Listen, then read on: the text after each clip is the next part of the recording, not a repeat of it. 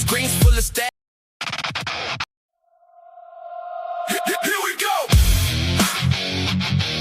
Yeah.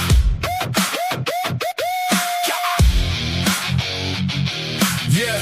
Hey. Here we go. Here we go. TruCrime Cafe.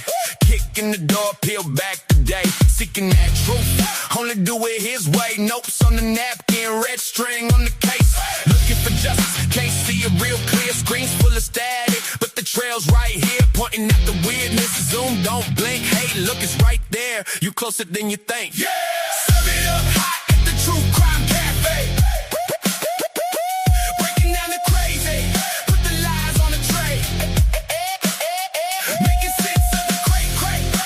Say what you feel. We shut down the bullshit. Don't give it no wheels.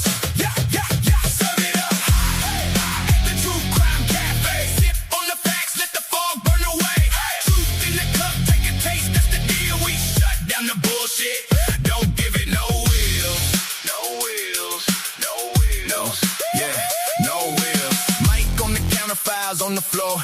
Walk me through the timeline, then we ask once more. Side-eyeing every story, every hole, every gap. If the glove don't fit, then we redraw the map. From the cold case corners to the heat of the stand, he break it all down, so you finally understand.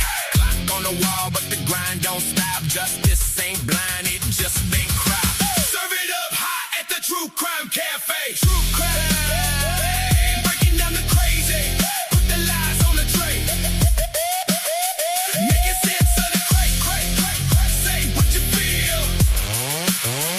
We shut down the bullshit. Don't give it no wheels. Serve it up hot at the TruCrime Cafe. Sip on the facts, let the fog burn away. Truth in the cup, take a taste, that's the deal. We shut down the bullshit. Don't give it no wheels.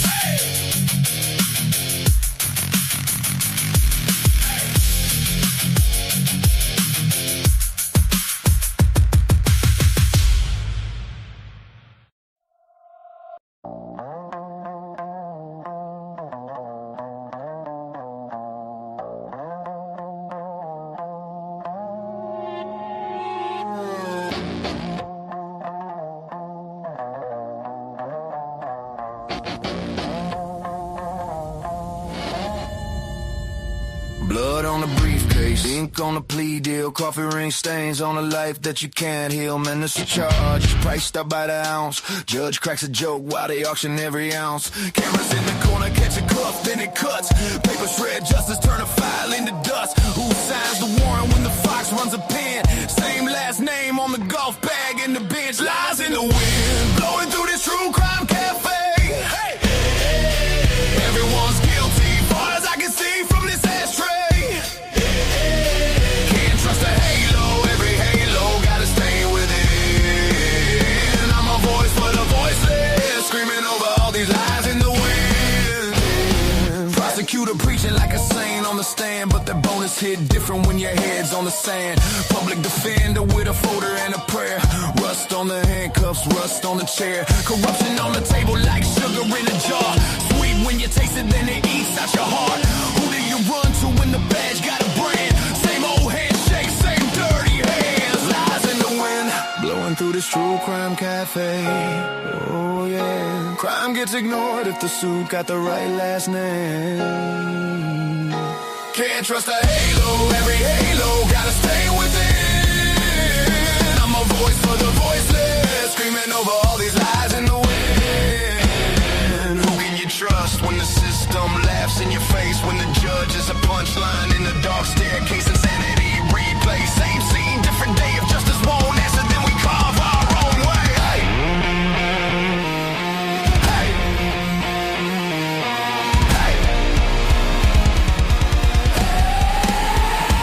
Lies in the wind, blowing through this TruCrime Cafe. I'm seeking the truth while they're sweeping all the proof away. Can't trust a halo, every halo gotta stay within. I'm a voice for the voiceless till the last breath chokes. All these lies in the wind.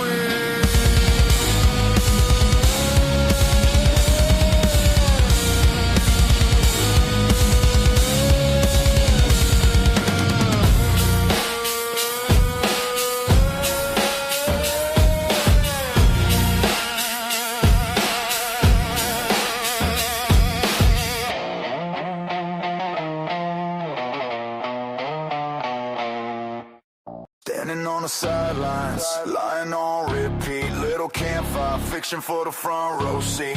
Day after day, same story, same spin. You dress up the rumor like it's evidence, then grin. You point at a case, say look at that man, but you don't got a screenshot, don't got a plan. You talk about a white car like it's some smoking gun, but every single detail falls apart one by one. Stop pushing the lies, goofy gray. Every word you throw, someone pays. We gotta get the truth before another one dies. Fog lights on, we cutting through your disguise. Stop pushing the lies, goofy gray. Fog lights blazing, you still mumble in the haze. Goofy gray static, every channel, every day. You shout, I got proof, but your pockets stay bare. Just echo in an alley, just dust in the air. Just another idiot, storytelling every day. You build crooked houses out of things you can't say. You sell loaded rumors like they're holy signs, while family sits shaking on the other side of the line. Stop pushing the lies, goofy gray. Every word you throw, someone pays. We gotta get the truth before another one dies. Fog lights on, we cutting through your disguise. Stop pushing the lies, goofy gray.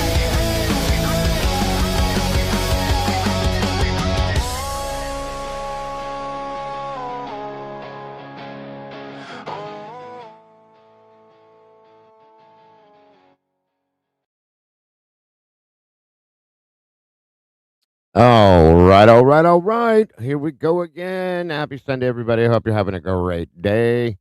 Welcome back to the cafe. We are open for business, guys. Today's the day. We're jumping back, doing a little rewind, and looking back at these hearings with the information that we have now that's come out within the Wickham book, Dr. Turby's statements, so on and so forth. We're going to go back and look at these hearings and see what lines up, what doesn't look right, what does look right, blah, blah, blah, blah, blah, blah, blah. All that fun stuff. I'm going to pin the link at the top of the chat as I do. That way you guys have the ability to speak your feelings, thoughts, opinions, all that fun stuff like we do. And get moving on that stuff, guys. There's going to be plenty that we're probably going to notice that we didn't notice before. Things like that. We'll break all that down, discuss that. So please feel free to join me up here as we do that. That being said, you guys know how this rolls. Let's do this thing. Here we go. Here we go. Here we go.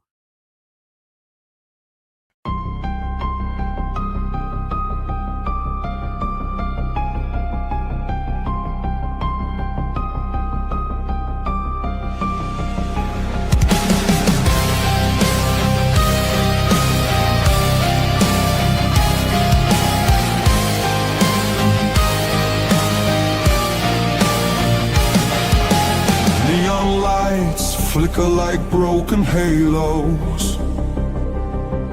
Whispers gather in the smoke-filled air. Tables carved with secrets and shadows. Every story's a wound laid bare. The kettle's boiling with a restless rage. Justice written on an unseen page. I sip the silence, bitter taste, waiting for the ghosts to show their face. At the TruCrime Cafe,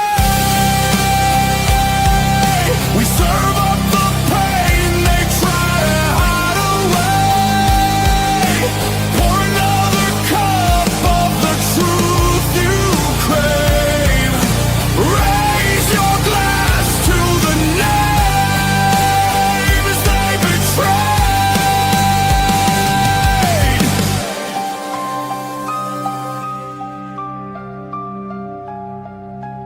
Mirrors cracked, reflections are liars.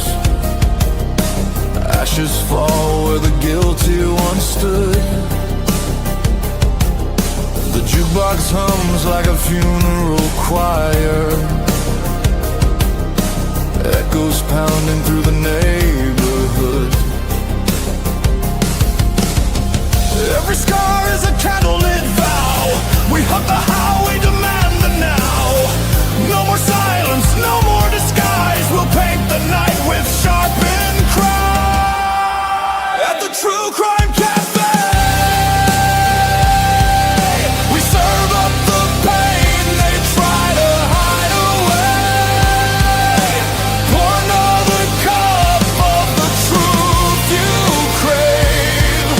Raise your glass to the names they betray.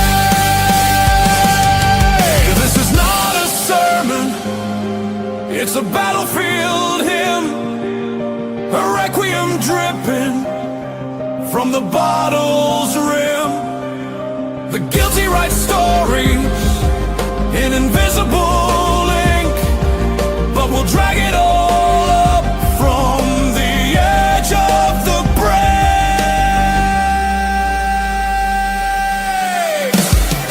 At the True Crime Cafe,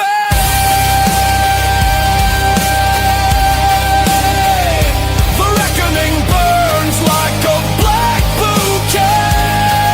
Every shadow will pay.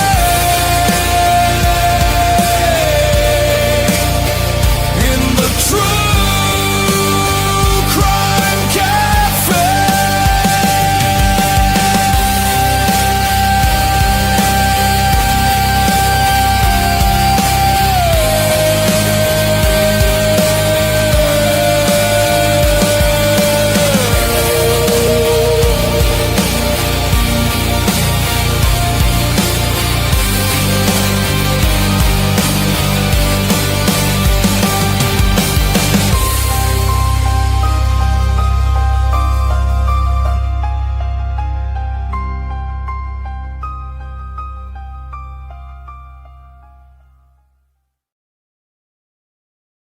All right, all right, all right. Welcome back. Great to see you guys again. I hope you're having a great weekend. Thank you guys for joining me here at the cafe. Again, we are open for business. Great to see you all. Again, I hope all of you guys are doing amazing. What it is, what it do. I'm doing great.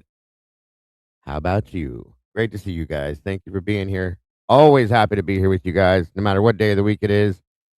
You truly are the beautiful people. So thank you all so very much. Make sure to hit the like button on the way through the door if you will. Share this out as we do a little rewind going backwards to the Kohberger hearings.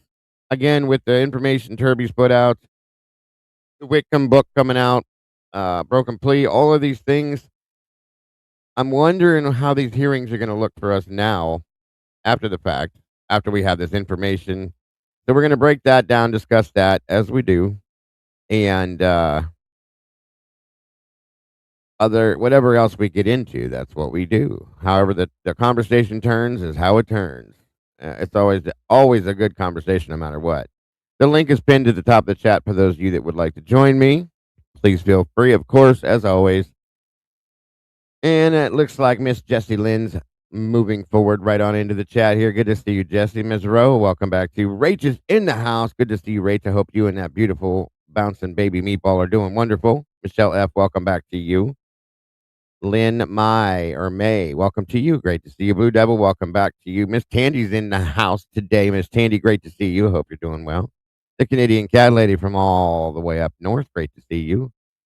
My production manager, Mikey's in the house for the last 24. Good to see you, brother. Frankie Fitz, welcome to you, DJ, from Ireland. Welcome, welcome. All the way across the pond.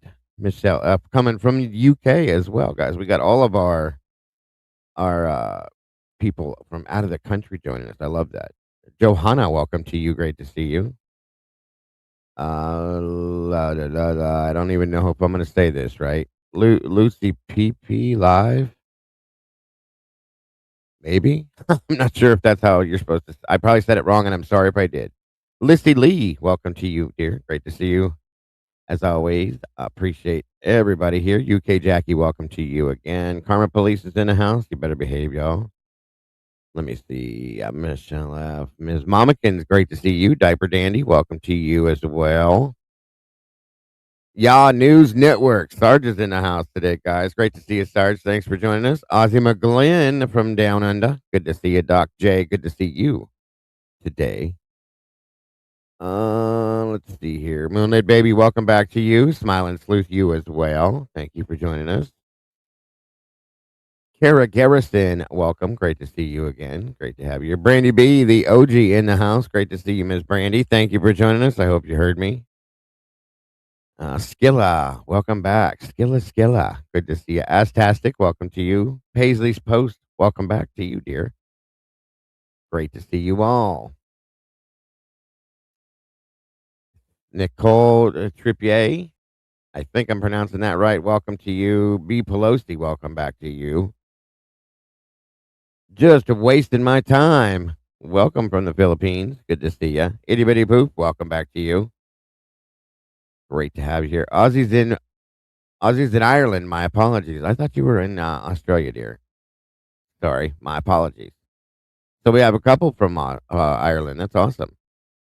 Very cool. Very cool. My apologies on that.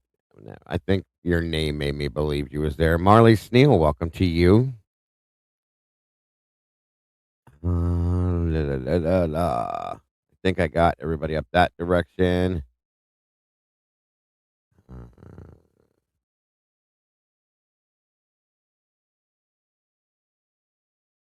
Thank you so much. I appreciate that. AnyTac 2011, welcome. The Richard is in the house. Aloha, my friend. Good to see you. Let me see. I think that's everybody. And if not, I will catch up. In Stitches is in the house as well. What's up, neighbor? Good to see you. We will catch up with everybody that we may have missed, guys. Looks like there's 113 peeps in the house today with only 58 likes. Let's see if we can make that match if we can. Mandy Gillian, welcome back to you and happy Sunday. Ms. Lola Getz, good to see you. Thank you for joining us. Let's see. Anatax from Montreal. Welcome from Canada. Guys, you're always love to see where you guys are coming from. So if you're comfortable with it, post in the chat where you're tuning in from. I love seeing that. Very interesting to me, always. Nicola says she's from Lancashire, Northwest UK. You got it closer than most people pronounce it. Good. Trippier. It looks French to me. That's why I thought so, but no worries. I covered a case out of I think it was Lancashire, Nicola Bully's case a couple years ago. I think that was in Lancashire. I think. Don't quote me. I think I was, but Aquamarine, congrats, or think not congrats, but welcome from Germany. Good to see you, Miss Jessie Lynn, tuning in out of St. Paul, Minnesota. Skillas in Groningen, the Netherlands. Puppet. Hello, Puppet. From North Wells. I love it. Lola gets this from Bozeman, Montana. Hey, we got a lot of people from overseas, guys. That's awesome. I love it. Of course, we know where the Canadian cat lady is from. Nope. Sarge has the same name, Amikins. He's up there at Ya News Network. I'm sorry. That's his channel name. That's probably why you guys didn't notice him. The Ya News Network. It stands for Your Ass Hurts News Network. That is Sarge's name in here. It's his channel name. Sorry, I should have clarified that. Nicola Trippier and Michelle are in the same place. You guys are neighbors. That's cool. I am sneaking about. He's being sneaky. It's all good, Sarge. Happy to see you here. Yes, very close to me, Nicola Bully. I'm Latham Street. And there you go. I'm still uncomfortable with how that case ended, by the way. I don't believe it was what they said it was. Gigi girl, welcome. Good to see you.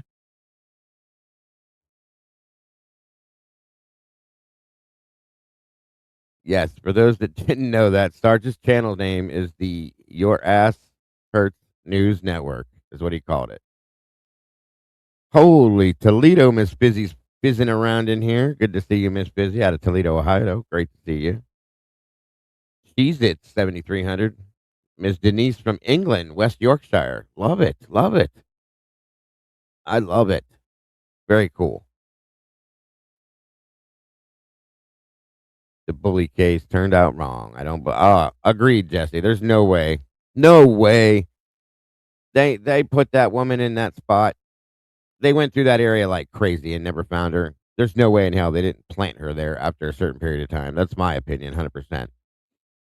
It is bullshit, bullshit, bullshit. Dilly Dill, Hildren Investigates. Good to see you, Junior. Thank you for joining us. Roll Tide Roll. Beach Babe, welcome back there. Good to see you today. Farm Gugs. Farm Gugs? Gugs. Or is it Jugs? Either way, welcome. Good to see you. Callie Conch, welcome to you.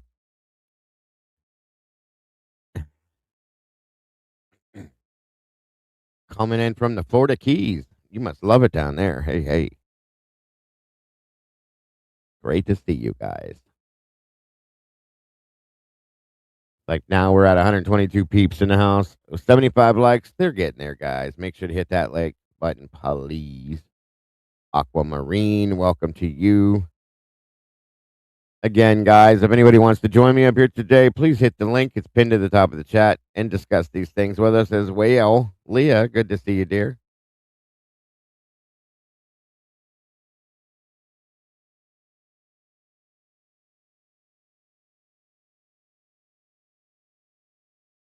Exactly, Sarge. Sarge said if we go back, let's be fair. Brian entered the home with a knife in a sheath, vacuum, a blunt force weapon, and a weapon that caused circular punctures. Make that make sense first. Amen to that one, sir. None of it makes sense. Then Noni McPoppins is in the house. Good to see you, Miss Noni. Kerbam! Eddie's joining us up here as the first contestant up to bat. Feel like Price is Right. Good to see you, Eddie. Thank you for joining us, buddy. How are you? Good to see you, Dago, and everybody. I'll have to hop right back down because I'm so busy right now. You caught me off guard. You're early, but I'm sorry. To get through all the things that I need to do. No worries. I just wanted to pop in and say hello. I'll be listening, but not able to be in chat, and I'll come back as soon as I can. But before I go, no problem. I heard Sergeant Friday last night, and I heard one of the first things he said was he was finally able to see what Eddie's been saying. That he did, yes. I'm paraphrasing the best I can. That Bryan Kohberger was set it was up. a setup. Yes, that is actually one of the first things he said when he jumped up there.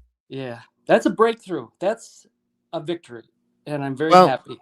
I think he just had to see everything you were seeing, and it takes time. Sometimes it takes longer. Sometimes we see it right away. But when he did, Sarge has always been that guy. You know, he may think one way, but if you show him what he has to see about it, at that point he will admit to what he's seeing. So that's a fact. So very respectable about that. Very respectable. I'm happy.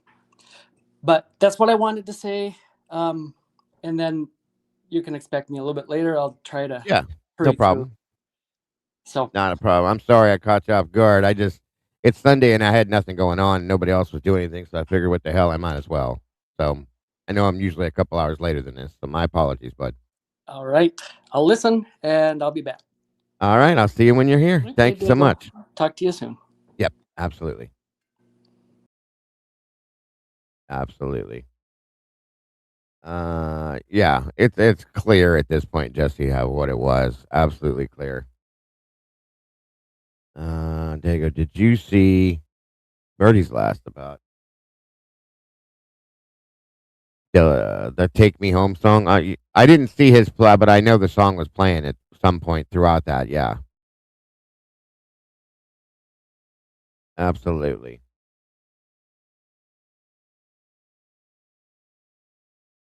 All right. Let's see. No problem, Dylan. I see you're working, buddy. It's all good. All right. 151 peeps in the house. 86 likes. It's getting there for sure. Come on in. Grab a seat. Yes, for sure.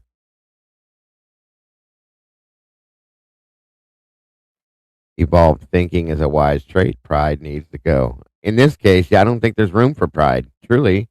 Sarah Karwowski, great to see you. Thank you for joining us. Mary Holt, good to see you. Sweet Pea, welcome back. Good to see you today. Of course, Miss Christine Wadebird's in the house. Good to see you.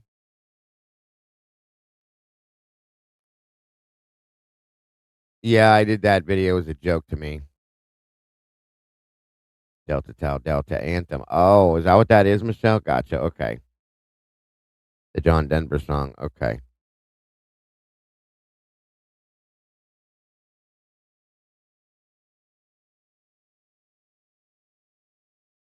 It could be.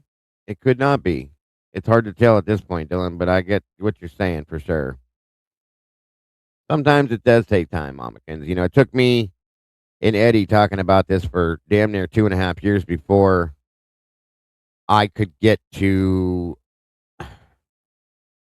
the whole frame job thing, but I had to accept some things first. That was part of the problem, is accepting these things that you can't imagine going on in real life. You know what I mean? No worries, Richard. No worries, brother.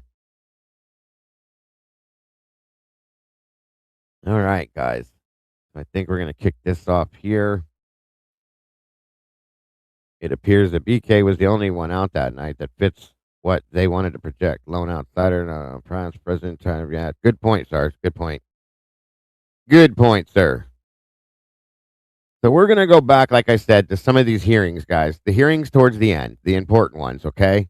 And I'm going to point out some things throughout this, as well as I'm sure you'll see them yourselves, from what we've been hearing from Turby, from Whitcomb, all this stuff. For those of you that read the book, if you haven't yet read the book, I would advise at least reading it. It doesn't mean you have to believe in it, but you definitely should read it, in my opinion. So, hold on here a minute.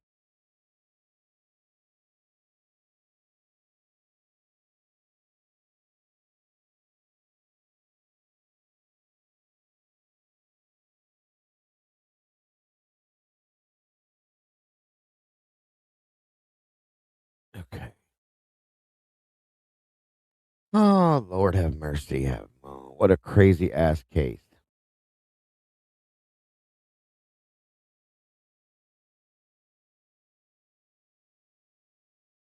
Now, I'm going to show something first, and then we're going to go to a hearing. Just so that, because there's some people in here that didn't know this stuff, that never got to see this, that are newer to this case. So, let me show you something here.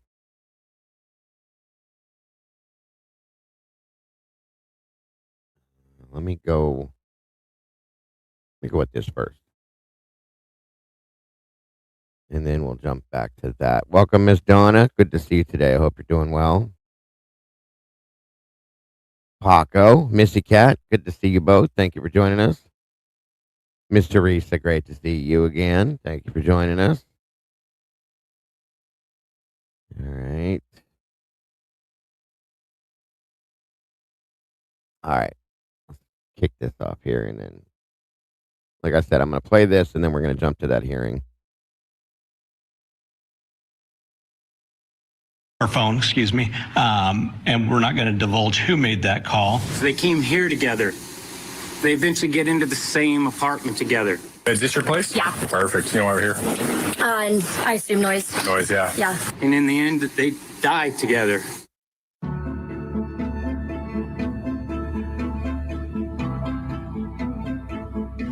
Welcome back. This morning, as we give a voice to victims, we're keeping an eye on an Idaho courtroom where defendant Bryan Kohberger, the man accused of murdering 4 University of Idaho students, made a court appearance on Thursday. And his defense team is doubling down on their alternate suspect theory. But the judge wants some evidence to back it up. Additional information there. What I'd like is by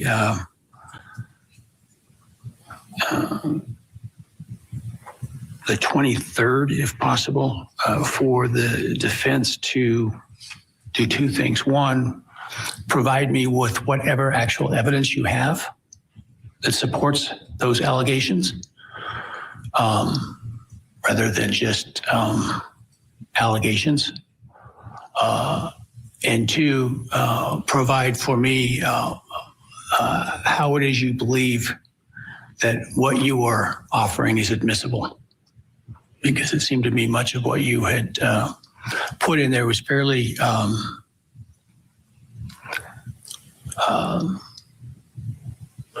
potentially fairly objectionable in terms of admissibility. Okay, so the judge wants to see some proof. And then, of course, the state's going to have an opportunity to review what the defense puts forward and then file their response. So the judge set a couple of court dates coming up for that. And so many motions have been under seal. So who knows if we'll get to see this ahead of trial. But of course, we're watching the docket every day to see what else is filed. Let's talk about this idea in general, though, the idea that someone else did these homicides. Or multiple people did these homicides, maybe not just one person. Let's talk about that defense theory. Let's bring back in our legal experts, Dave Ehrenberg and William Ehlenfeld. This video was put out May 18th of 2025, for those of you that didn't know. Dave, let me begin with you, please. Your thoughts on what the defense is seeking to do here?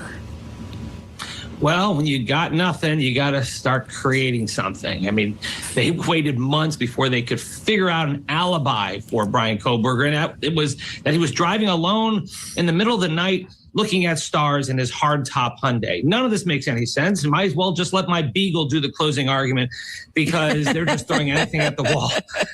That makes about as much sense as an alternate suspect, right? How do they get Bryan Kohberger's DNA on the knife sheath? How do you explain that? Some other guy set him up, planted it there, and then drove off in a Hyundai Elantra, which just happens to be Kohberger's same car. And of course, Kohberger can't explain where he was that night. No witnesses, no alibi for him. It doesn't make any sense. This guy did it. He's going down for it. I respect the defense lawyers for trying what they can, but the judge, you can see, is as skeptical as I am. Yes. Oh, Dave, tell us how you really feel. Love everything you just said there, especially the part about your adorable dog doing the arguments. You know, I think we would all be here for that. Let me piggyback off of something you shared with, you know, when it's a defense team trying to deal with the bad facts. They've got a lot of bad facts, these attorneys who are representing Mr. Kohberger.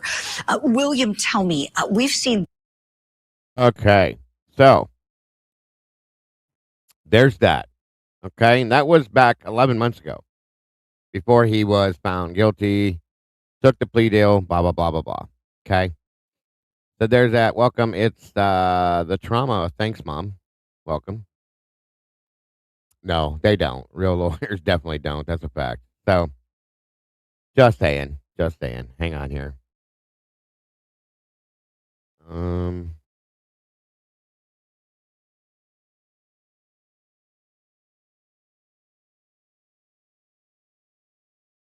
Just give me 1 minute.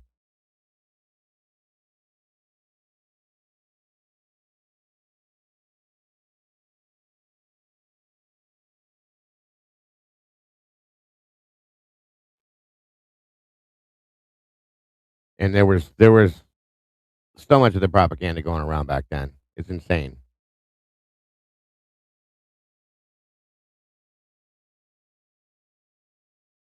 Now I think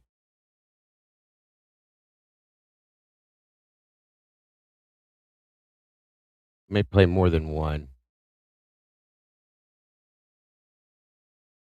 Give me a minute here. Might start with an older one first.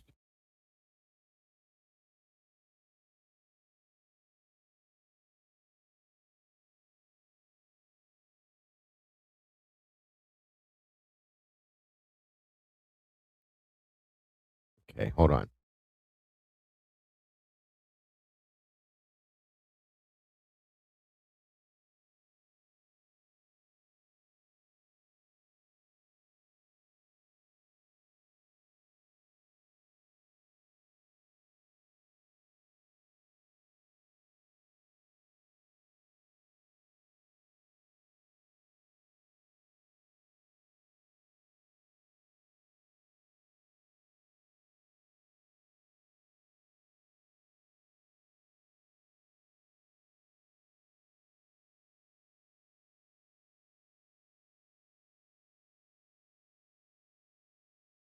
Okay, so we're gonna start with this one. This first one we're gonna go with, okay, came from, I believe it was April 10th of 24. And this was in Latah County. with Judge John Judge. Now we're going to start here, and we're going to end up at the end, okay? I'm going to show you guys some things. I want you guys to look at this, pay attention to this, knowing the information you know now. That's why we're going back over these, okay?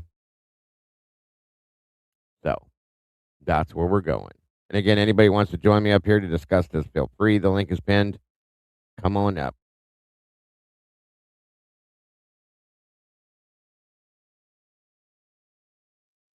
All right, here we go. Welcome, baby. Aim is good to see you today. Harry Potter's beard's in the house.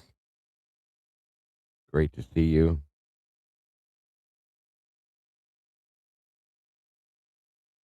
Justice for Maddie, Kaylee, Xana, and Ethan. Welcome to you. All right. All right. We have Mr. Nye and Ms. Beatty on Zoom. Anybody else on Zoom? Ms. Taylor? No, Mr. Logston is not going to be on Zoom today. He had the other hearing. Ms. Beatty made it apparently. So, and I have also, you have Mr. Edelman, Dr. Edelman here today. I do, Your Honor. Okay. Great. So I think what we're doing today is just a continuation about the questions, particularly on the surveys and where we go from here. You did drop off a sealed exhibit, right? Anything to say about this or just? Yes, Your Honor. That sealed exhibit goes with one of our discovery requests, that the exhibit that outlines what we're requesting has to be under seal. And so I had to hand deliver that to the court. A copy was hand delivered to the state. It is not up for discussion today. Okay, great. Thank you. One other thing to just tie up is the order unsealing the state's motion for order prohibiting contact with prospective jurors. There was a discussion between both of you about redacting a particular sentence maybe last time. And so that we were going to take care of that. I didn't, Ms. Taylor indicated that there was a sentence she thought we might want to consider redacting. I haven't heard back on that. And I know that she's been busy on other things since the 6th. You want to just talk to each other for a second? I understand the microphones in the courtroom are very sensitive. Perhaps we should do this after court today and go ahead and do the testimony of Dr. Edelman first. I'd be happy to talk to the state afterwards. Right. All right, so is that where we're starting now? Yes, Your Honor. Actually, Judge, I think we need to discuss some preliminary matters first. Okay, go ahead. As Your Honor indicated just a moment ago, this is a continuation of where we were on the 6th. And the issues on the 6th and the issues that we have here today is first, whether there was violation of the non-dissemination order. And if so, where do we go forward from that point? And I think it was clear from our discussions on the 6th that the fact-specific questions did violate the order. I realize that the defense would like to proceed with those questions. That's perhaps an issue for today. But I just wanted to define what we're looking at today, because about 10:45 this morning, we got what was up on the screen there, a PowerPoint that apparently Mr. Edelman prepared. And as I understand, I don't think Ms. Taylor got it until sometime this morning herself. That's the information that I was given. And we have concerns because a large part of this PowerPoint deals with the issue of a change of venue itself, which is we are not prepared to address. It is not before the court at this time. It is premature. And I don't think that it should be part of this record as we proceed forward today. And so the state. For those that don't know, this is one of Bill's many temper tantrums that he threw when things weren't going his way. This is how he approached everything. And you can tell by looking at Ann, she's kind of got that smirk on her face, like, here we go again. Bill's throwing his bit. So A copy of preparing a printout of the PowerPoint. It doesn't take long to look through it. Perhaps the court might want to take a look at that before we proceed, at least with eliciting things from the PowerPoint.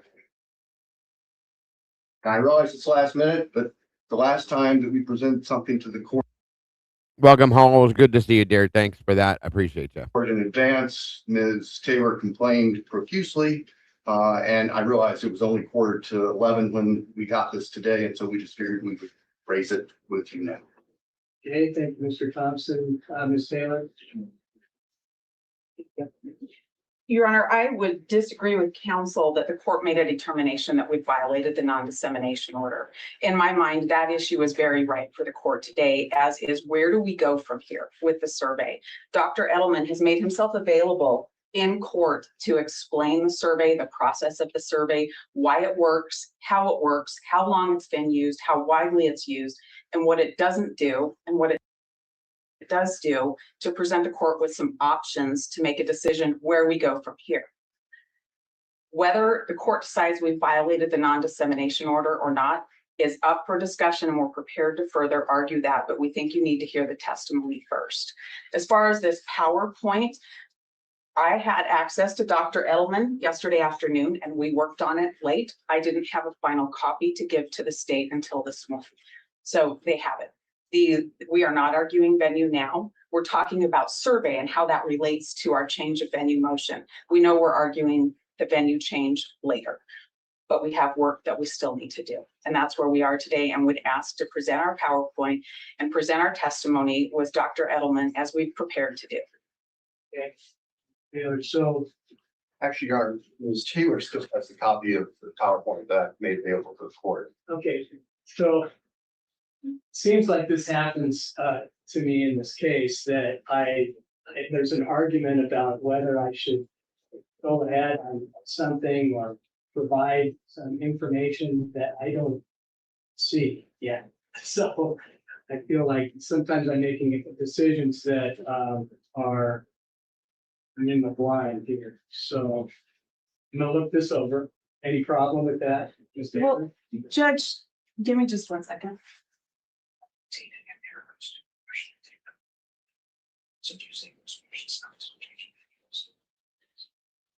Your Honor, the purpose of the PowerPoint is to inform the court about the questions in the survey and the purpose of them. I can tell the court that showing up every time we want to have a hearing and have to fight to have the actual hearing is something I haven't experienced before either. There is nothing in that PowerPoint that. Now, this is April of 25, I think I said 24. Yeah, April of 24. Anytime the defense tried to do anything, if you guys remember, as we're seeing here, Thompson throws one of his spits. He turns purple, stomps his feet, cries and whines until he gets his way. Every time. And it's, again, now we know why. Because he didn't have a case. And anything she was going to do was going to put a monkey wrench in his gears, folks. Here we are again. And at this point, we see that Ann is definitely trying to fight for this. Hey, Anna D., good to see you. She's calling it out for what it is, and she did it a lot in Lake Tahoe County. So remember this. This is important, okay, to start with.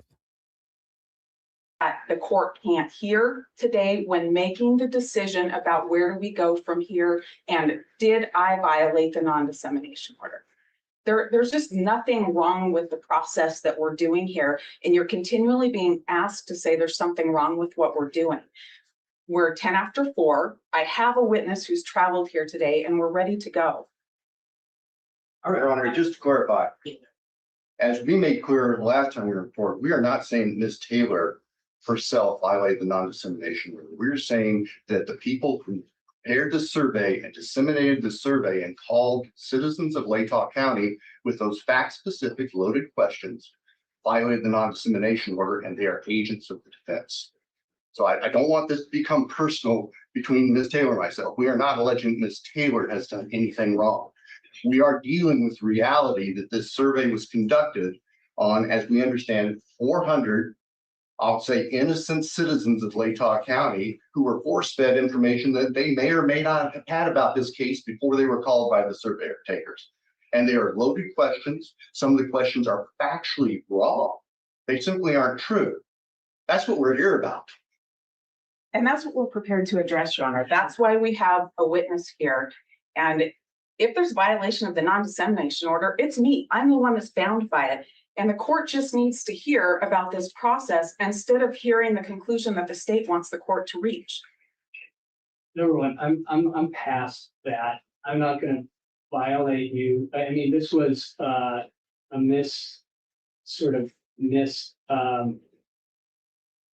communication problem with Dr. Edelman not getting the order.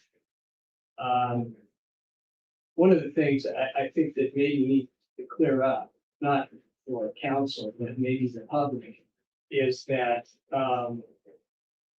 one of the terms in that, and this is in the ethics, right, is what is the public record?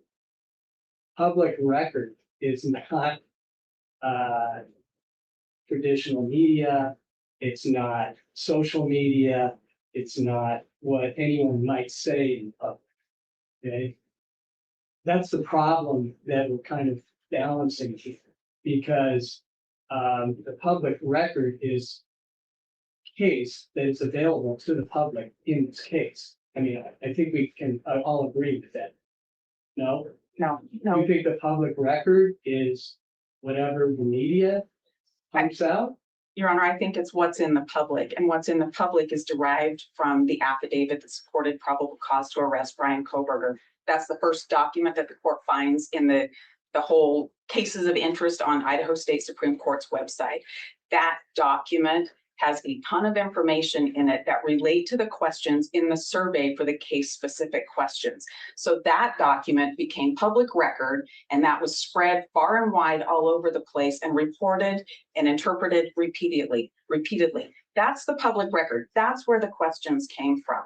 There's no violation of the non-dissemination order if that's what we're going to talk about today, but I think the court should hear from our witness and understand a little bit more about this survey process. I'm very interested in that. I told you last time that I'm interested in what he has to say about this, but so you're saying that the public record though comes out of the case, right? That's public.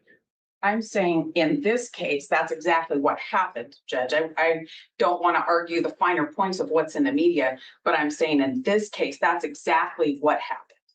That affidavit's there, and this court knows we have a ton of things that are filed under seal and more things that are not filed under seal.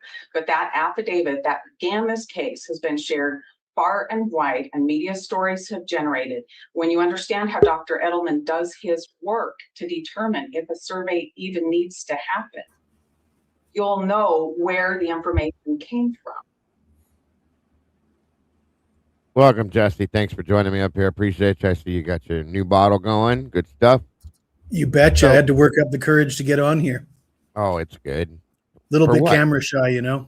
Oh, bullshit. You've been up here enough. There's no way in hell that's even true. Welcome, Sarah. I'll tell you what, one thing I notice about Ann Taylor's demeanor is look at the confidence. She's telling Judge the way it's going to be. That's why we're showing this one. Yes, that's why we started with this one today. For two different reasons, Jesse. Right there, you caught it already. There's absolute confidence here. There's no doubt in my mind that she knows what she's doing, where she's going with this, and why. And again, we see Purple Face over here because he's mad. He's not getting his way as always. He knows that this is something that's going to cause problems for them.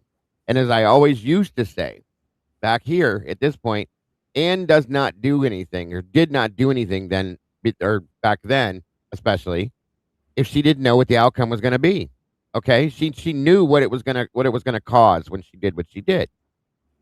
And Bill was always very, in my opinion, unconfident. Okay. Because he knew or didn't know that when how things were, what the reaction was going to be to the things that she presented, or he did know that it was going to cause some detrimental bullshit on his side of things. And that's why he would get so angry and upset all the time. Really So, makes you wonder if the change of venue is another it's part of miscalculated it. error. It is part of it, in my opinion. Absolutely part of it, in my opinion. And we saw that at the very first hearing, in my opinion, that they had in front of Judge Hippler. Okay. And to be fair to Ann Taylor, she had no way of knowing that Hippler Right. would be the judge. But she looks pretty comfortable in this courtroom, let me tell you. She was. Her and Massoff both were, in my opinion. And him, you can just look at him. He's like a mood ring, dude. He doesn't. He keeps rubbing his head. He's bright red here. You know he's irritated. You know he's upset, as he was quite often when they were in Latah. There's another hearing that happened in May where she basically tells him the bullshit that is being handed to her that she's going through. And, of course, he makes his stupid excuse. Well, we can't give you anything if we don't have it, Your Honor, blah, blah, blah, blah, blah, things like that he says all the time. And he knows. Triple J knew what was going down at this point, in my opinion. He knew the whole time what was going down, and he even makes a statement there that he knew what was going down. But yeah, her confidence level here is at a level that is unprecedented, in my opinion. You can see it. And it was like this all the way, in my opinion, and we'll start off with that first hearing when we jump from this one. We're not going to go through this whole hearing, guys. I'm just going to show you key points of this that point to the fact of the point that I'm trying to make. So, absolutely. I'm glad you're up here with me to be able to break it down, too, because your guys' opinions are important to me. I think we always have the ability to break these things down with the group of us together the way we do, and it makes a lot of sense. So, yeah, that's what we're doing with this. But this one I wanted to show first because this still shows when she had her, the confidence level that she was under, in my opinion, which in the beginning I believe was very high. Very high. Blue Eyed Butterfly, good to see you. We're going back through some of the older hearings, Blue Eyed. We're starting with this one, and I got two others we're going to hit too. Showing with all the information we have now, from Dr. Turby, from Chris Whitcomb's book, things like that, the differences and the things that we may be able to point out in these hearings and maybe see where and what happened and when. You know what I mean? So welcome, Leah. Thanks for joining us. Thank you. Absolutely. So, I feel shy too. Say again. Get some wine. I It feel works for shy me. also. I don't know why. You guys have both been up here many times. So I think Jesse's just pulling our leg because he definitely does not camera shy by no means. What's up, Kane? Good to see you, buddy. Burrow Down, welcome to you. Great to have you here. And that goes for anybody else that's jumped in. We're at 225 now, guys. Please make sure to hit the like button. Senior, good to see you. And that's a good point. Senior says, now I'm thinking the change of venue was forced. But it's funny, it's the only win for the defense. Yeah, interesting. You leaving, Tandy? Take care. Thank you for joining us. Pretty much Finland, welcome. Oh, I'm sure Judge was thrilled to get his exit stage left, Yeah, because he had a choice, you guys. I don't know if you guys know this. Judge had a choice. They could have changed venue, okay? And he could have still stayed with the case, but he chose not to. I don't know if it's because of the distance or if it's because that, and this is kind of more along the lines of where I think it is, that he didn't want shit to do with this because he saw what was going on here and he just detached when he could. So, well, and if he denied the change of venue, then he would have been stuck with the case, right? Yeah. And I still think, you guys, my opinion is welcome, Brent Barola. I still think that no matter what was going to happen, no matter what judge it was, no matter what attorney it was, Bryan was going to be guilty. Period. That's just my feelings on it. So, do you think Judge was bought out too, like no. Hippler? Or? Well, I don't know that any of them were bought out per se, but I think that there was something there that made them play the game. I'll just put it that way. Okay. Whether it was threats, whether it was, I don't know what for sure. Okay. But no, I don't think that he was fully on board with that. But I think that at some point, if he'd have stuck with the case, that he would have maybe been approached as much as I think Hitler was. And I think there could have been a change. It just depends on who they are, in my opinion. So we're going to want to. I don't think necessarily you pay cash if you want to bribe. Right. You know, if you want to rig something these days, you sort of speak in terms of you scratch my back, I'll scratch yours. You imply things. I don't think it comes right down to handing envelopes full of cash. It's more like subtle hints and threats. And I think a lot of people that have started covering this case could see right away the subtle hints that there's a winning side to be on, and the winning side is the guilter side, because it's just your life's gonna be easier if you pick this side. And some seemingly open-minded true crime folks decided to go that route just because it was made clear to them it was going to be the easier path. Exactly. Very good point, sir. Very good point. All right, let's check some more of this. Let's check out some more of this. I'm sorry. And listen to what Miss Ann is saying here. Okay, so I'm understanding, okay, the initial probable cause affidavit is part of the public record. And you're saying, well, that got spread, okay, by the media, as you would expect. And that's something that could be concerned. So what I think what Mr. Thompson is talking about, though, is information or questions that were not in the record. And so what I'm nervous about this is I don't want to continue to spread things out that shouldn't be spread. And so I don't know what's in the slides, but if there's information in the slides that are not in the public record, that really have not been disseminated generally, then I don't really want to spread it. None of us want to spread it more than necessary. Well, last week in court, that was right inside the courtroom. That all became part of the public record. The 9 questions were stated repeatedly in different formats by Mr. Thompson. That's part of the public record. We've been accused of violating the non-dissemination order. Dr. Edelman's reputation has been impugned by what was stated about him repeatedly. Those questions are fair game. But having this hearing and allowing our expert to talk about this process, that's not the problem. The problem with the media happened a long time ago, and it started with the sharing of the affidavit far and wide. I understand that. I'm pulled in 2 different directions right now because I'm trying to protect your client at the same time. So if we keep talking about this, what is not true, okay, I guess we can just say, well, it's not true on some of these questions. Maybe that helps to reduce bias. But if we don't make that clear, then it could increase bias. I think.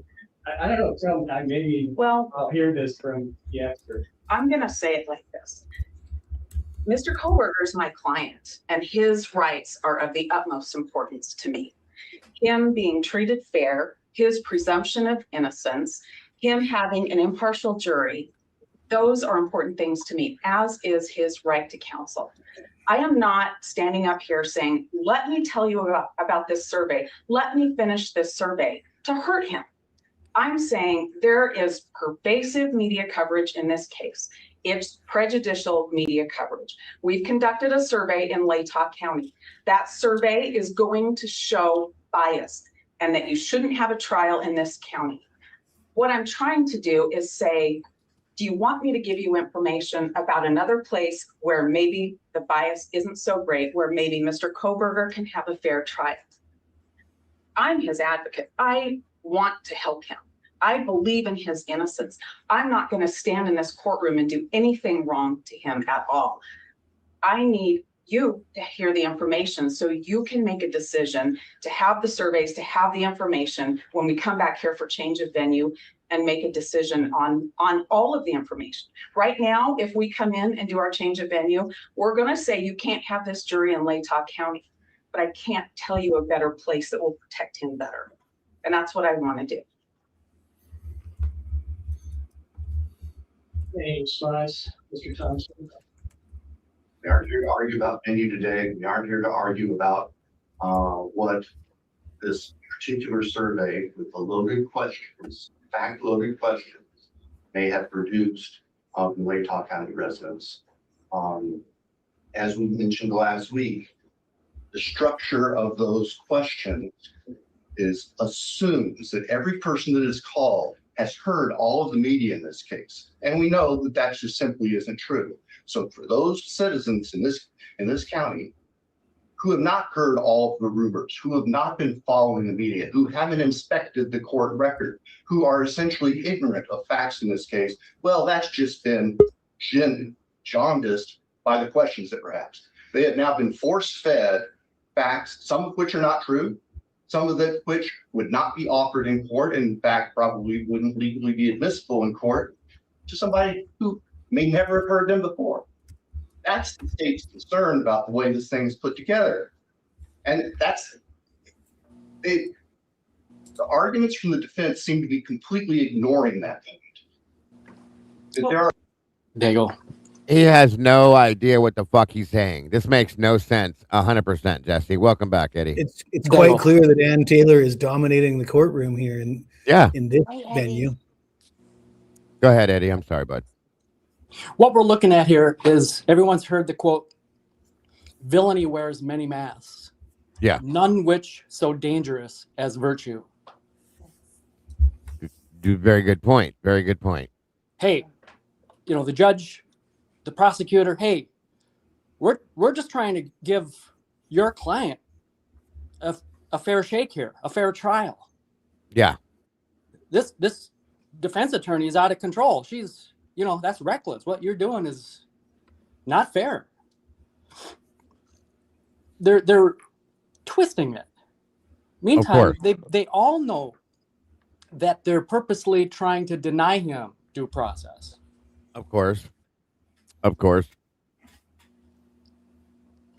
Yeah, it's obvious. Like I said, this one I started with this one for a reason, because you can still see the fire in her in some aspect with this. And like Jesse said, she's dominating this in this aspect. And of course, as always, Thompson knows that what she's going to do will absolutely harm his case, or lack thereof, okay? In turn, these are his temper tantrums, like I said. So yes, I agree with you, Eddie. Also, another thing I want to point out is throughout this entire thing, when any of us was trying to discuss this case with someone who, you would categorize as a guilter. Right. They always have, there's always a counterpoint, no matter how ridiculous it sounds. There's an argument for everything. Yeah. Even if, there's flat earthers, for goodness sakes. Sure. I have an example of a counterpoint, Eddie.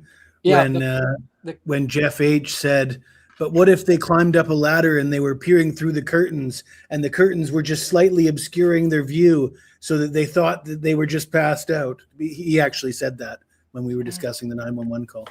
They're too numerous to list. We're looking at some of them in this courtroom. Like whenever someone is trying to point out the judge's inconsistency, because that's all we have to go off of. I always say, you're not going to expect the judge or the prosecutor, Bill Thompson, or Payne, or etc. You fill in the blank, to come out and say, yeah, we've been lying to you. I wish it was that easy, but you got to look for the small things, and when we point them out, keep going, guys. It's an excuse I have to for run everything. the math.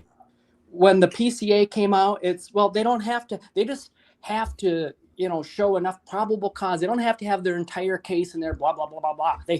they got every way to push back on the common sense argument. And then, it even goes so ridiculous.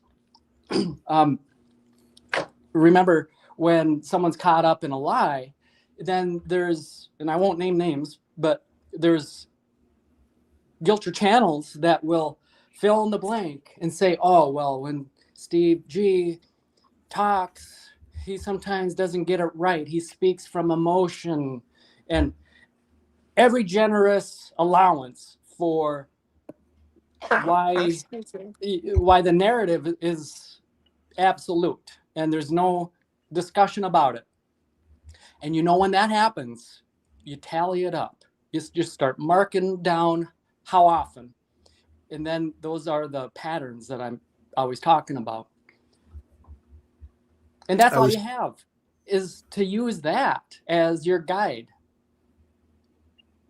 I was speaking to Diego earlier this morning with Willie, and I said, if you were to sit down with a pen and paper and just write down a list of all the things that we've argued with the Gilters about, all the really key points of this case that have completely flipped, that are no longer even an argument. But for example, the fact that Dylan and Bethany were supposed to be sleeping all night, and we always said there's no way they were sleeping all night. That just doesn't make sense, because they would have been awoken by the commotion, and just simply exercising common sense, you could surmise that they were not sleeping.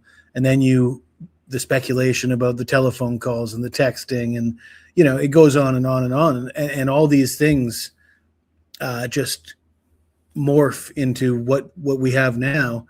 And all these Gilters just accept no responsibility for the fact that they've been wrong about so many key issues all the way, and they've lost all these battles of fact just against people that were exercising common sense. But to them, hey man, he pled guilty, he is guilty. That's the only thing they care about.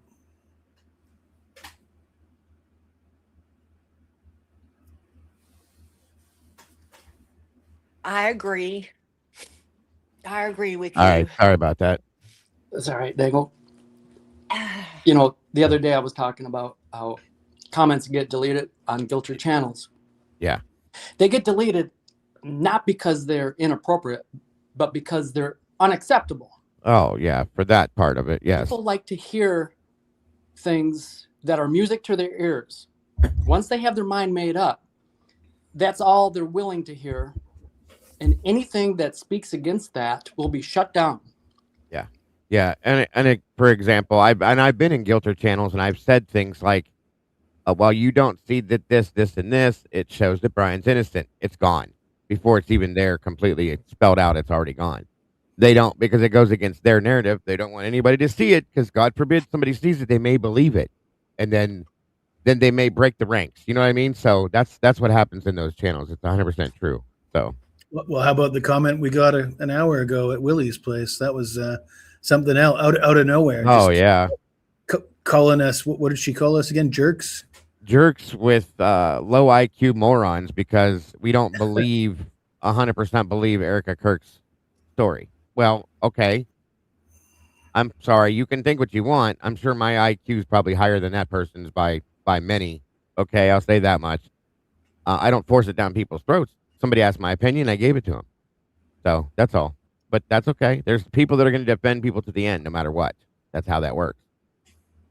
Even when their facts are shoved down their throats, they find well, you brought up Jeff.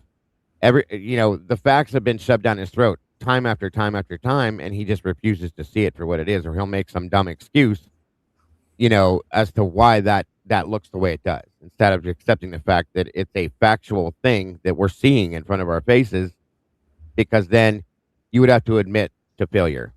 So, well, I asked him what he thought about Turvey, and he answered it in a roundabout way. Of course, he refuses to address any of the claims being made.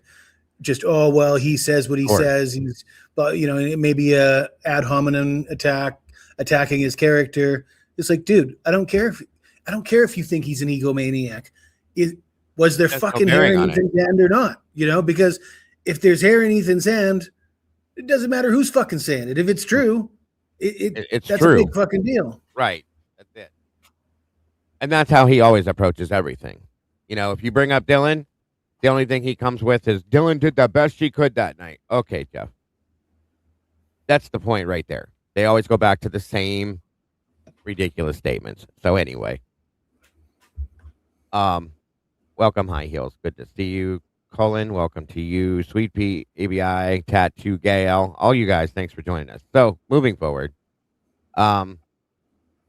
again, this shows where it was at this point, where it should have stayed. Okay, but it wasn't going to. And I said this before. I said it earlier. I'll say it forever. This was never going to happen. Bryan was going to be guilty no matter who the judge was, no matter who the attorneys were. It was always the same outcome, in my opinion, no matter what. And I believe that Triple J approved the venue change because he didn't want shit to do with this, because he knew what was coming, in my opinion. So, that's just how I feel about it at this point. I'm going to play a little bit more here and we can watch Mr. Thompson throw one of the rest of his fit here for sure. Hey, Beck, good to see you, dear. Are people out here who don't know all the things that they were being asked, and by asking the fact-specific questions, we were inoculating them with information that they didn't have before about this case that could affect their ability to sit as jurors. It's just simply irresponsible. It doesn't make sense. Listen, this is one of the things that I was thinking about, is maybe we can inoculate by saying you can't rely on any of this information. It's not established by evidence. It's not been provided in court. But just send a message out to be clear that these questions have nothing to do with guilt or innocence or even truth. But that's not what was done, Judge. I know. We have to fix this in some way. Yes, sir. That's what you said last time. And so I just want to help the public understand that this is not the trial. Your Honor, Yes. at this rate, we may never get to trial. We know this. Wow. Look at that. At this rate, we may never get to trial. How right were you, Ann? Interesting. Isn't the trial. We brought Dr. Edelman to talk about the process, which will answer the state's concerns about this process. He hasn't even had a chance to tell you how this is constructed. Now, this proves another point that I think is very important here. How many experts have been shut down by the prosecution, the judges in this case? They tried to shut down Edelman. They shut down Cy Ray. They shut down Gabriela Vargas. She did get to make a testimony, but then she was threatened and shut down and disappeared completely. How many other experts from the defense side were threatened, guys? And again, I'm sure we probably don't even know.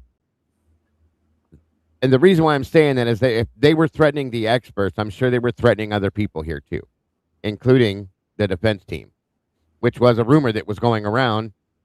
I'm probably going to say more than a rumor that Ann and her team were being threatened, that court staff was being threatened, that Bryan's family was being threatened.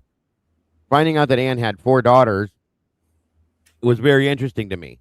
It would be very easy for somebody to, considering what this case was on, very easy for somebody to threaten her family, her children, okay, in a very harsh way that could stunt her. I'll just say that. And maybe back her off a little bit. Just one thing I'm saying to put out there. I'm not saying it's what happened. It's not a fact. The point that people were being threatened was a fact. Okay, so think about what could have been threatened on this. It could have been jobs. It could have been a personal threat to your personal life, your family, things like that, guys. Just remember. And at this point, I don't think that was happening yet.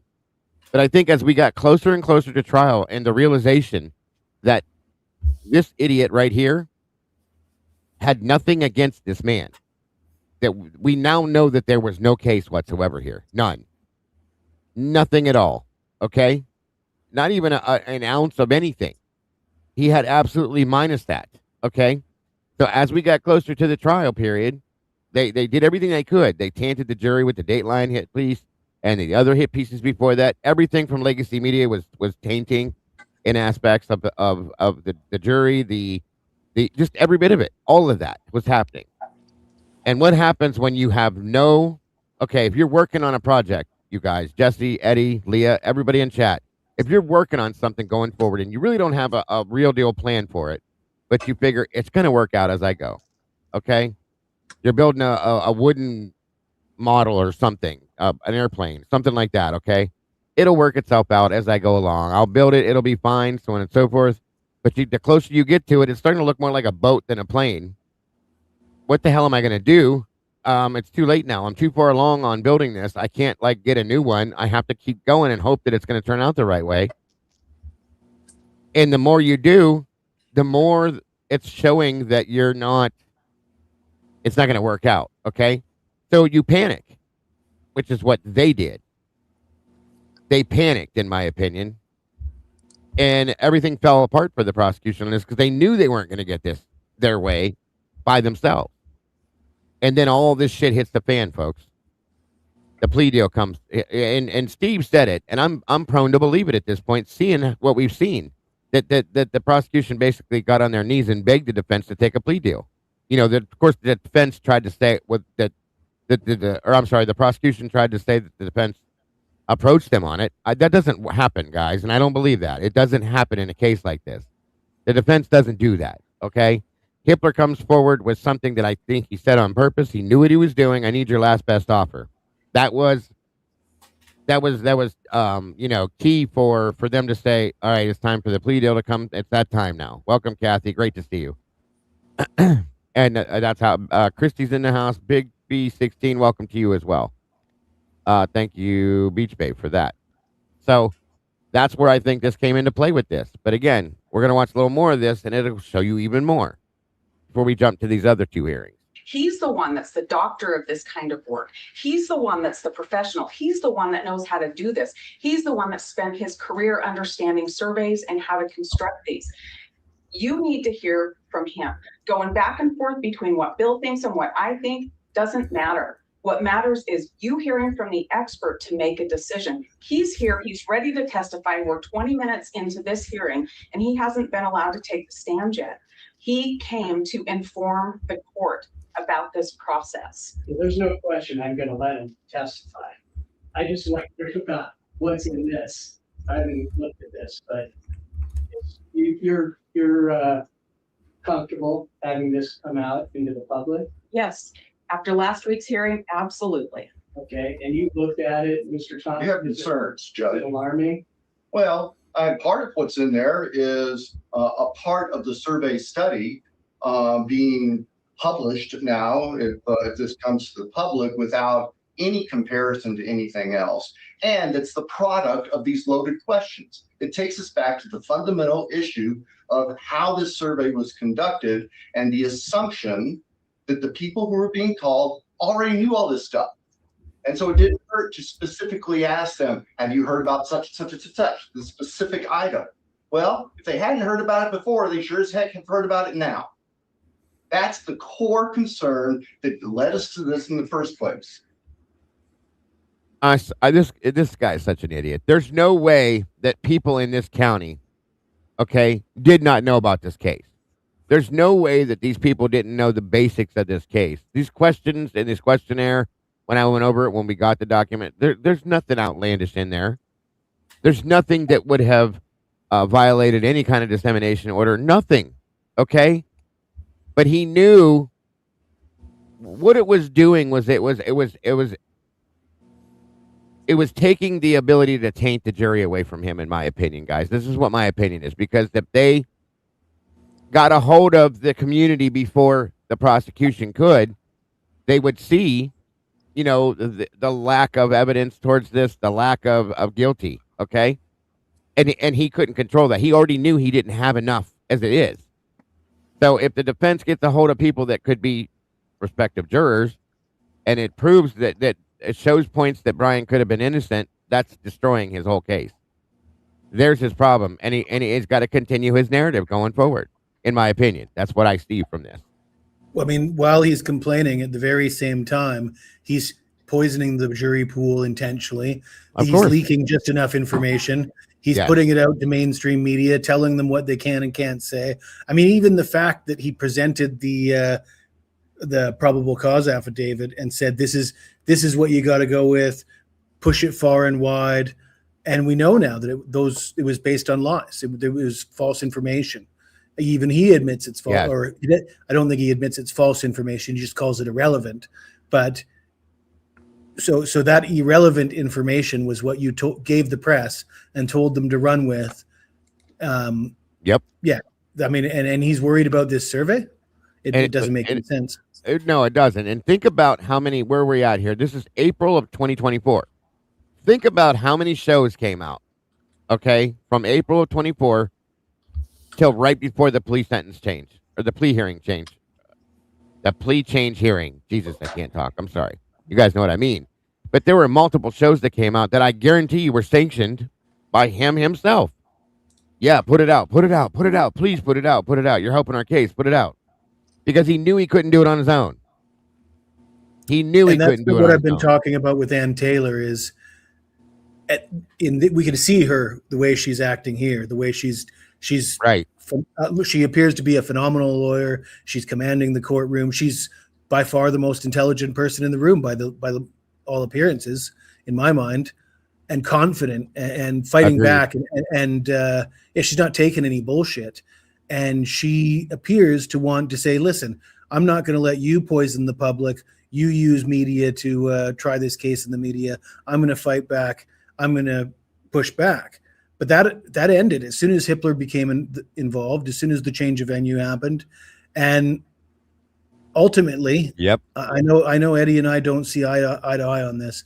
And I want to make it clear before Eddie gets mad at me that I understand how Ann Taylor could be in a bad position. I'm not saying she's a bitch, or I'm not saying she's a bad person that took money and took a payoff.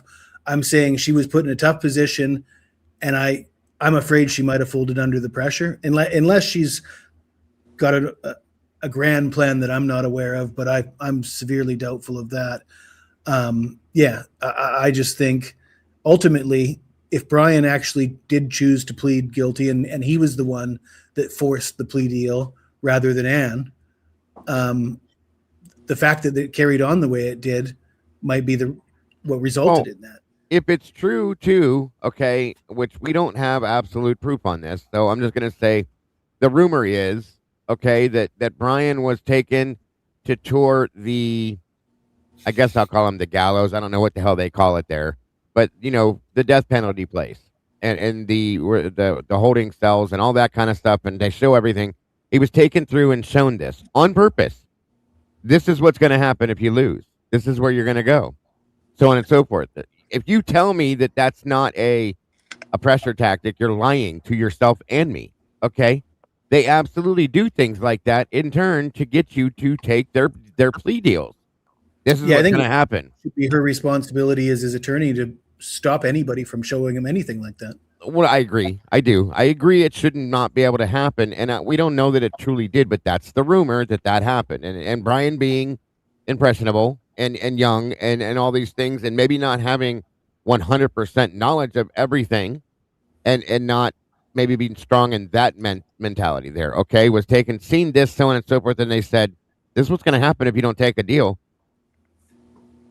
Maybe. I mean, how many, I know of many, many people that were pressured into taking plea deals based on a judge saying, well, if you want to test this and take it to court, you can do that, but you're going to risk either getting the death penalty or living the rest of your life in prison as compared to taking this deal, which is such a great deal, and you'll get this instead. That happens all the time, every day. Again, in a sense, more than likely, that's partially what probably happened here. And Bryan faltered, okay, and said, no, I'm not going to go. I'm not going to put my parents through that. I don't want to die, so on and so forth. So in that aspect, that's a very probable situation to me. So it should not have happened that way, but it's very probable that it did. And then in turn, maybe she didn't have any control over that, guys. Maybe she didn't have the ability to say, or if she did, at that point, his mind was made up, okay? Maybe she tried to say, Bryan, this is not the actuality of what is going to happen here. It's probable, yeah, and it is possible, but it's not the actuality yet. We don't know that. The only question I have, though, is when Turvey says that everybody was shocked, and yeah, when he asked her, how did this happen? If it was Bryan that forced it, if Bryan just called her up and said, listen, I can't do this anymore. I want to plea. I don't want to die. If that's the way it went down, it's very easy for her to just tell him that, right? Isn't it? It is. And and you'd think Bicca and the rest of them would also be aware of that. And the fact that he claims he can't get a straight answer for that, if he's telling the truth, and if you trust Turvey, and there's been this debate about whether we should trust Turvey or whether we should trust Chris Whitcomb or whether we should trust whether you should trust me or Eddie or anybody, really. Right. That being said, you got to look at what everybody stands to gain, why they're saying what they're saying, and sort of try your hardest to read between the lines. Read between the lines with Turvey. I don't see him. He's got nothing. I'll try not to swear. He's got nothing to gain from doing this, from what I can surmise. He's putting his career at risk for no gain, which appears to be a noble thing to do. You look at his background. He's involved in freeing the West Memphis 3. Yeah. He's also, as I understand it, took a personal risk to be involved in that. Put his own career at risk back in the 90s to get those guys off. Now he's, by all outward appearances, trying to do the same thing in this case.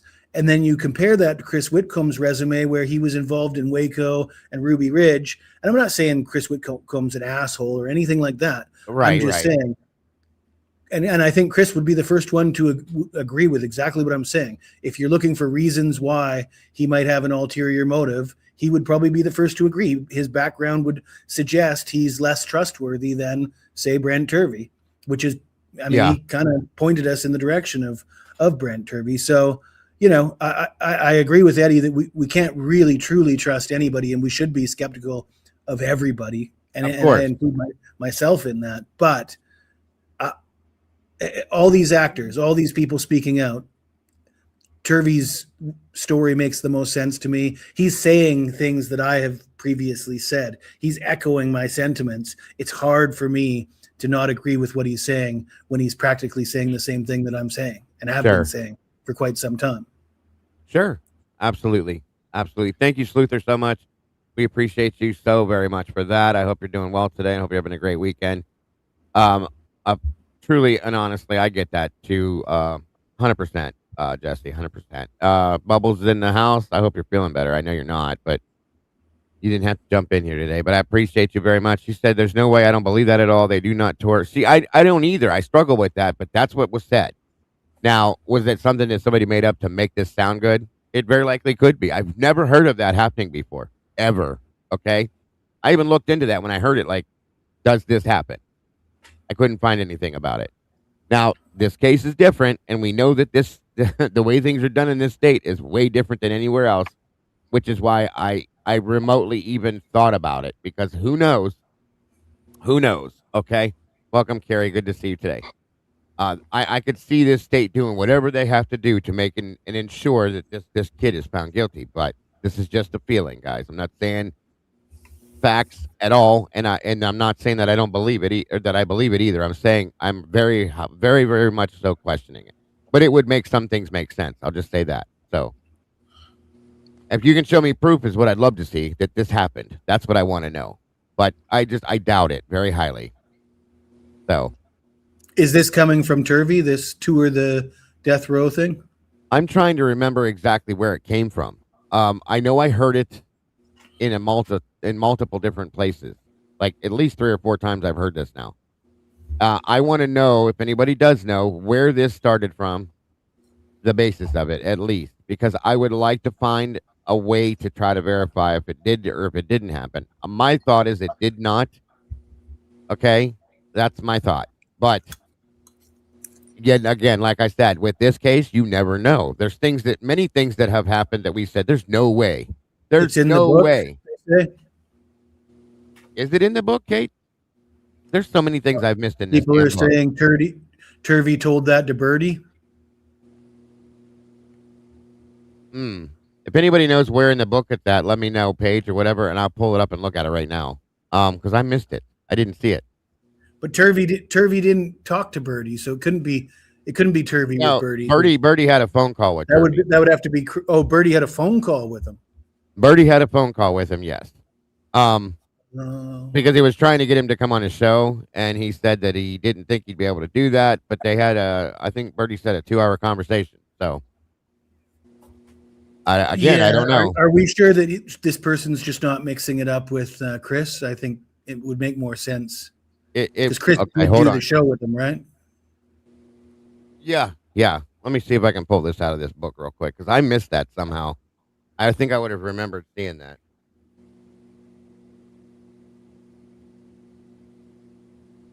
And thank you, Kate. Very much appreciated. It's towards the very end. The very, very end. Okay. Page 426. Page 426. Here's the book.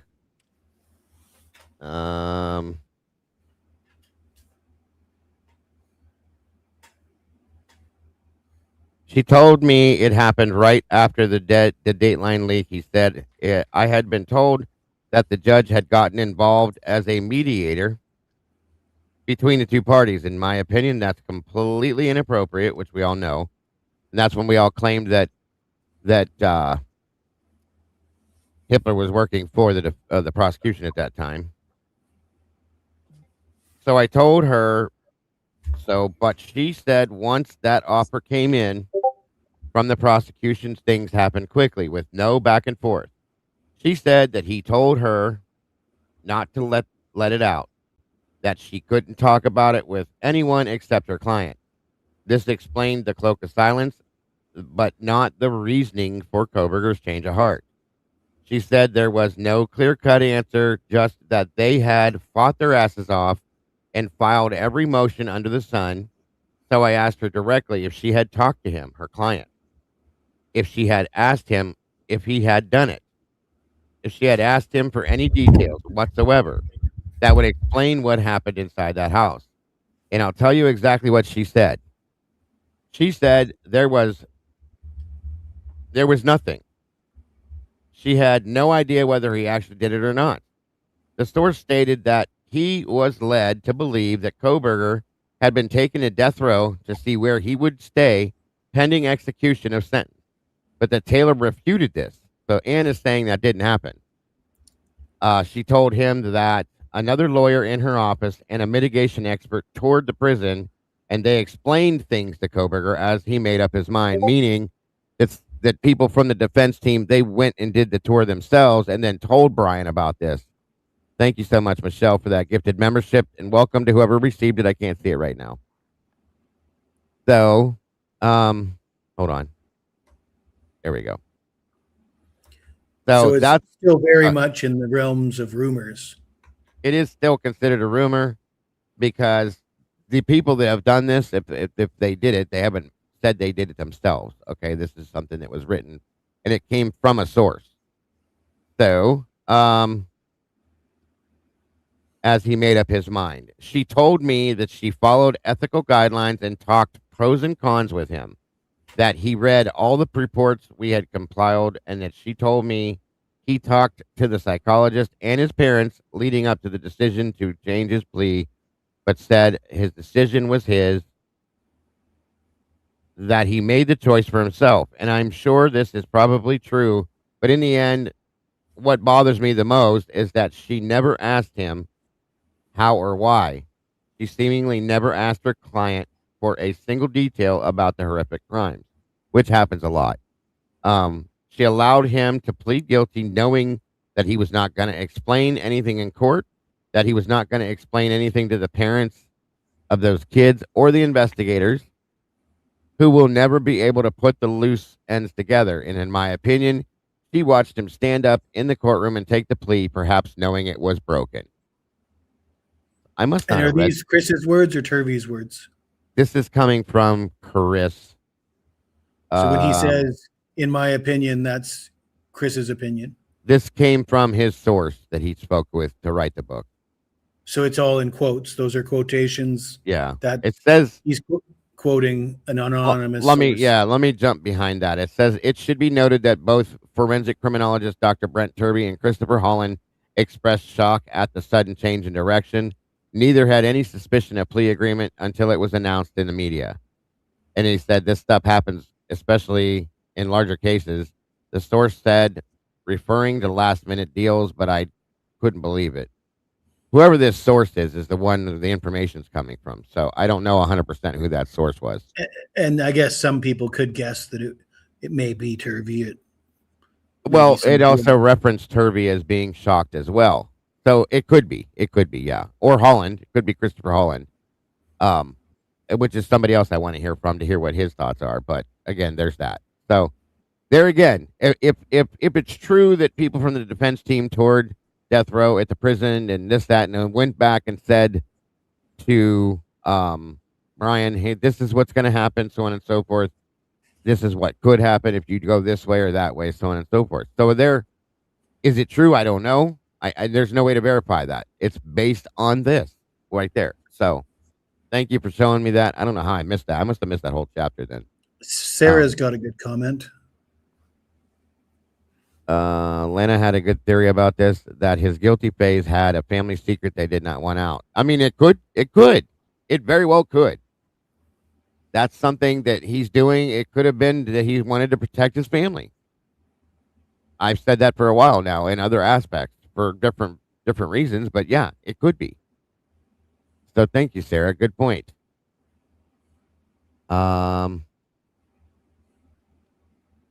Jesse asked, Ann Taylor also, or I'm sorry, Kathy said Ann Taylor also told Hippler point blank, yes, when Hippler asked if they had all discovery needed. Meantime, 5 days earlier, Hippler denied motion to continue trial. Reason number one, defense said didn't have, right, I know, Kathy. I think she had to answer yes to those questions because of the plea deal. That's how I understand that, Kathy, which doesn't make sense to me, but you know, he asked her, are you ready? Did you get through everything? Are you good on this? And she answered yes to everything. So I think that that's partly because of the deal. I could be wrong, but that's how I took it and understood it. It still doesn't make sense to me, but that's me. So I don't know. That's kind of my thought. Like, I don't know why. I don't believe Bryan requested. Can you guys tell me what this is like? Bryan, if you read any of his papers, any of the things that we saw from his apartment, he was covering death penalty cases in his story, and that he was the papers he was writing and stuff like that. So we would have to know what this was like. You know what I'm saying? So it's a little weird to me, is all I'm saying. I'm interested to hear what Eddie has to say about. Yeah. How do you think it played out, Eddie? Do you think Bryan made this decision on his own? Do you think it was part of a? Do you think it's part of a plan, or do you think basically Bryan just flinched and said, "I'm out. Get me a deal"? That's a good question, Jesse. I don't know if I've given that enough thought to be able to really share my thoughts on that right now. Altruistic said, how do you Fair believe? enough. I do believe Turvey. That's the thing, altruistic. I believe Dr. Turvey, absolutely. I don't know if I misspoke on it or something, but I do. I believe most of what he said. I've questioned it, but I do believe most of what he said. As I said before, I'm personally a lot more skeptical of a guy who had involvement in Ruby Ridge and Waco and who is a former FBI agent compared to a lifelong criminologist who works mostly for the defense and played a role in exonerating wrongly convicted teenagers in the West Memphis 3. You compare those two guys, they're not the same. Even Chris Whitcomb, it would admit they're not the same dudes. They don't breathe the same air, and Turvey just comes across as, if he's, put it this way, if he's acting, he's doing a damn good job because he resonates with, and I know I'm not the only one who feels this way. Just the passion of how disgusting, he is. Yes, his confidence level, that agreed right there. His how disgusted he seems is real. It seems real to me, truly. It's very hard for me not to believe him. I'll just put it that way. Yeah, I mean, he comes across as like, this is not a game to me. Good way to put it. 100%. So, all right, let me get some more of this loudmouth out over here to get his stuff out. We don't dispute the defense doing a survey. I said that last week. Please do a survey, but don't go around screwing with the knowledge that prospective jurors have or may not have. That's our concern. And Your Honor, when we parted ways last week, the court said, Ms. Taylor, talk with Mr. Edelman and see what the options are. Well, my understanding from the email I received day before yesterday is the survey cannot be changed. That was from Ms. Taylor reporting what Dr. Edelman said. I interpret that as they don't want to change it. Anything can be done, but that's where we're left. I would have been happy to engage in discussion with defense about maybe some middle ground, but the line has been drawn black and white. I am concerned about the specific things that relate to venue, partial survey results that are in this PowerPoint. I believe it is premature for them to come out now. The rest of it is fine. Let's bring it out so that you have whatever information you want. You can give it the weight that you decide. I just didn't want to let this willy-nilly come into the public record in a half-baked fashion. I have lots of concerns. We're not left with this because I have to make a decision about several things. Yes, sir. And so in order for me to have the most informed decision, I need the information. So they're just going to go ahead. All right. Welcome, Sarge. Good to see you today, sir. Welcome back. It's great to have you back. Howdy doody. Howdy Sergeant doody. Friday, my man. Hey, Sarge. What going on, everybody? I didn't want to interrupt. That's why I muted myself when I stepped in. No, you're good. Because I know you wanted to play this video. I wish it would have stayed with Judge in all fairness. But hindsight, I agree. 20, I never liked the fact that people were so happy it was switched out to Hitler. I always thought this guy had a little better eye on what was happening. Well, I think we all thought that the venue change would have taken him to a different county, and it would have been better for him. And at that point, it did not He work that seems way. to listen to both sides. Yeah. He seems to be fair. And she was confident in front of him as well. It's Bill Thompson that's fighting her the most right now. Right. And then if you notice towards the end, Bill Thompson was real quiet. We wondered why he was quiet and not really saying anything. Because he was getting his way. That's why. I remember. Yeah. Well, I think Judge was just a better judge to handle this all around. And, he's not immune to the idea that the state framed this as him talking.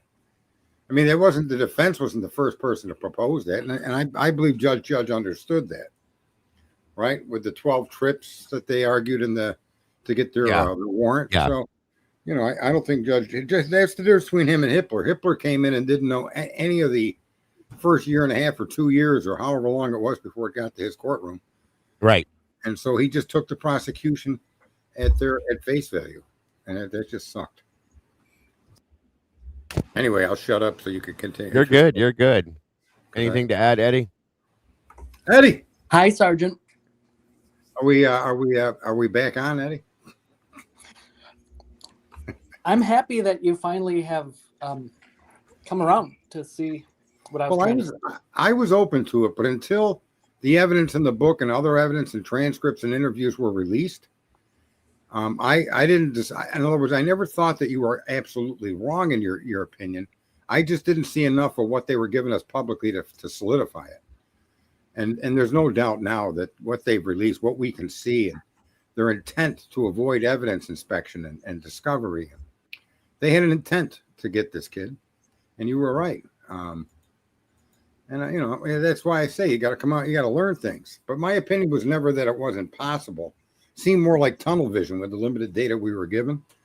But there's no tunnel vision except to get Kohberger here. So kudos, Mr. Eddie. And just, of course, just so everyone is aware, I don't care who's right, and I don't claim to be Me either. the one that said that or that had a monopoly on that idea. I was really I can't hear one of Eddie. many Is it voices. me? I think I hear so, him loud Leah. and clear. I hear him loud and clear. No, you're right, but you're the one I interact with more often than that. And I agreed with your points insofar as I didn't see enough evidence to hang the cops outright. But there's no question now, when you look at what they've shown us, it couldn't be more blatant at this point. And so you're on the right track. I never excluded the idea, but I just wanted to see more data that would then make your idea either true or false in my mind. And it became true in my mind. And I appreciate that, you stayed tight to your ideas. And like I said, learning is that's why we think rather than believe. Right? Yeah, I was probably, one of the primary ones that championed the idea. But I'm not keeping score. I don't care who's right or wrong. It's just trying to express what I'm able to see somehow, which is a difficult thing to do in a case like this, where what you see is an illusion, for the best way of expressing it. Yeah. So, and that happens all over the country in all different issues and cases.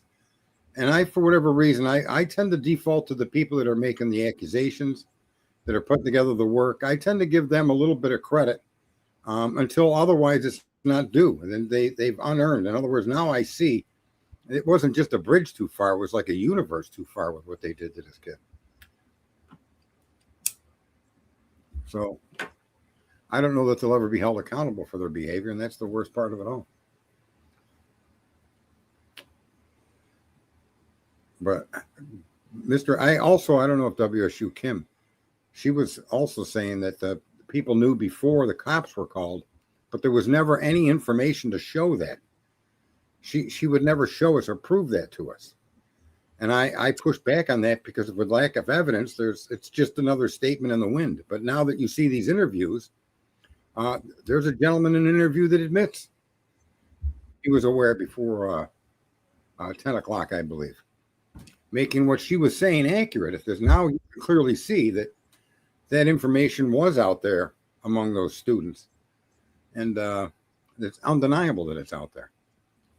To be fair, at the time, there was Dave as well. And we don't have any information to believe that they know each other. And their stories were pretty much in full alignment. So there was some reason to trust some of what WSU Kim was saying.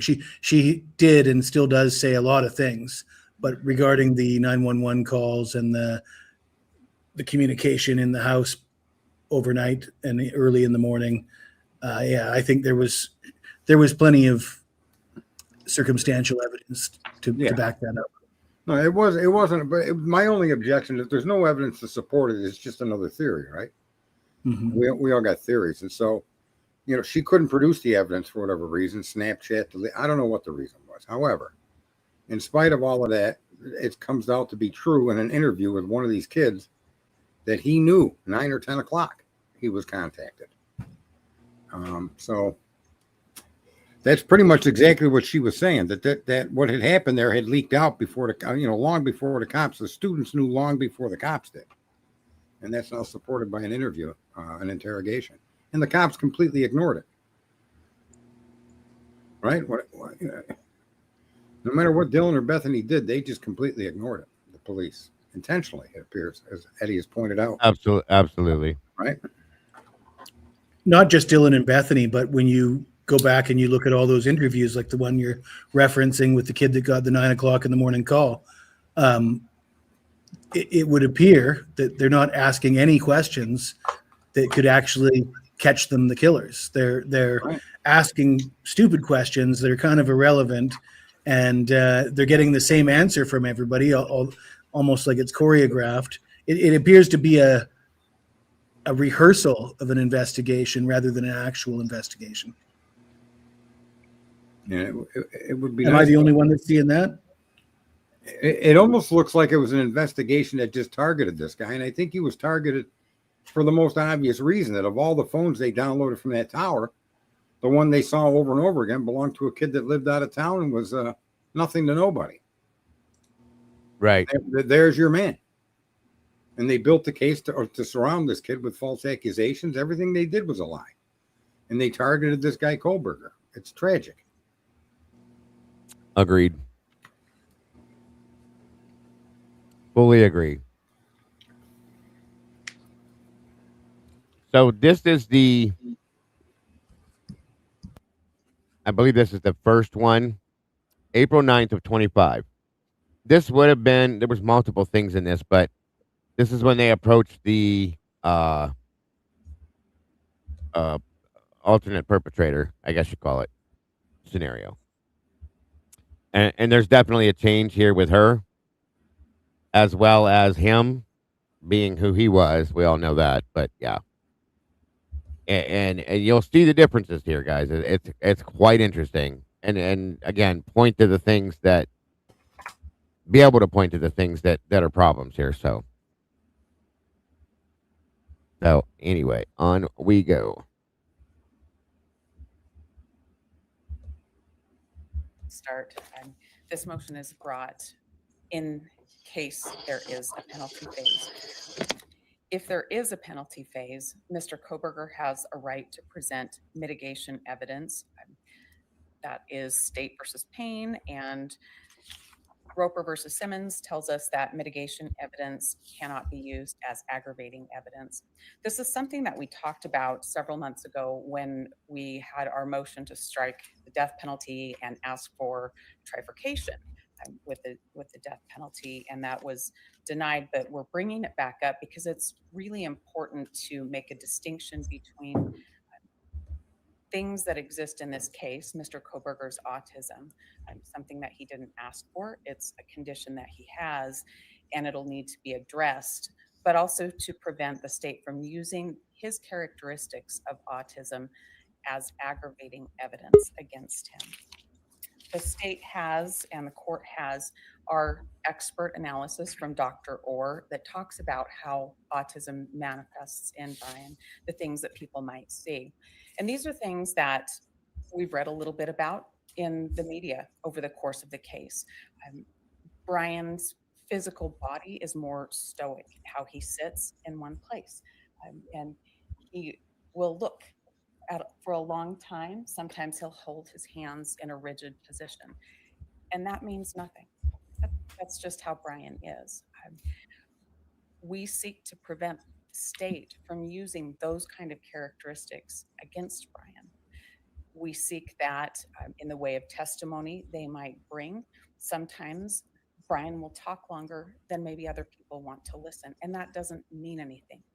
And he's not going to be talking in court unless he's testifying. So that's exactly right, Your Honor, but that doesn't. See, this here is this is why I can't stand this asshole. He makes so many comments that don't need to be said as a judge. What did he just counter with? I assume he's not going to be talking in court unless he's testifying. Who the fuck cares? Okay, excuse my language. I'm so irritated with all of this every time I hear his voice. He had no reason to say that. None.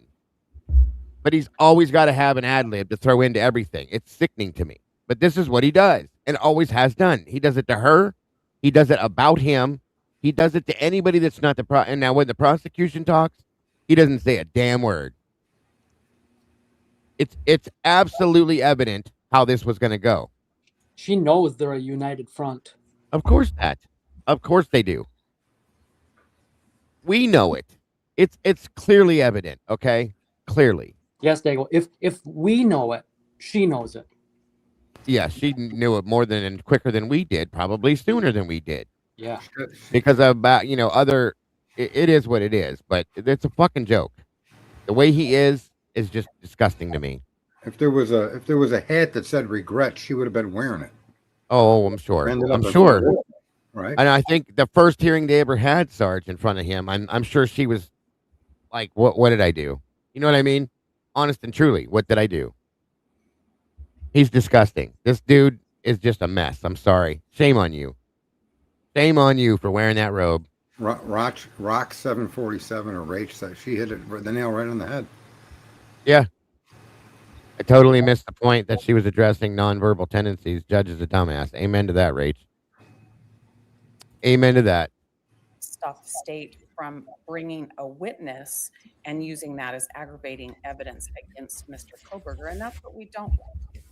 We want to be able to present, if we get to a mitigation phase, his autism and how that works and how he's learned to live with the conditions that he has and to prevent the state.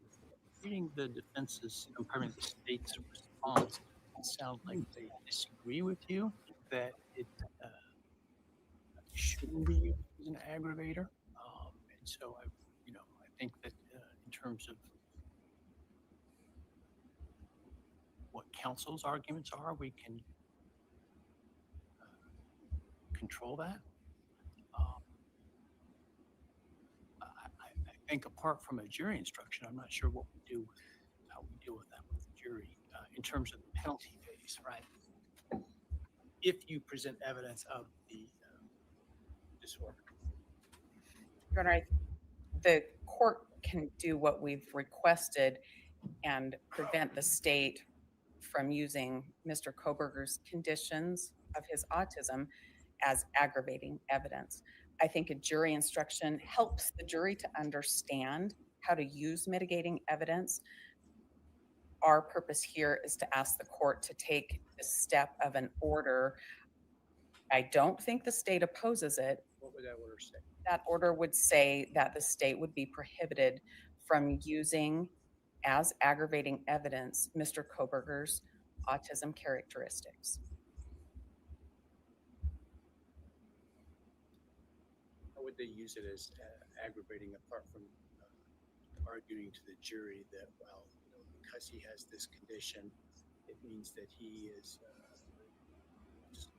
Exactly, Kathy. inclined to not follow the norms of society and presents a greater danger or something like that. Wow. The order would prevent the state from, on the front end, in presenting their aggravation case, from using the conditions, the way autism works for Bryan, against him, to say that he does things that are consistent with autism and that that's an aggravating circumstance. That's There you go. I'm just having a hard time envisioning what that would be. There he is. Once again, making an argument on something he shouldn't be speaking on. Go ahead. Can we re-listen to what he said about Yeah, I heard you. a greater danger? I want to make sure I heard that straight. I heard you say, wow. I figured we'd be backing up on that one for sure. Absolutely. I absolutely can do that. Backed Thank it up. you. Yep. I'm sure if I was on my PC, I'm watching on my PC because it's larger, but my speaker is. No, I got phone. you. Yeah. No, it makes sense. So it's kind of hard to hear him. Can you? From you conditions, the way autism works for Bryan, against him, to say that he does things that are consistent with autism and that that's an aggravating circumstance. That's. I'm just having a hard time envisioning what that would be, how it would be presented in a way that is making it an aggravator. Well, I would hope that it wouldn't be presented that way. But Your Honor, when I look through the mounds of discovery, there are probably 100 hours of interviews of people that Mr. Kohberger went to school with at WSU. And of course, those interviews come just hours and days after the headlines hit that Mr. Kohberger's been arrested in this case. And people that he went to school with, that he interacted with, had unkind things to say about him. And a lot of their unkind things, when you understand them in the context of autism, the way he may stand in a This hearing date was April 9th of 2025. room near a doorway, the way he may look too long at a person. Their interviews are different when you know he has autism and you know the characteristics he displays. But those awful comments, those mean comments about him, if the state uses those as aggravators, that's using his autism characteristics. How do I know? And I don't know that this is a real thing, right? In terms of actual evidence, let's say there's evidence that he harassed other young females. And I'm aware of no evidence in that regard. I just want to make that clear. I'm just using this as an example. And let's further assume that that in and of itself is somehow relevant to in a mitigation aggravation penalty. Your position is that's due to his his spectrum disorder, whereas the state's view may no, that's not. That's his view of women and goes to motive, and it goes to his aggravation of the crime in some way, not because of Asperger's, but because of his views, his Can't even keep it straight. Nobody said Asperger's. and how he responds. That's exactly the problem, Your Honor. If the state and You want I me to, want you want to me be to weigh in and clear. say what the factual findings are, that it's this and not that. And I'm not sure I can do that short from a jury instruction that cannot use mental health conditions as an aggravating factor. That's an appropriate jury instruction. And if we get to that phase, my guess is that we'll have one of those jury instructions. But if it's an appropriate jury instruction, how is the jury to understand and properly respond to that instruction if the state has been allowed to run over the top of that during the presentation of their aggravation case? It's that I want to limit. Once we present mitigation, There may be a dispute about the reasons for his conduct, a factual dispute, and that then ultimately is for a jury to determine.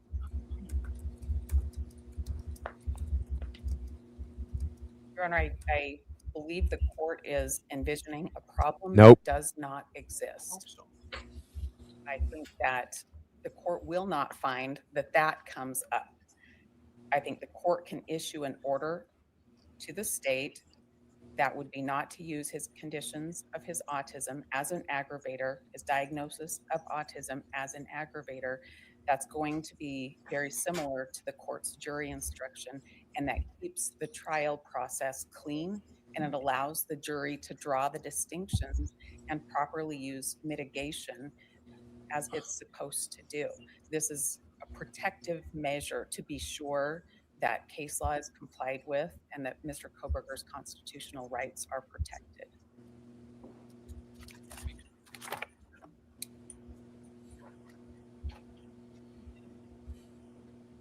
Morning, Your Honor. So the court is correct that I don't think there's a whole lot of room between the state and the defense in terms of what the law says here. But there are maybe some practical problems in what the defense is asking for from this order. And the court has already nailed this, if the court is to issue an order that says the state can't rely on his autism as an aggravating factor, then anything we try and present, they're going to argue, well, that's a symptom of his autism, and therefore the court's order says you can't use that. I don't think that's an appropriate approach.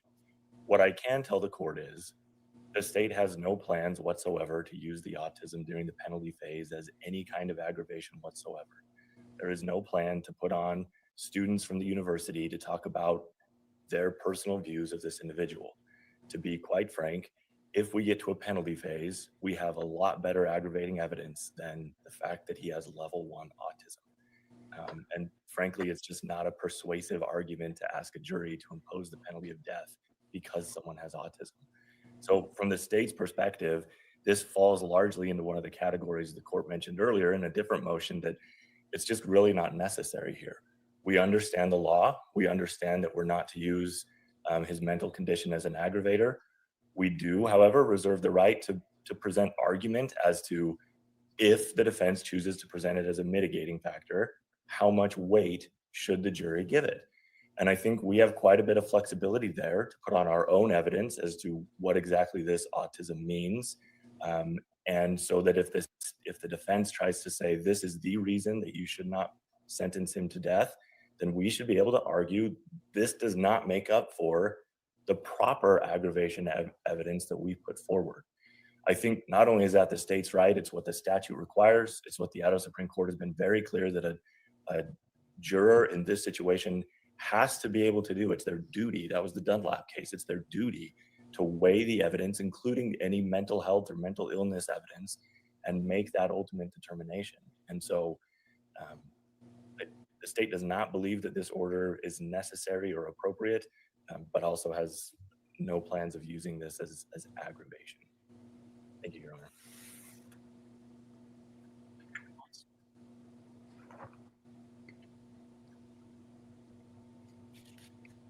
We understand that the state can argue the weight of the mitigation evidence. That's not why we brought this motion. As far as what the conditions of autism are and the way it works in Bryan, the state has received through our expert disclosures reports that describe that. So there's some guidelines for the state there to understand what we are talking about with Bryan's autism. The state will present its aggravation evidence first. The protective order that we're seeking from the court, the order to say you can't use his autism and the conditions thereof in your aggravation case, is easy, it's protective, and if we get to a penalty phase, it is imperative that we protect the rest of the trial. Certainly, if the state thinks it needs to present something in aggravation and there's a question, they could ask the court to revisit the order. This is just a very good, clean way to protect Mr. Kohberger's constitutional rights, and we ask that you enter an order.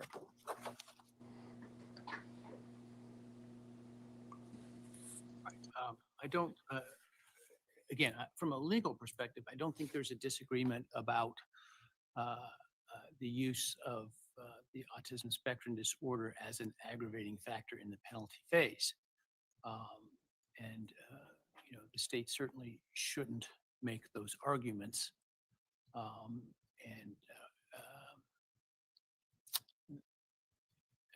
are instructed not to do so. But how that comes up factually, the fact that your expert says that this is one of the symptoms of this, that the state can't put on some evidence that they may disagree about, I'm not in a position to make that sort of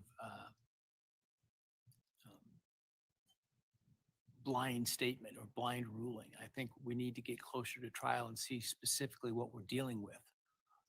And so I'm not inclined to issue such a broad order in terms of the actual evidence, the presentation of evidence. I think I can certainly say don't make that argument that the fact of the diagnosis is somehow an aggravating factor. And we can deal with the symptomology that the defense contends is part of the diagnosis that the state may take issue with or believe that there's some other relevance of in the penalty phase. And so we'll deal with that on a case-by-case basis as we get there. So the extent of my ruling is simply that the state should not make the general argument that somehow the diagnosis is an aggravating factor. Eddie, do you remember the date that the alternate suspects hearing was on? The exact date? Do you have it in your notebook? I'll have to go look for that. So I'll begin now. I just want to make a comment here. Yeah, go for it. That's why I shut it down. I don't disagree with what Judge Hippler is trying to address here and the way he's addressing it. And the reason I say that is he's got level 1 autism. If somebody were to get up, I'll give you an example. I on a daily basis would see Bryan Kohberger sneak around corners and follow this one particular person around. Now that you can all argue is autism, but you can also argue that that's stalking, right? So and she's talking about Right. the phase after conviction, right? This is what they're talking about. After he's convicted by a jury, this would be the arguments that they shouldn't touch would be the Right. autism. But if behaviors that they're going to try to exhibit through witnesses are behaviors that are consistent across the board with his autism, they're not going to be allowed in the courtroom. So he's not really ruling against anybody here or ruling for anybody. This is what I said. In some of his rulings, whether you like, and I don't like this guy, I absolutely don't. But he really can't limit what the prosecution brings forward. But always remember, the defense has the right to cross-examine whatever the witness is saying. Right? You have the right to present your own experts, your own testimony to show Mr. Kohberger has these issues. Yeah. Right. And so, and if the issues that are diagnosed are the prosecution tries to use against him, that's going to be objected against, and the jury's not going to be able to hear it. Mm-hmm. So, you know what I mean? I seen a bunch of stuff that he's done. Some I disagreed with. I totally disagree with the idea of alternative perps. Right. But in this instance, I don't know. Maybe you guys disagree with that. He's not being unreasonable, in my opinion. Not as far as he normally does, but that, no. This one wasn't what we just watched. I agree with that. Not completely out of the realm. Yeah, and some of his rulings were like that, where you really couldn't take issue with his rulings because he wasn't really ruling in favor of the state or in favor of the defense. And when you're in this position, the state has yet to use the autism against the kid, so there's even no example of the state doing it up to this point. So what does he rule against? Doesn't he use this tactic a lot throughout this proceeding? Yeah, he does, and that's why some of his rulings, procedural rulings at different case points in the case, those rulings can also be changed if other issues or other events occur or other evidence is brought forward. Just like I changed what Eddie had made a point, and his point was accurate. I just wanted proof. Now the proof is so overwhelming that Eddie was always right about it. And Eddie's one of many, as he's pointed out, but he's the one I interacted with all the time about it. So that's why I made that that point to say that, Eddie. And I just think that some of the guy's rulings seem reasonable to me. And I'm a criminal person that's been also a defendant of my own crimes and won many times. And I don't object to what he's saying about this particular issue with the autism. Many of you might, but. Was it around May 15th, maybe, Daigle? 2025? I don't know if Daigle says, Mike. I'd like to see where the alternative, where he argues the alternative suspect can't be an alternative suspect. Because that's what we're going. That's where we're going next. Yeah. Are you going to the car? Yeah. That someone needed to reach out and slap him for. I'll be quiet. No, you're right.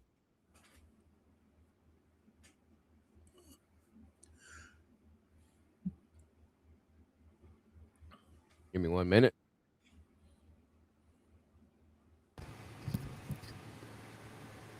Eddie's got to have like an encyclopedia on this case. His notes, you could probably write a massive book about. Yeah, sad but true. Yeah, do it, Eddie. Make some money.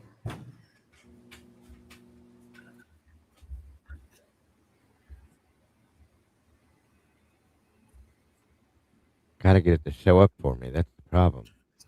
Oh, wait. I think we all deserve a little bit of credit.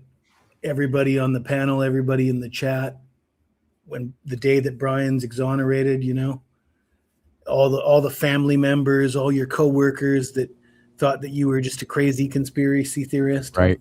I'm looking forward to the day. I think if anybody's using his elements against him, it's Ann Taylor. If you want my honest feeling about that, I think she's played him and got him to. She became the mother figure, the woman figure in all of his life for 2.5 years or more, right? And I really think that the reason this hasn't been appealed or he's taken no action otherwise is all based on Ann Taylor's closeness to him and her ability to manipulate and control this kid directly as a result of his autism and isolation. It's an interesting point. That's what I think. I think she's the one using it against him, and she's the one in the court arguing that nobody should. I think the reason he pled guilty is directly because she took advantage of that unique Are you relationship. going to take that, Eddie? Why Eddie likes Ann? I don't mean to assault Ann in front of Eddie, but I'm just saying. I'm just stirring the pot a little. Fucking Jesse. Well, with the four of us up here, it's not going to go very far. No, but that's just my assessment of what I've seen since everything ended, and from the, the no clue there was ever going to be a plea deal ever, and then there is, and now we're hearing the judge was involved with it.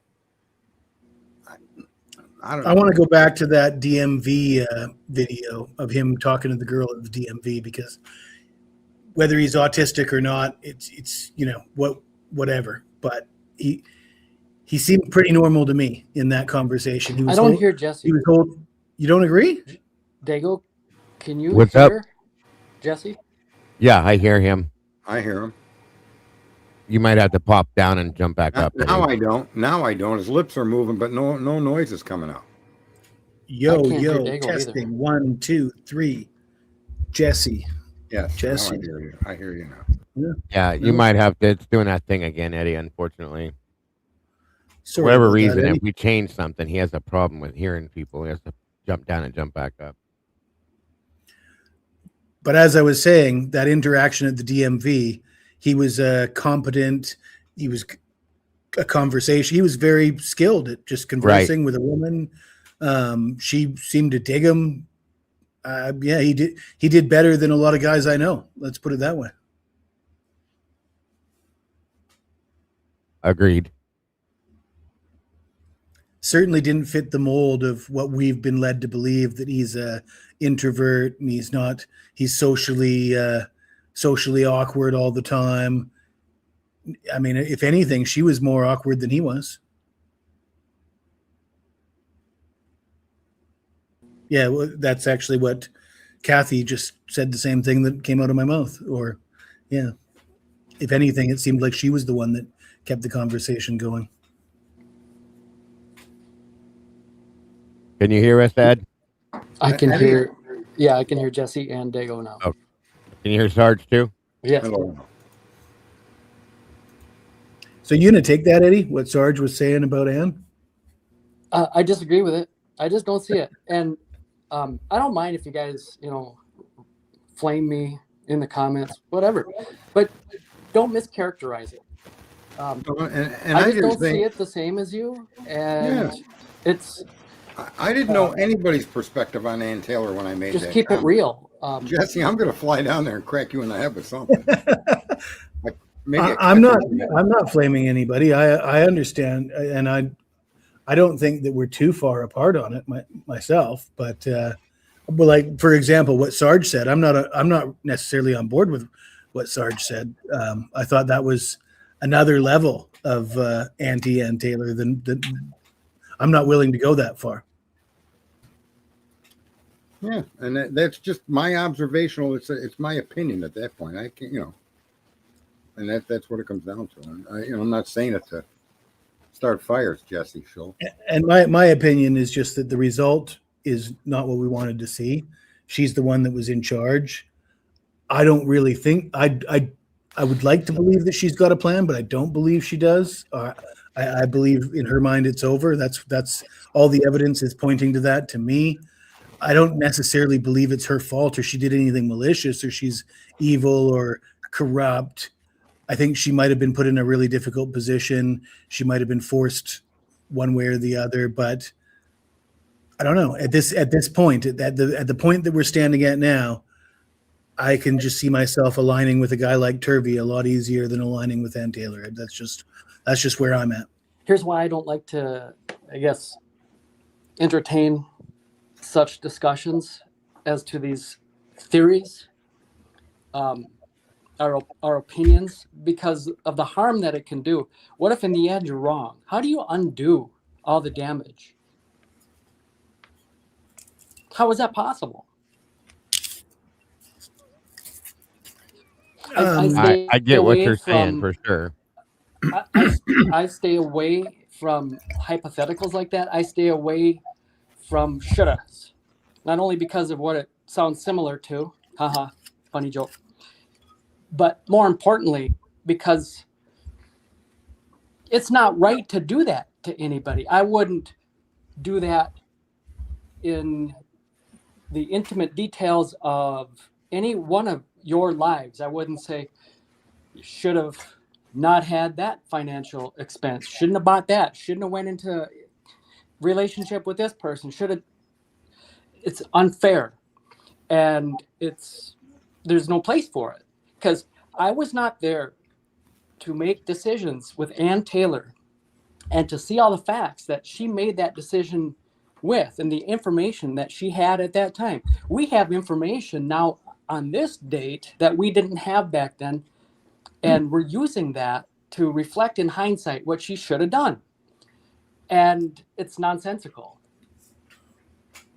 Well, it's not, you know, in a sense, I respect what you're saying, but it was also that additional information that allowed me to have the hindsight to look back and see that this kid was set up, that these people targeted him and went at them and told lies all over the place, ignored evidence that should have been examined and at least given to him as exculpatory early on, not the week of the court hearing, right? So I guess what I'm saying, Eddie, is that in that same view of hindsight, and being somebody that's been in jail and been arrested, you know, there's a mitigating factor for Bryan too. After 2.5 years behind bars, and you know, she may very well not have done anything misleading to him, but the idea that he had to believe he was going to lose.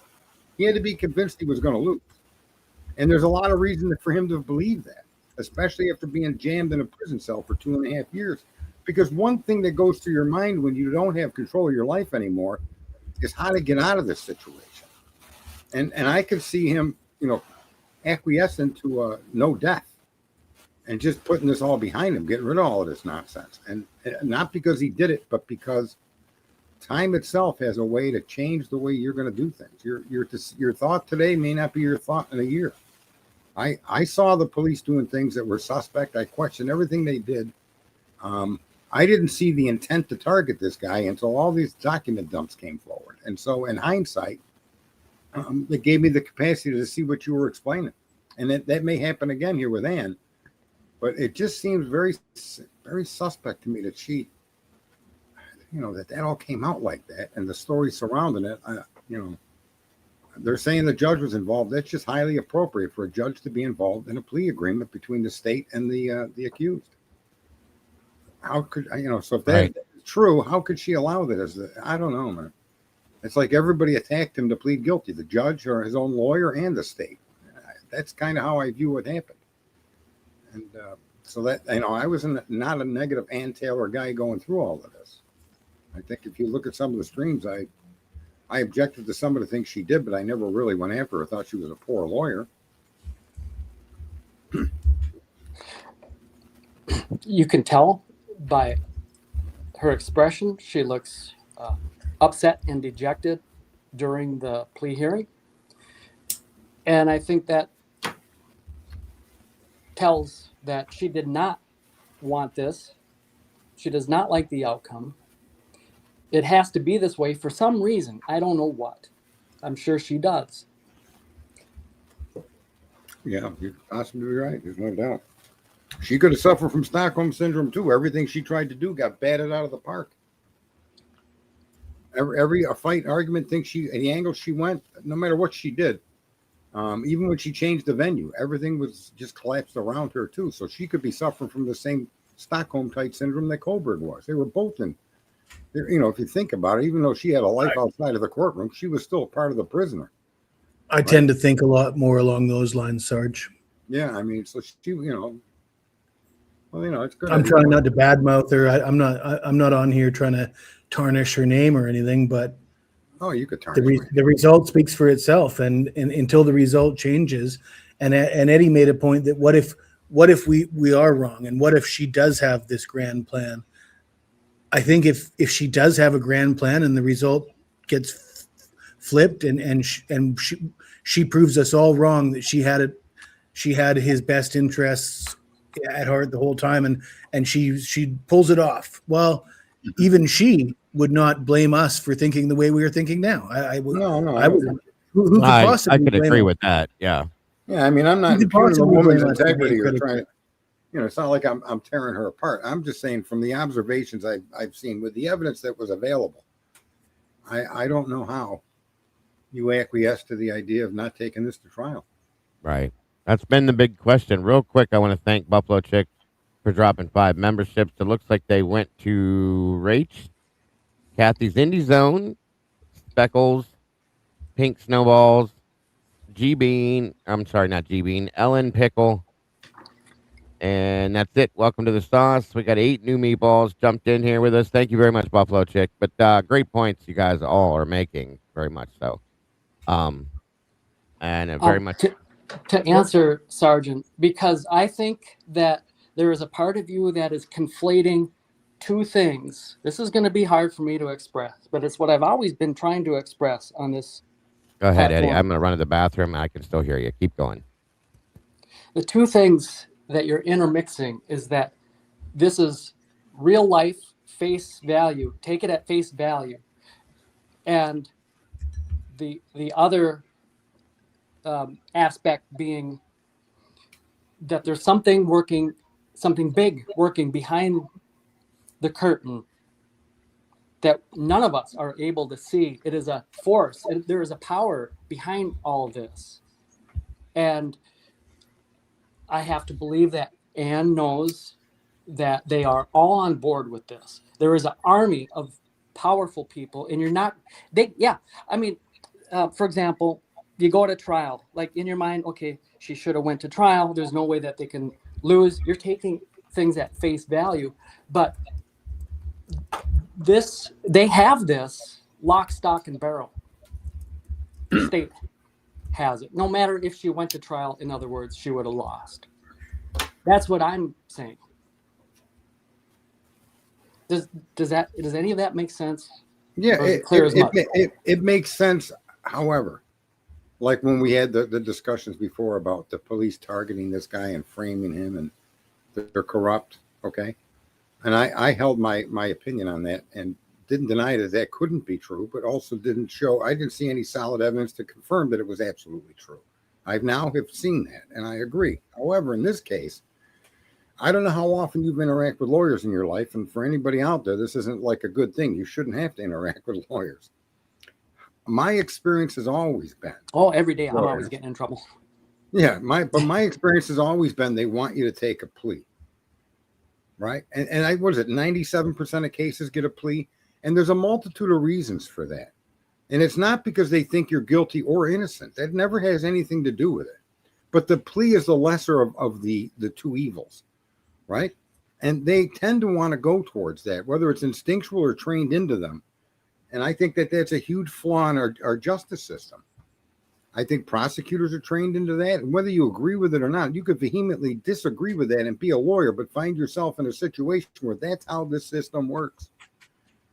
And it just seems to be the most common thing that happens in cases. And I can tell you from personal experience, I had 3 serious cases and I refused every lawyer I interviewed with because they all were saying the same thing. You're going to eventually have to plead this out. And in every single instance, I won the case hands down. The case was dismissed. One case I sued and got paid for. And so that's why I view it the way I view it. And it may be wrong. And I could be completely wrong in my opinion about Anne, but I do have some life's experience and seeing how that stuff plays out behind the scenes. And if there is something out there that as you're saying, if there is something bigger out there, then of course, if that does materialize, then this isn't a matter of right or wrong. It's just a matter of opinion on the situation. But I don't put my cards in what would they call it in my thing, an if come. If it comes, it comes. But if it doesn't come, then we're standing right where we're standing right now. Right. Thank you guys for your patience and waiting on me. I think this is the right one. I can't remember. It's very hard to find certain hearings for some reason. I know some of them were not put out to the public, so on and so forth. So I have to go through and find the right ones. But I think this is the right one. I know this is one of the ones that I wanted to see either way because of the date on it. So Oh, wait a minute. Defense. This is the one where they're trying to delay it. Damn it. Oh, shit. This one definitely shows the difference in Ann as well. Hey, Moto, what's up, buddy? I guess I'll play this and I'll start playing this one. I'll look for the other one still if I can find the alternate suspect. That's the one I really wanted you guys to see the most. But we'll go through this, and as we're watching this, I'll look for the other one as well. Still, here we go.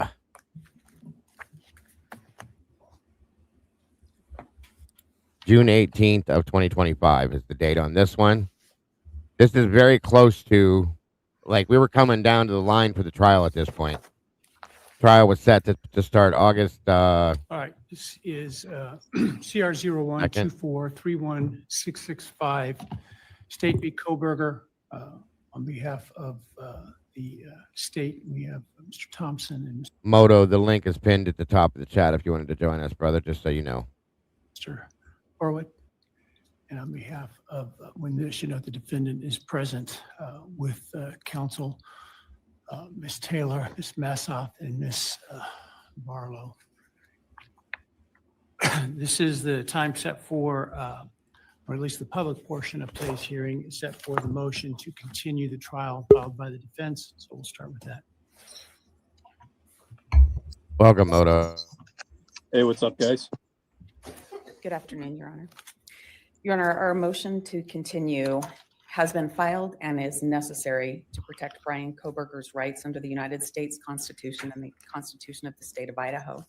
Specifically, a continuance is necessary to protect his due process rights, his rights to a fair trial, his rights to effective assistance of counsel, rights to confrontation, Mr. Kohberger's right to present a full defense, and if it should come to it, a fair sentencing hearing and to be free of cruel and unusual punishment. The record of this case spans 2.5 years, and it shows that this request does not come as a surprise. Looking through the history of this case shows that the defense has met challenges and difficulties along the way, but has been dedicated in meeting all of the deadlines.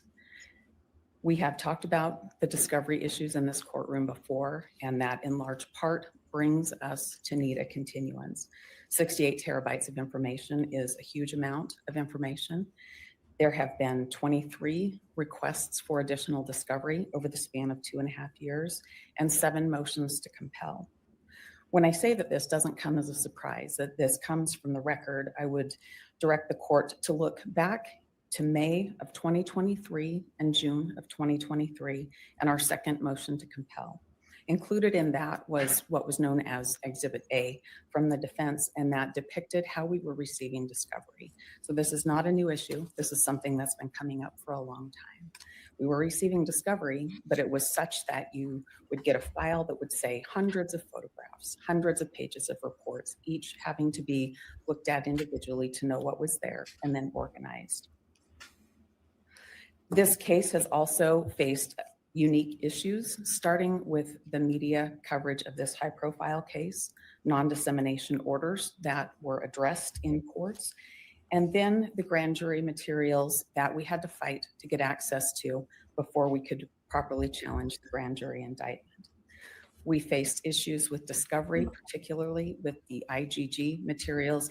We spent a great deal of time trying to get access to those materials. Those were ultimately what we could get, was ultimately presented in a motion to suppress, and that's preserved should there be a conviction in this case. We faced venue issues in this case, culminating in the change of venue and bringing us to Ada County. At the first hearing in this courtroom, we discussed the Now, just so everybody knows, this is giving a little bit of insight into what we've already saw going on. She had already said this kind of stuff was going on when she's still in Latah County, okay? And she said it to judge, and he said, basically, and I've gone back to this hearing multiple times with you guys and told you that she said, Your Honor, I don't think you understand the levity of how bad these things are with what we're trying to get done here. And he basically said, no, Miss Taylor, I do understand, and I feel for you. So he knew, judge knew that there was bullshittery going on in the background, that they were screwing around, they were dripping things to her, they were throwing her 52 card pickup with the, all the filings and this and that. Discovery that she still hadn't gotten number 24, I think it was, until after the hearing, the sentencing, and all this bullshit is what she was going through. So again, referencing Anne's mood, I guess you could say, for lack of better terms, Anne's mindset at this point, you can only take so much. Okay, like anybody in any situation can only take so much of running into a brick wall day after day after day after day before at some point your emotional status and your mental status is going to change in some aspect, in my opinion. So again, just see it for what it is. Meanwhile, I'm still hunting that other one because that other one's more important. The other one proves, in my opinion, who this asshat right here is working for. Okay, truly and honestly, a judge has no right to opine on anything that is mentioned to him. That's not his rule. That's not what he's supposed to do. Okay, he can't have an opinion about something that is brought up other than what he's asked to have an opinion on. Okay, and to rule on. That's not his right. And he did it through this whole fucking thing. And he highly irritates me. Every time I'm watching a video of his, I start slinging swear words left and right, folks, because he makes me that sick. I've never seen anybody like this dickhead, ever. He had no business sitting on the bench for this case. None. And twice on Sunday. Yes, Stephen, thank you for saying that. Anyway. Daigle, real quick. Yes. So to what you just said about you can only take so much. Yes. Does this complete your thought? So to complete the thought would be, so therefore she was dejected, she was defeated, she gave up on her client, her and her entire team. They just quit and capitulated, and she's a scoundrel? No, it doesn't complete my thought. I have to see a lot more is what I'm saying. Okay. I'm just giving you points that we started to see her deflate. If you noticed in this hearing specifically, I think this is the hearing that 3 days beforehand she had buried her mother. Okay. So we start seeing her deflate here and a pretty good amount of deflation, I'll say. Like you could just tell she was a different person here. Okay. Completely, in my opinion. So, but it does not complete my thought. I need to see a hell of a lot more from her side of things to be able to make a full decision on what I think is what I like I said. I'm not ready to and will not throw Anne under the bus completely. I'm asking questions. I'm wanting to know some things as to why things happened a certain type of way. I see some of it right here. Okay, the possibility of some of it. We all know this. Everything she said to him or put in front of him, he completely argued and denied it almost every time. There was nothing. And that's why I want to see this alternate suspect thing so bad again. This is one, though. This is one of the hearings where he did this.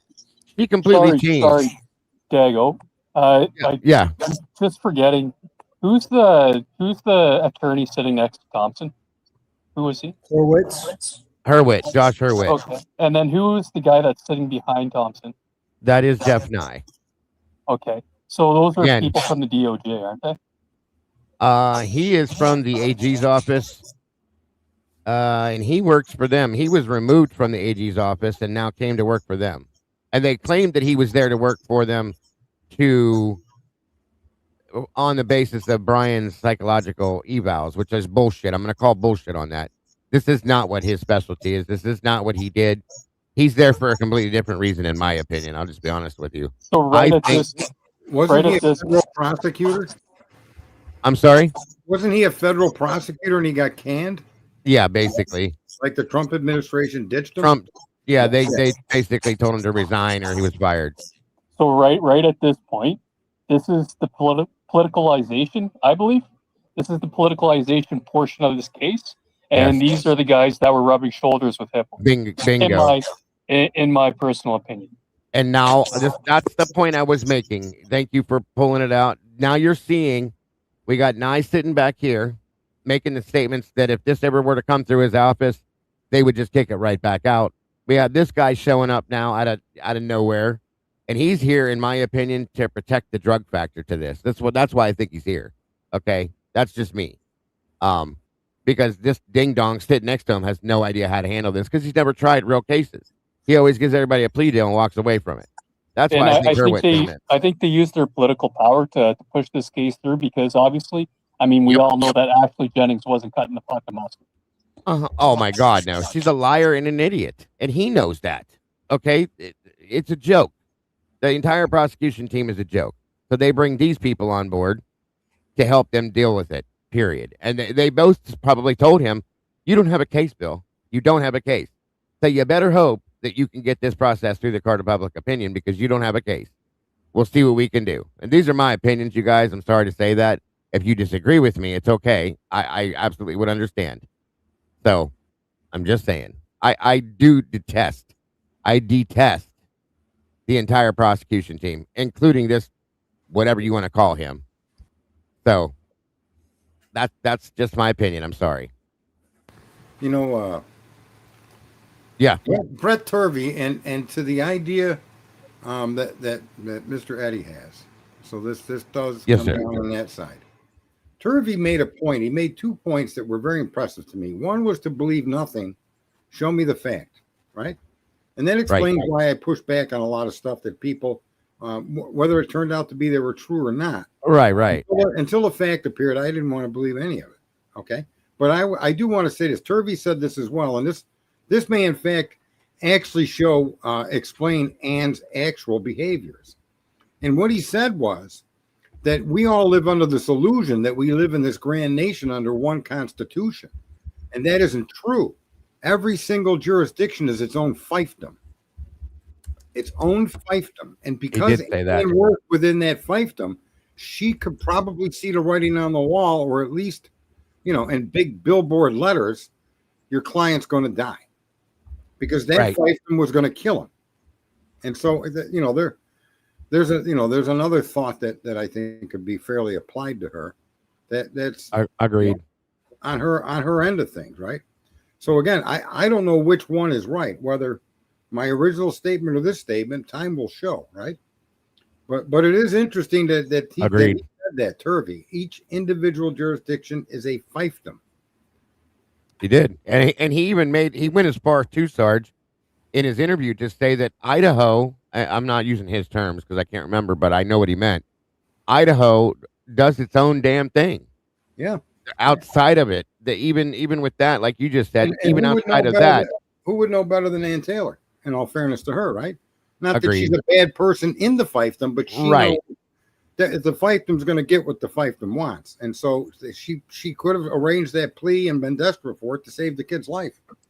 So this goes further to my point as well, though, because a lot of people are saying, can we trust Turvey, or why should we believe Turvey? You look at this outfit. This is the same outfit that's going to, Turvey is challenging these guys, and he knows damn well what he's doing. And these are powerful people, a lot more powerful than him, a lot more powerful than Ann. And if we're going to make excuses for Ann and say, well, Ann had no chance fighting against these guys, Turvey's taken up that fight. You know what I mean?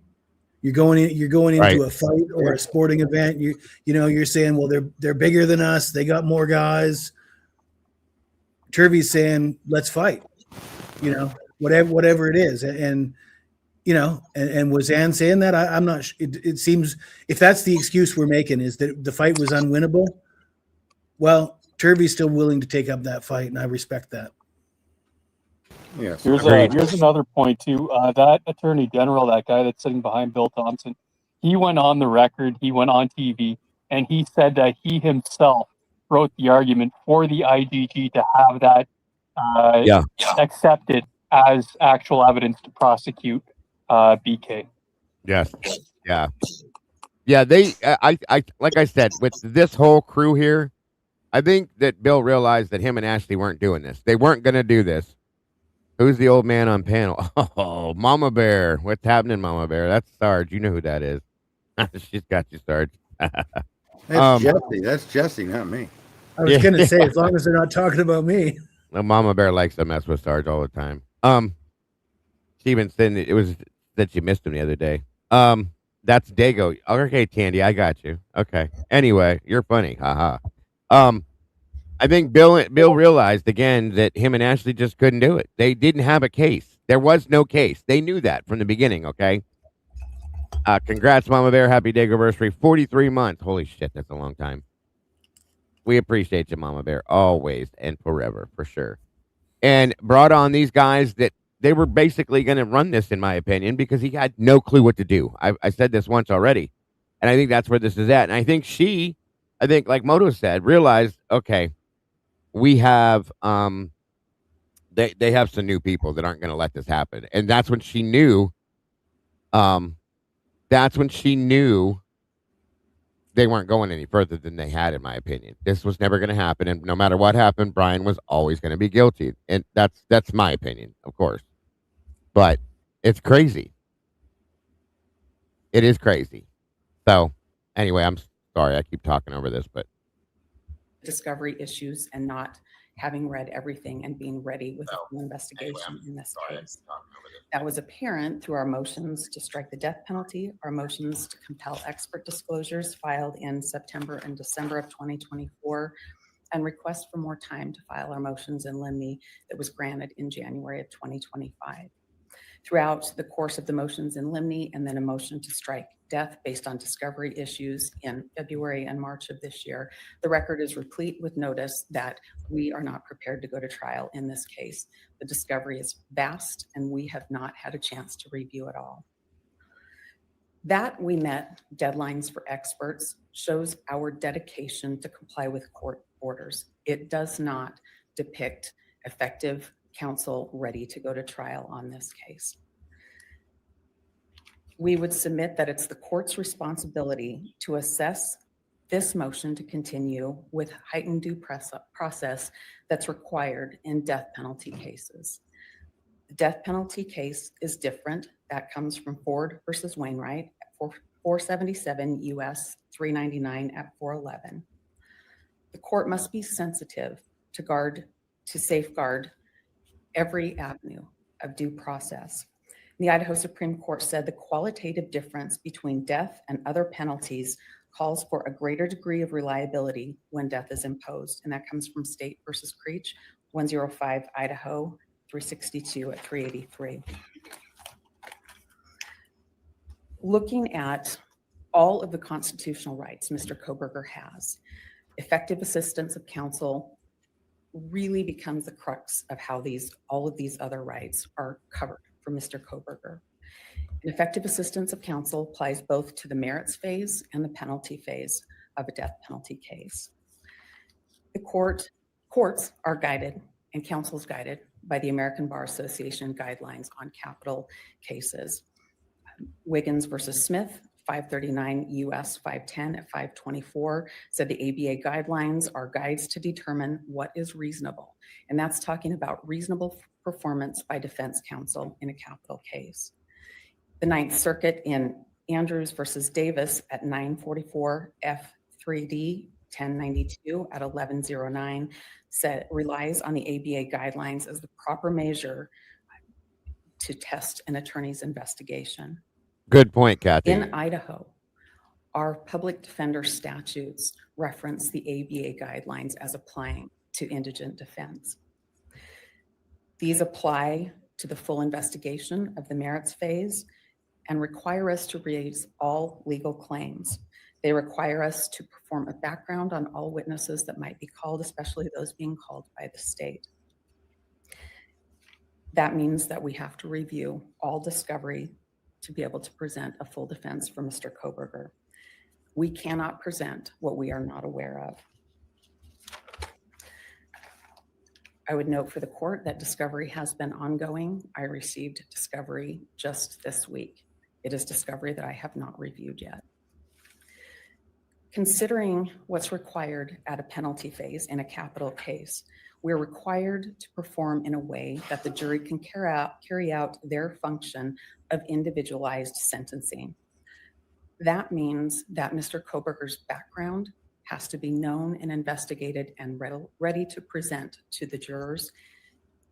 Evidence of his character has to be known and ready to present to the jurors, and his circumstances have to be known and ready to present to the jurors. That's addressed in the Woodson case and in the Lockett case. The jury must have the opportunity to consider all evidence that may weigh against the death penalty, and that means anything from his life history. It is the duty of the defense to find and investigate all mitigating information. We do have several experts that would be ready for the mitigation portion of the case, should the case reach that phase. And they rely on understanding family history and Mr. Kohberger's own history. They can only understand what they've been presented. And the investigation to fully evaluate needs to be thorough. That means that records have to be collected. That means that interviews, collateral interviews have to be done, and those have not all been completed. And it's not because of a lack of diligence in this case. Further, when things that are noted as red flags arise, those things must be investigated. Red flags aren't fanciful ideas of what else could we do in this case. They're real things that come up in the course of the investigation, and whether or not they're important to mitigation and presentation for a jury's consideration requires time to investigate and collect records. Documentation is very important. The court's aware that red flags have come up and they require further investigation. Those are issues that may mean a lot to the experts that would be ready to testify, but they can't be presented until there's a full investigation. They are things that might change the course of the evaluation or might require us to have an additional expert to help. Now, again, remember, I don't know if this is true, if this has affected her, but 3 days before this, she buried her mother, folks. I'm sure that's on her mind. And at this point, if she's going through, and this is what I said then, if she was going through any kind of, emotional distress or anything like that, if she was being threatened, this is just my opinion. People may disagree with me. It should have been brought, and if she at this point feels like she's running into brick walls, I think she should have recused herself and said, "I'm just not here for this." You know what I mean? And I know it's not always that easy, but I think it's a possibility that either that or allow Mastiff to take the lead on it at this point. You know what I'm saying? That's just my point. My opinion. I'm sorry. Go ahead. I have to point out, Ann Taylor is not easily riled. She has the ability to think quick on her feet. She connects with the listener very well. She's good at making her points efficiently. More so than Bryan, the spotlight is on Ann Taylor and her actions in the courtroom. Can you imagine if she delivered these ideas in a railing manner? There is a decorum to follow. She's made a record of it. What more can she do? Can you guys imagine if she conducted herself in I can any answer other that way? question. I think These I can answer talking that points question. about it, she should have been more boisterous, or whatever the talk. I'm trying to paraphrase the best I can. Can you imagine if she did that? It would be twisted. Well, I mean, she did it. She did it earlier on, Eddie. Is what I'm saying. It's like when she like the first one we watched, she was on fire at that point. I believe. She was heading forward, pushing. She knew what she was doing. She had that confidence level. Now at this point, she definitely comes off deflated. Like she's done everything she can. To you, not to me. Well, okay. Well, again, that's you. Echo That's chamber me. talking points. Well, I don't believe they are. I don't believe they are. I think they're important from the to see. standpoint that some people are going to agree with it and others aren't going to. That's fine. That's what I expect. Yeah, but I'm showing where the differences are is what I'm saying, and I think it's important to see when and how. Well, maybe not how, but when it started to take place. And it doesn't mean she's doing something nefarious. Okay, what it means is that at some point there was a change in her that I think may have affected how this happened. May have affected what happened, I should say. I'm sorry, for lack of better. I have a separate point that needs to be made. and that is that even granting Eddie, well, I don't necessarily agree with Eddie, but if Which Eddie's part? point that if she was more forceful, that would be more self-destructive, right? Like it wouldn't be effective for her to be more forceful, more passionate, more I think he says they'd use it against her. adversarial. Isn't that your point, Eddie? That if she was more adversarial towards the court, it would just blow up in her face. 100%, absolutely, yeah. Okay, well, I mean, just the fact that she's okay. I was only asking. I was only the fact that asking. So she's you filing motions was misconstrued. It was she's throwing everything against the wall in the eye roll of the likes of Ashley Banfield and you know all the. I understand the point, and I concede that to you, and that's why I will answer conceding that point. But my answer to you will be that even if the deck is stacked against her, even if she knows that whatever she does will not be productive and Bryan will ultimately be found guilty. And Kathy, I would like your opinion on this. In the case that she knows that she can't win this trial, she should try this trial as a precursor for an appeal. And in order to have an effective appeal, you got to lay the groundwork. You got to bring up all the points. You got to fight. You got to really fight. You got to get all your stuff out there and be adversarial in order to set the grounds for an appeal. And I didn't see that from her. And My that's point why, is it's on the record. The well, no, I transcript don't will think show it. the hair was never on the record. There was a lot of things I thought that should Assuming be that on what you think you know about the hair is correct. It's in documents. I think Pop showed it in a document at this point now, didn't he, the other day? The extra, well, the debris. It's called debris, but yeah. I mean, in my mind, hair labeled as debris is an automatic Brady violation, mistrial. I don't know. I'm not a lawyer, but the way I my limited understanding, my limited understanding after drinking 2 bottles of wine is if you mislabel hair as debris, that seems like burying evidence, which is the epitome of a Brady violation. And yeah, that's a huge deal to me.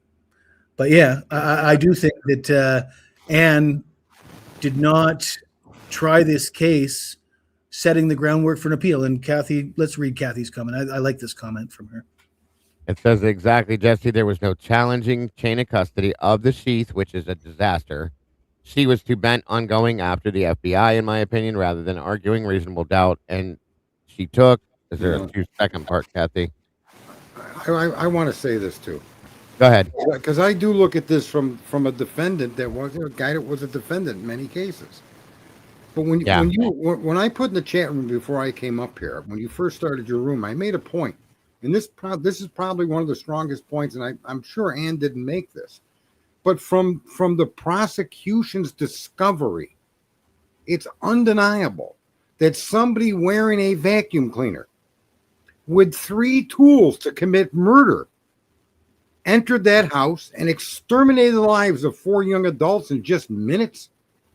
How do you bludgeon someone to death, stab someone to death, and poke holes in them with a round kind of object, dilute all the blood on the 2nd floor, leave no footprints, have a clean bathroom, and knew all of this?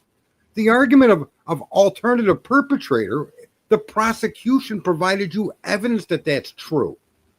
You didn't even need to hire an investigator. It was there for her the whole time. We didn't know this. And, so that's kind of why I have a little bit of criticism for it. Tell me that Bryan Kohberger carried all those weapons in the home, but he left the knife sheath behind that didn't get any real blood on it, that ended up posed with the bodies along with the bodies themselves being posed. Right. He posed all these bodies. He posed Ethan. I mean, I don't know. He did cuts after they were deceased. He put cuts across their throat and on their shoulder. Was smart enough to set the vacuum down, the bludgeoning device, and whatever it was that punched holes in him. And the knife, but he left the sheath. See, my point is that there was never any evidence. All the evidence, it takes it away from a single individual. And she never made those arguments. We didn't either, because we didn't know all of this. Right. But that's that's where the problem comes to play, though. You're right. That's what everybody's struggling with, I About think. the footprint. The footprint, the shoe that made the footprint was found in the house.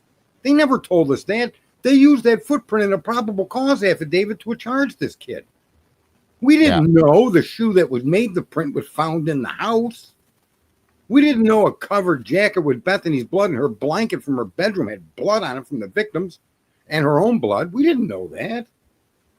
Or undeterminate blood, whatever they want. But my point is there's so much we didn't know. And there was a lot of We things knew that that. we did know that we said we gave her the grace and said she's saving it for later. But the problem is there was no fucking later. You know, all of a sudden he pleads. So there's a big debate right now about the hair. And a lot of people are saying, and I think it's a valid point, that so it's the prosecution's responsibility to test the hair. And it's not the defense's. However, the prosecution's responsibility to disclose that the human hair exists and its examination. So they did a macroscopic examination, length, color, width. Okay, that had to be disclosed unobtrusively to the defense, not as debris, but as human hair. But my point is, though, and they didn't disclose it's not good enough just that it's not Bryan's hair. Because if that hair was found in the hand of a victim, clearly that hair might solve the crime. That hair could point us in the direction of who the actual perpetrator is and shed a lot of light on this. That's the alternative perpetrator argument. I think he cornered her off to name suspects. This is where Hitler stuck it to her. He told her that if she's going to say alternative suspects, she needs to identify them and show evidence that's just not hearsay. Right. And that shouldn't have been the standard. I don't know whose hair has been ripped out of their head and is in Ethan's hand. How could I possibly know that? But I know it exists. Therefore, it's not Bryan's. Therefore, it's an alternative perpetrator. My job isn't to go enforce the law. She should have named one of her alternative suspects. No. Whose hair was in Ethan's hand. No, she wouldn't have to have named a suspect. She just has to show the object proves another person was there or people. And it detracts from Bryan. Yes. It's the state's job to prosecute the person that they bring to court. They have to investigate, right? So if they charge Bryan and they don't bring the hair up in their discovery and they label it as debris and you don't find out till like a week before your plea or whatever, that's not just a Brady violation. That's insane. Because she didn't have that info apparently when she made the alternative My understanding of the timeline is Anne didn't have that information until after she made the argument and was denied of the alternative suspects. And then after that was discovered, that was given to Turvey, and then it went forward and they made the plea deal. That's how I understand the timeline. I could be wrong. But even being wrong, her argument, I would never have accepted the judge telling me I got to solve your crime. You're the state, brother, not me. This is my client. I work for him, not you. All I can tell you is that there was other blood there. There were other people in the house. There was hair there. There was, right? That's enough to substantiate that. The problem is, even if they did say they had to test the hair or they had to test this debris, I think it just would have fallen on deaf ears anyways. I still think Hitler would have denied it. She just be talking to a brick wall. Yeah, but that's my point, Moto.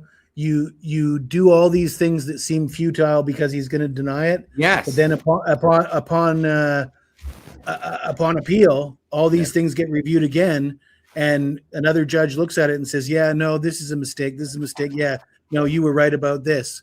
And all those things that he denied get reversed. That's the way that's how I understand it in my limited knowledge.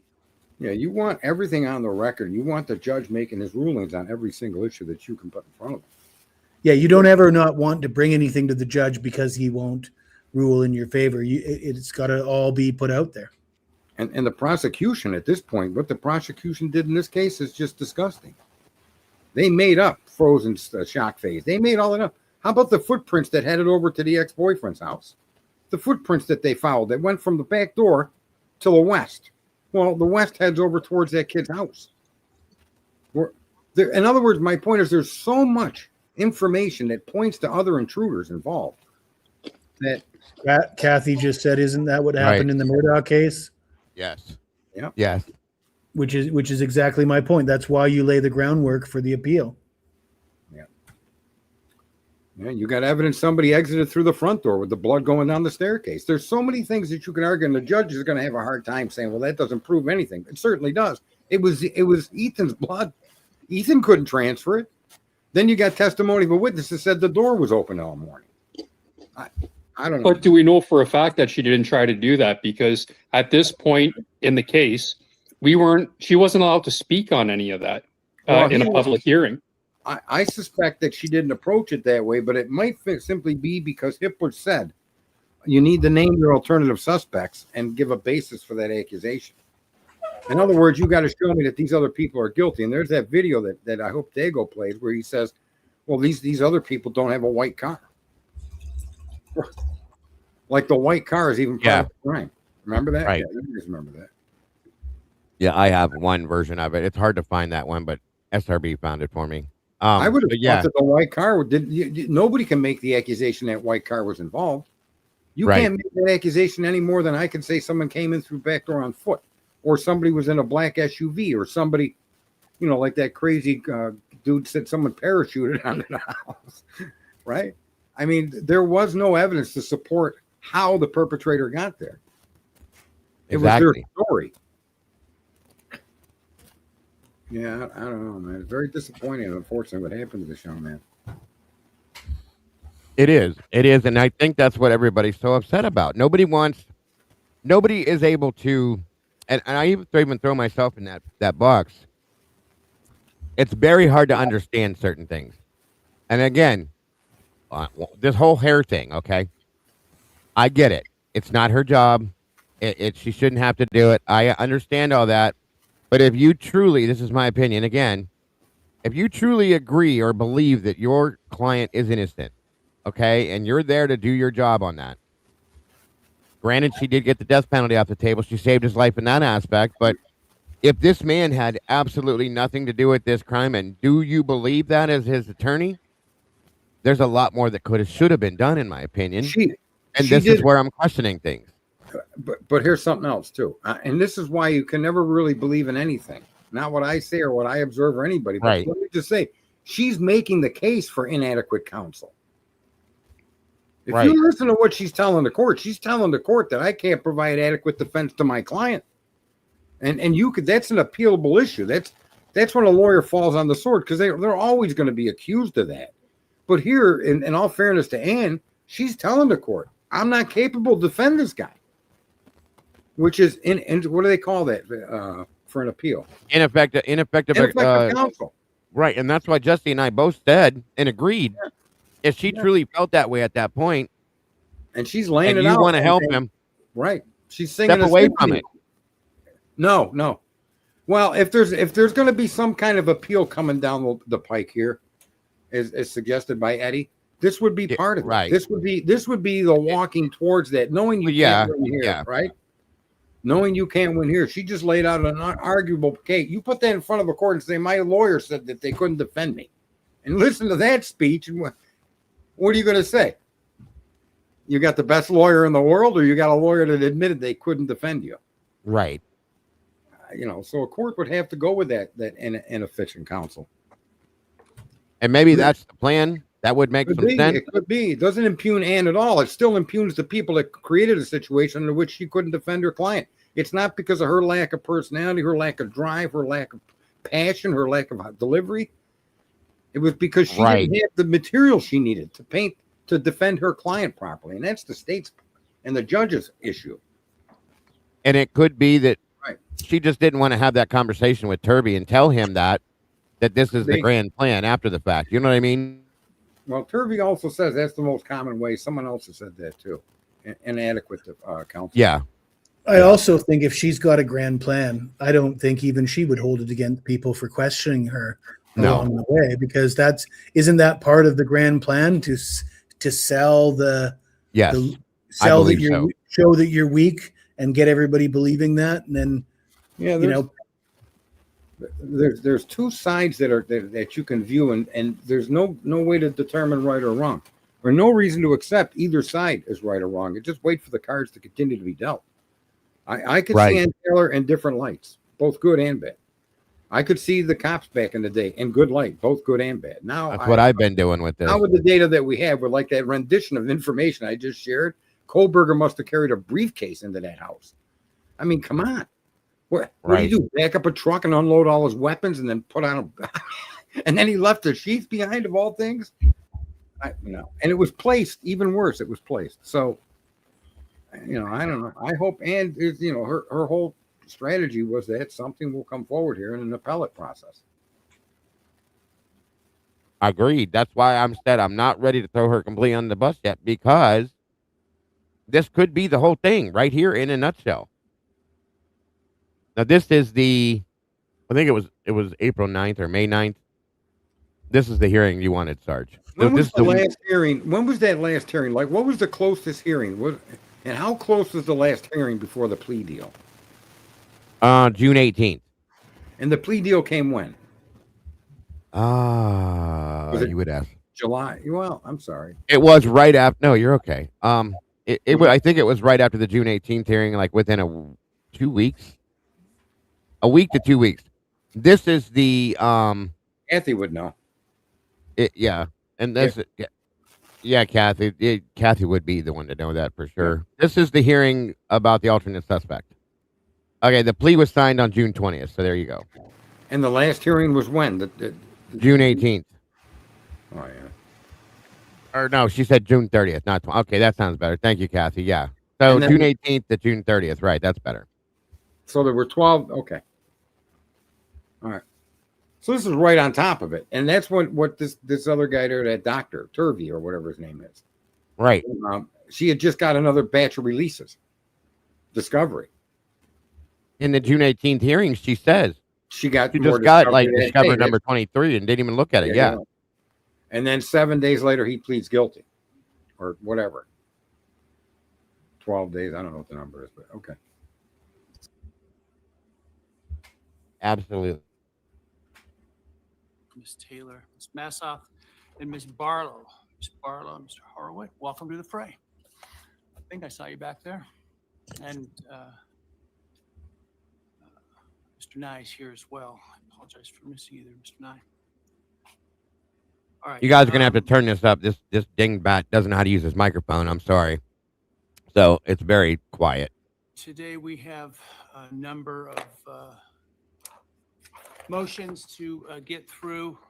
What we don't get through today, we will take up tomorrow. You should have received by email a listing of score sheet of the. We're not going to watch this entire thing because it's like 6 hours. What we're going to do is at some point when I find it, we're going to skip through to the alternate suspects motion. Groups within the groups, we may not stick exactly to order, and we may take up several within a group if they're related at the same time. And so with that, let's take up defendants' motions in limine regarding inflammatory evidence, use of the term murder, and use of the term psychopath or sociopath.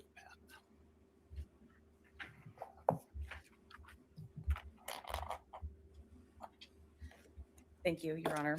I'm guessing from the court's comments, the court wants me to address all three of those. I'll do that then. Your Honor, the motions are brought to the court based on Mr. Kohberger's constitutional rights and the rules of evidence and relevant case law.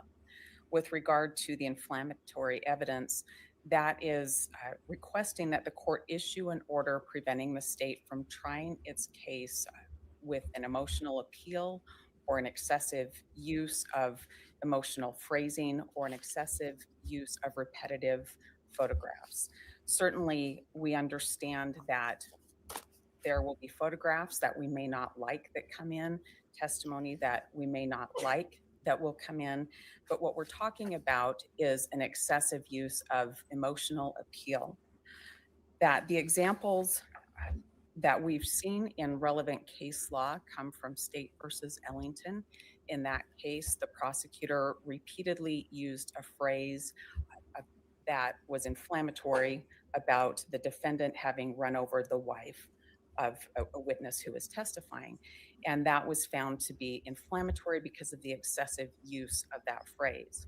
Additionally, in that case, there was an appeal to juror emotion when the state sought testimony from a witness about why he might have left his job. Those are examples of what we're talking about. The court has to do the rules of evidence balancing test, and to do that after the state has elicited inflammatory testimony is difficult to undo and puts Mr. Kohberger in a position where the jury's already been inflamed. And so we're seeking to prevent that.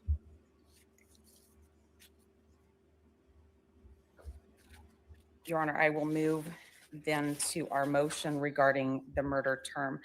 This motion is also based in Mr. Kohberger's constitutional rights to due process and to a fair trial. This is not a motion to ask the state not to use the term murder. That's going to come out when the court reads to the jury the charging document. That's going to come out in jury instructions. This motion is about the state, through its witnesses, labeling Mr. Kohberger. That invades the province of the jury. Mr. Kohberger sits here today. He's innocent, and it's up to the state to bring evidence and a jury to decide if that's different. The state, by using that kind of term as applied to Mr. Kohberger, gets in the way of what the jury needs to decide.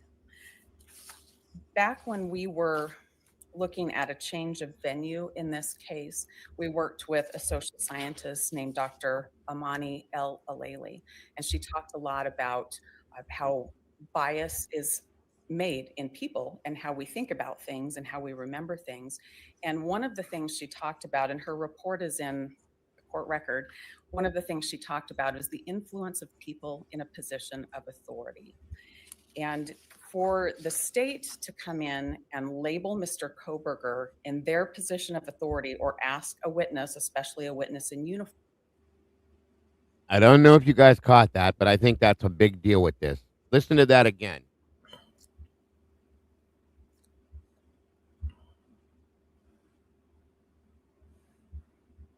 Difference between bringing them to make sure that the examples that we've seen in relevant case law come from State versus Ellington. In that case, the prosecutor repeatedly used a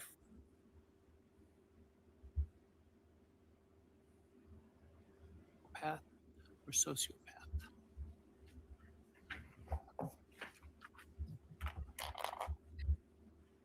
Kohberger in their position of authority or ask a witness, especially a witness in uniform, to do so is very detrimental. It's inflammatory to Mr. Kohberger, and it would Outside of opening statement, perhaps, where the state might say, we intend to prove the defendant murdered the victims.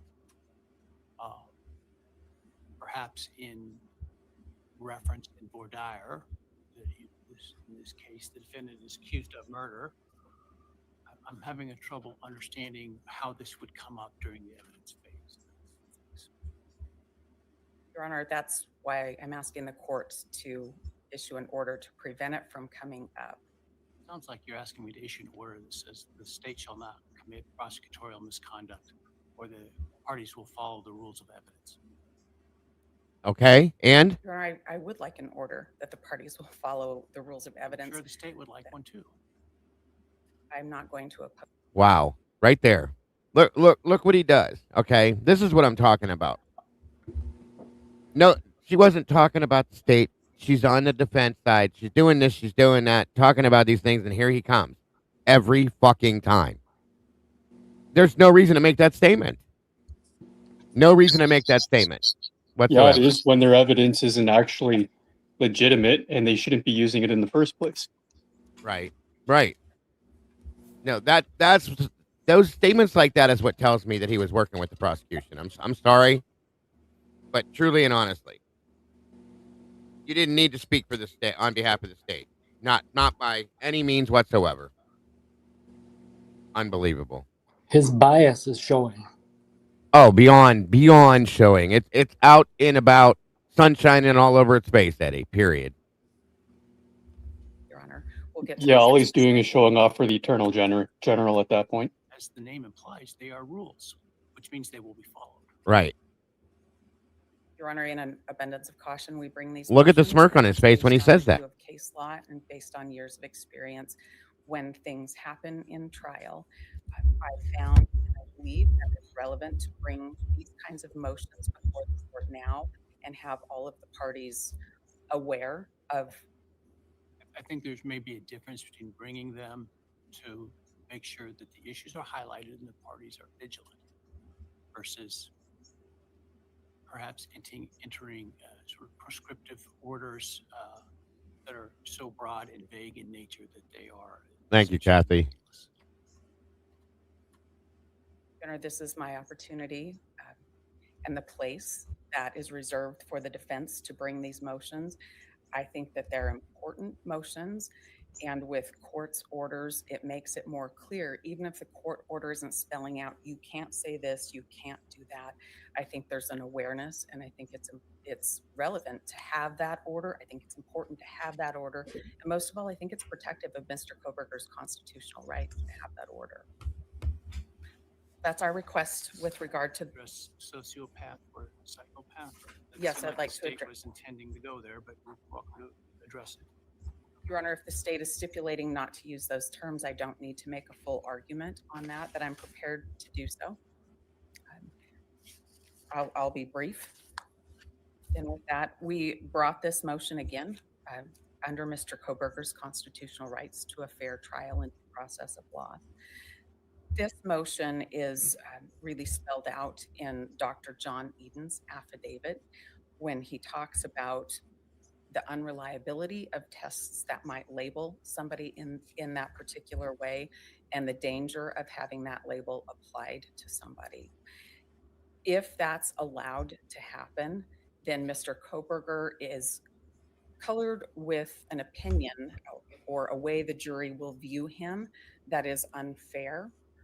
And our request is that the court not allow the state to label him in testimony as a psychopath or a sociopath, because any kind of testing is unreliable.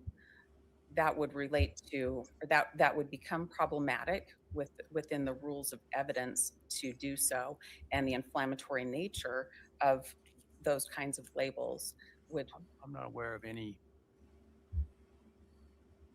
testing that has been done that has reached that conclusion. Am I missing something? You are not missing anything. There has not been any testing. There has not been any labeling. This again is my opportunity to bring a preventative motion to protect Mr. Kohberger's constitutional rights. And that's the purpose of that motion. Thank you. She's trying to get in front of it before it happens because obviously she's worked around Taylor before. She knows the things that he does, and that Bryan having these issues, she probably just inferred that was going to happen. So it's a preventative situation. That I didn't blame her for at all. Knowing what the prosecution what other things they've done already. Thompson? Thank you, Your Honor. And as the court is aware from the responses that we filed, Mr. Nye and I actually kind of divided these motions up. We didn't realize they would be heard together. But as to the inflammatory evidence, what the court has noted is exactly what our concerns are. In the defendant's filings, he doesn't specify what inflammatory evidence he's concerned about. He doesn't define the phrase exceptionally inflammatory, nor are we aware of any definition of that. The words just seem to be used loosely and freely here. And in fact, in the defendant's reply, he acknowledges at page 2 that he really doesn't even know what he's trying to object to. He's asking the court to presume that something's going to happen or anticipate something without a basis for it. And if you think about it, you guys, think about this. It can be heard, basically brought this to mind. The Dateline hit piece did exactly what Ann just said she didn't want to happen from the prosecution. It pointed Bryan out as being a sociopath, a psychopath, all those things, as well as every other bit of propaganda that came forward. So it happened either way. Okay, and maybe hence the reason why she was trying to get in front of it, because it was already being done through social media, and legacy media. In turn, she's trying to stop it from happening as prosecution, because they very likely would have used it. So again, I don't blame her for that at all. And of course, he's Mr. Prosecutor Judge here is trying to argue everything he can. When she makes a statement, he makes an argument every time. Without, you shouldn't be doing it. Period. We don't see any basis. Hold on, I don't know what just happened. Sorry about that, guys. Not my fault. There we go. We're good. Our trial professionally, and we anticipate that if there are questions about anything that we do, there will be a timely objection and the court can address it in that fashion.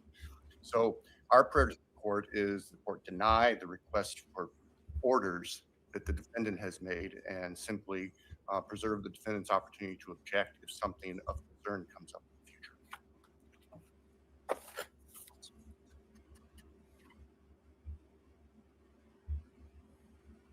Runner, just briefly, the purpose of using exceptionally inflammatory is used in conjunction with our recognition that in case law, photographs that we might not like will come into evidence. Exceptionally is to define what we mean. And we mean when it's over the top, when it's unnecessary, when it's going to inflame the passions of the jury, and that tips the scale of relevance.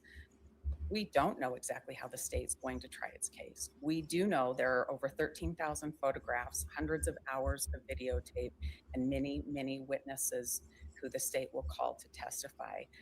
We believe that it is imperative that we have an order to prevent the case being tried in a way that presents inflammatory evidence and appeals to emotions for the jury. All right, the standard for motions in limine, which I'm about to set forth, applies to most motions a day that we'll address today, and I don't intend to repeat this motion, but for the record, let me put once evidence is relevant if it has any tendency to make the existence of any fact that is of consequence to the determination of an action more probable or less probable than it would be without the evidence. All evidence, all relevant evidence is admissible except as otherwise provided by the rules of evidence or other applicable laws of the court or of the state. Although relevant evidence may be excluded if its probative value is substantially outweighed by the danger of unfair prejudice, confusion of the issues, misleading of the jury, or by considerations of undue delay, waste of time, or needless presentation of cumulative evidence. The question of whether evidence is relevant is a question of law to be reviewed de novo, while the decision to admit relevant evidence is reviewed for an abuse of discretion. On discretionary matters, the trial court must correctly perceive the issue as one of discretion, act within the outer boundaries of its discretion, act consistently with the legal standards applicable to the specific choices available to it, and reach its decision by the exercise of reason. So my concern with the motions is not the substance of them in the sense that I think it's appropriate to highlight those issues that everybody should be cognizant of. It's in fashioning an order that has any real meaning because of the breadth and lack of specificity of the motions. With respect to the use of terms psychopath or sociopath, I do understand that there is no evidence that the defendant specifically has been tested and found to be with that diagnosis or personality disorder, if you will. And I understand the state is not intending to, at this point, seek to attach that label. Absent evidence, competent forensic evidence, if you will, qualified expert evidence, and I haven't worked all the way through penalty phase, and I suppose that could come up in penalty phase. for now, certainly for the guilt phase, innocence phase of the trial. I am ordering that the state and its witnesses not use those two terms or their equivalents. If something happens where you believe a door has been opened before launching into that in front of the jury, you're also required to bring that to my attention outside the presence of the jury. With respect to the term murder, well, let me start with the term murder. So I don't, obviously the jury is going to be charged with what the charge is or our charges are in this case, which include first-degree murder.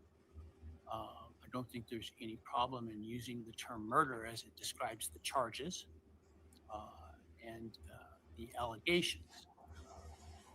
Testimony or statements by counsel or by others that the defendant is a murderer or committed murder, I think would be essentially argumentative in nature at this point. I will tell you that the one thing that will get my dander up quickly is either counsel attempting to argue outside the one opportunity they have to argue in a case like this, which is closing. And I will shut you down faster than you can imagine if I see that.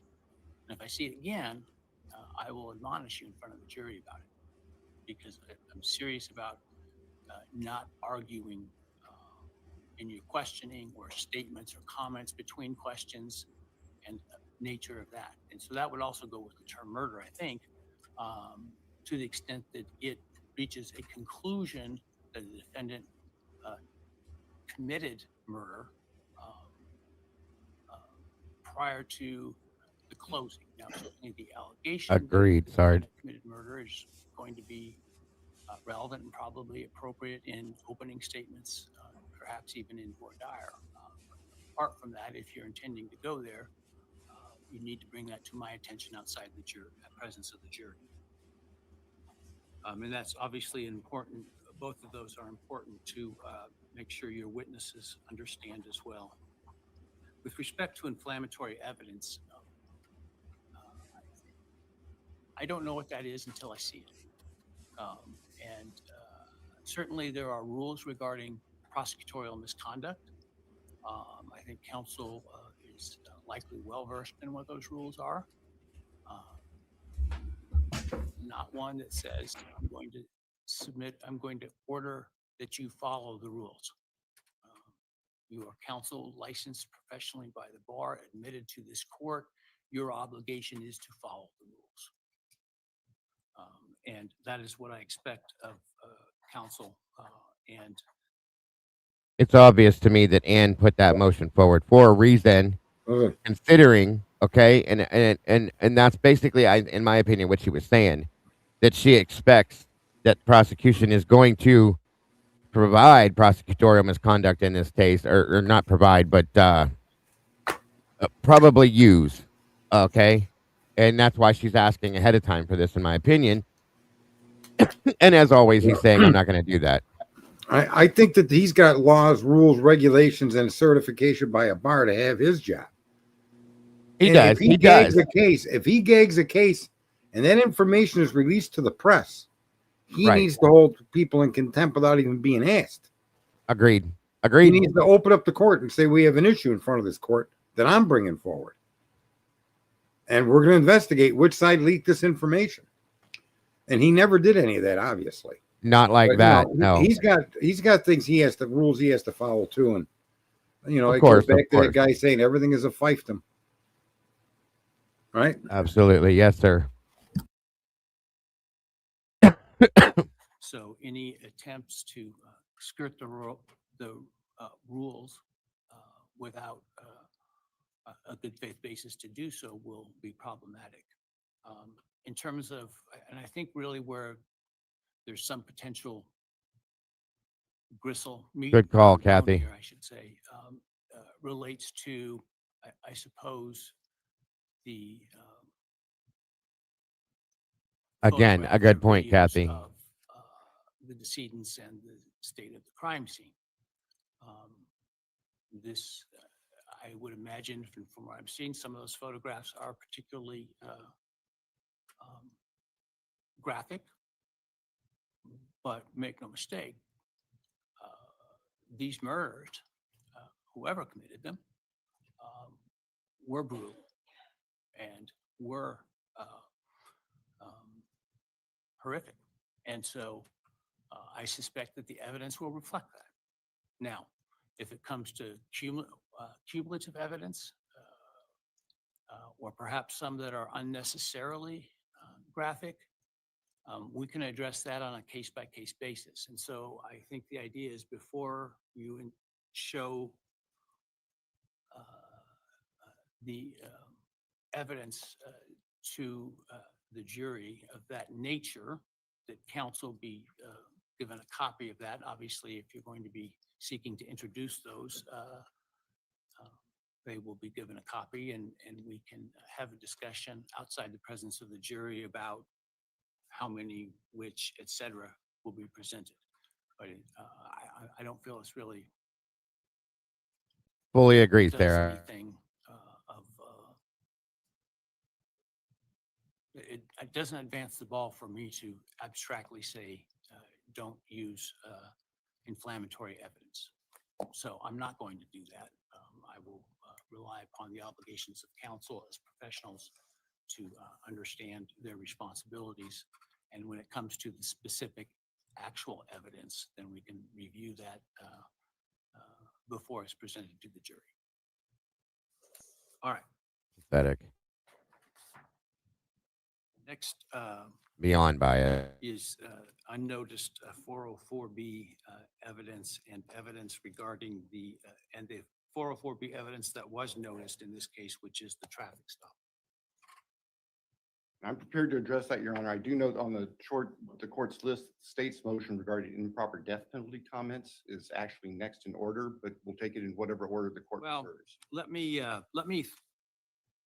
if you want to address that, let's do that first. I apologize. I should have included that within the group because I think it kind of falls within the same. All right, so I'm going to go forward through this and scrub through it to find it because these things are unimportant to me as far as I'm concerned. I don't think they're going to make much difference. I'm going to get to the part that is. The first part I thought was important because of the way it was handled, in my opinion.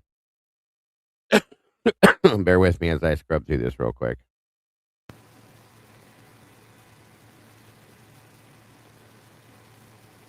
Of course, if you have any comments you want to make while we're doing that, go for it, please. I don't know. I think, all of us sit and want to see something that shows this kid was directly involved. Not because your story is so convincing or because, you could paint like Michelangelo, but because the evidence speaks for itself. Sure. Right? I mean, absolutely. Because the evidence does speak in contradiction to the accusation. Right? Not even, like I said before, there's a trillion ways this kid could have been involved, but certainly, definitely not in the way they're trying to sell it. Right? You're giving me a vacuum cleaner pitch and you're trying to sell me a rocket. I mean, I want to buy a rocket, not a vacuum cleaner. Why are you giving me a vacuum cleaner pitch? Right. Right. So, if there was one way that you could show that this kid wasn't involved, this is the way that to me, the prosecution put it together. Agreed. Truly and honestly. I think not just the evidence, it's the behavior of the investigating officers as well. The way they investigated the case indicates that they were aware of something much different than a single perp crime in 3 minutes. Definitely, yeah. Even a 10 or 12 minute crime. There's just too much evidence to support that could not have been done. Right. I think that's why they're being so deliberate in trying to restrict the photos from the jury And I think that's why they want the attorneys to go over and review them before they're even shown to the jury. Yeah, jury, just because, sure, they might be graphic, but I'm sure every other death or death penalty case has had graphic photos. I honestly think they're just trying to say, which ones do we got to cut out that aren't going to, be in the defense's favor. Yes. Listen, you could even suggest that all of these cast-offs that were diluted, right, came from a single perp. But now you're going to have to explain how it came from only one weapon. How does one weapon contain all of the victims' cast-off, including a blood stain of Ethan on a staircase? How could every one of them be diluted? It just doesn't make any sense. It doesn't at all. No. 100% not. It's not even possible, in my opinion. And again, that's never even spoken to. It's bullshit. There's a lot of things that was just all the stuff that we've heard since this case ended. It's overwhelming. Yes, very much so. How the cops focused and everything that they saw had a Kohberger sign to it. Everything, no matter what. Everything. Yes, everything. Right? 1,000,000%, sir. Yes. Acceptable anymore.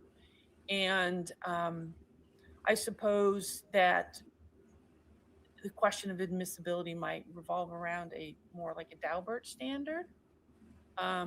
But given that we have not had the opportunity to see these opinions until so recently, that was not something we were able to do.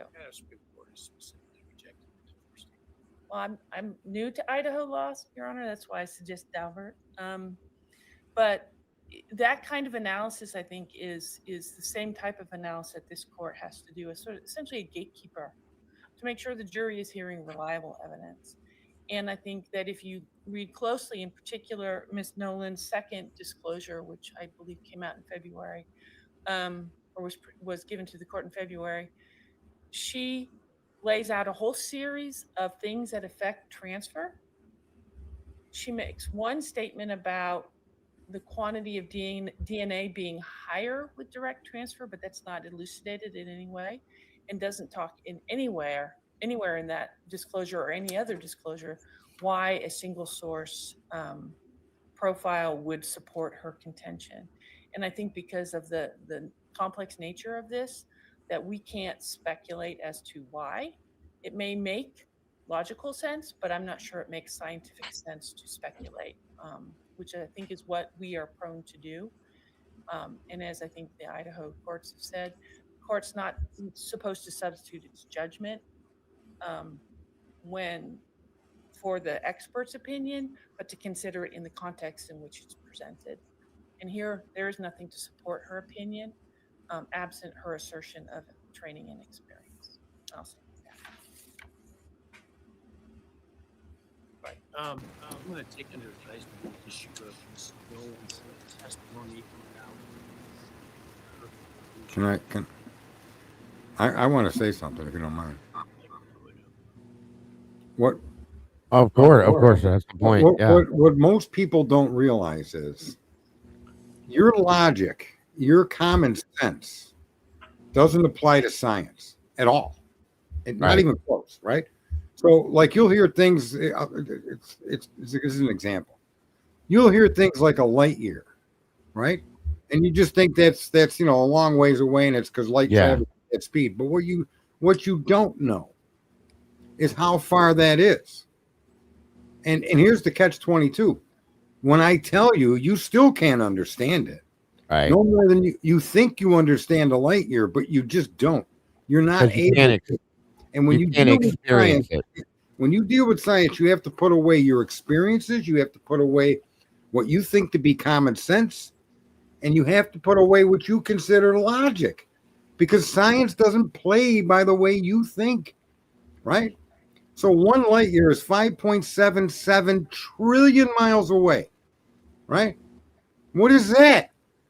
You can't relate that to any life's experience, to any logic, to any. No. And that's what she was arguing here. That woman's statement that she's claiming that she could determine how a DNA was left through direct touch or otherwise, is that kind of statement is consistent with the thinking of someone that doesn't have any knowledge of science. It's just out of bounds of science. You can't determine how a DNA sample ended up where it was unless it's directly on the weapon you used to stab somebody and you got cut. In other words, the fact has to be a fact that can be irrefutable. You can't opinionize science. And Good point.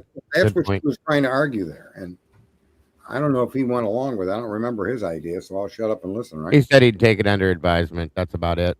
Okay. Yeah, see, he's not capable of understanding how the scientific Well, thinking you is can't unless you can completely experience that. That's right. Unless you can experience it, you can't understand it, in my No, opinion. no, but there's no. Here's the catch-22. What I'm trying to say is you can't experience it. Right. That's what I'm saying. Beyond You won't human- understand it. Right. There's no way to understand her argument that that's more likely direct touch DNA Yeah. than it is transfer. That's an ignorant statement, and to understand its ignorance is to accept science, and that some things are just indeterminate. You just don't have an answer, Right. and you may never have an answer. And as scientists, you accept that, and you keep looking, but you got to accept the truth. And this woman, whoever that woman was that said that, is an idiot. Sergeant, I think his response was there's no expectation of privacy for DNA left at a crime scene. It was. Yeah, no, and he does make that response later on. But her argument right there was that the woman had determined how the DNA got. The single source got through touching the item. Right? Wasn't that what that was just about? Yeah, and I was being funny. That it's just a generalization that encapsulates his overall opinion about the way things are going to go and the way he's going to lean. Right. I think he lost his hair because the dumbness just can't stop pouring out of his head.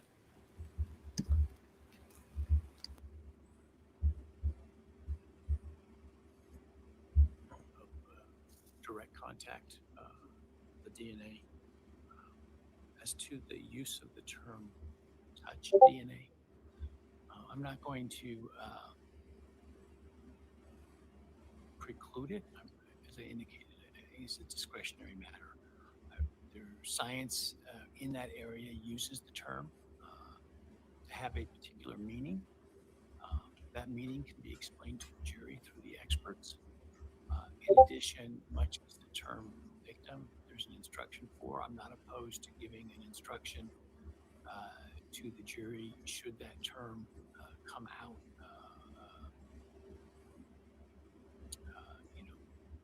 That the court is not intending to, by use of that term, or by any of the attorneys' use of that term, making a conclusion. On the other hand, I do encourage the parties to not use the term as much as they can. I think we underestimate the intelligence and reasonableness of jurors, having presided over well over 100 jury trials. I think that we worry about things that they are more than competent to understand and not jump to a conclusion simply by the use of a word, particularly where there's scientific testimony around explaining what that word means in context. And so I'm not particularly worried about it. I'm not opposed to some kind of instructions if the parties can agree on one. I would suggest the parties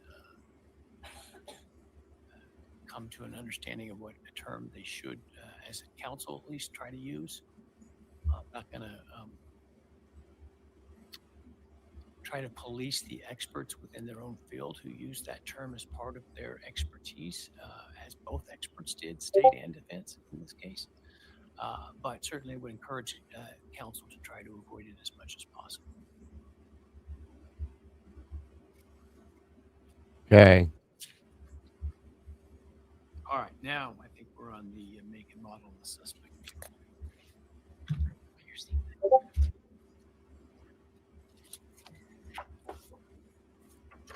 Your Honor, this is a motion where the words do matter. We're following up on that one. This seems appropriate. This motion, we're talking about the phrase used by the state, suspect vehicle number 1. First, this motion is grounded in Mr. Kohberger's rights to due process and a fair trial. Thinking of why we have this motion, we have to remember this is a highly circumstantial case. That's what this case is about. And one of the pieces of circumstantial evidence that the state will use is a video from a house on King Road, 1112 King Road. And that video depicts a vehicle. There are several views of that video with vehicles in it. The state will also use other videos that depict vehicles or a vehicle in surrounding areas. As they said in their response briefing, they do not have one continuous video loop. So the state's piecing together several videos and calling them all suspect vehicle number one. That invades the province of the jury to make that determination. The state has Special Agent Immel, who will testify and identify a make and model of a vehicle from one of the many clips of videos that the state will use. That make and model cannot be identified from other than one view of that. This motion is not asking the court to prohibit the state from producing the videos or producing Agent Immel insofar as his testimony matches his expert disclosure. But this is about preventing the state from saying, this is suspect vehicle number one. This is the same vehicle in all of these video clips. That's something that the jury will have to decide after they hear evidence to make that determination. This motion is important because that has been referred to, suspect vehicle number one has been referred to by the state in their affidavits for search warrants and other pleadings that they've written where the state has made this connection and they can't do that. This is up to the jury to make the connection if this vehicle in 1112 King is the same one that was in 1125 Ridge Road and other various places that the state intends to show. We're asking the court for an order prohibiting the state from making the reference of this as suspect vehicle one to state that as a fact, not to prevent them from presenting evidence in the way of video clips or expert testimony, but just to prevent them from invading the jury box when that's up to the jury to decide if that's the same vehicle, if it's a Hyundai Elantra, and if it's consistent with one that Mr. Kohberger drove us on.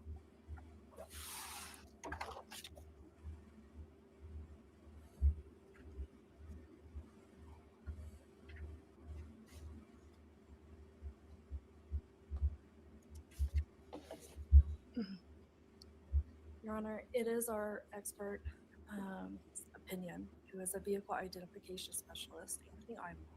It is his opinion that the suspect vehicle, captured on various surveillance video, shares similar class characteristics to a 2014 to 2015 Hyundai Elantra. He specifically relied on certain video, while some are better views than others, but he relied on all video from 451 Paradise, 1125 Ridge Road, 1112 King Road, and all the WSU surveillance to come up to his opinion.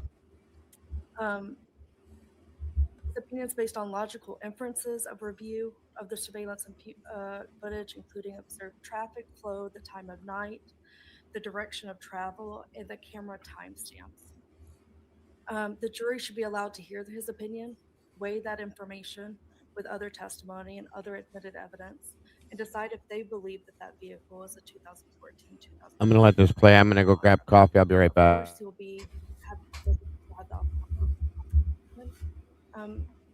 a IMO, that's the process, and that's the process.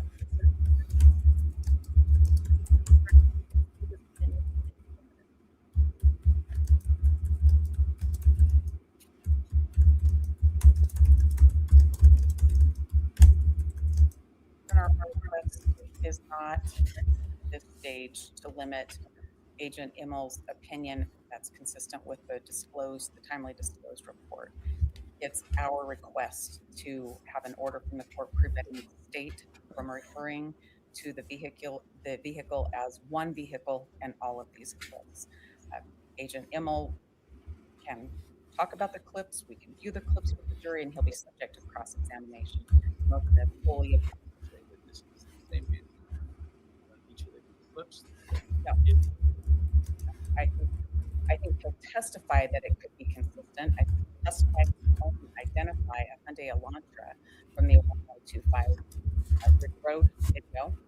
And I think that he will agree that his original opinion was that it was a 2011 to 2013 Hyundai Elantra. And I think he'll testify that only after Mr. Kohberger was identified. Not actually, as I understand it, expanded.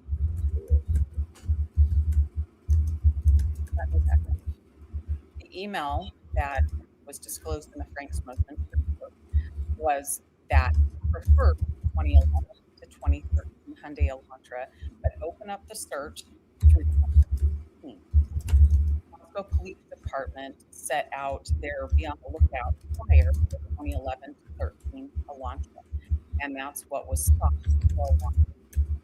Agent Immel in that email did say that year that the vehicle Hyundai Elantra that's a 2014 to 2016 came later, and that came after Mr. Kohberger was identified on December 19th, and in looking at WSU footage of a different vehicle.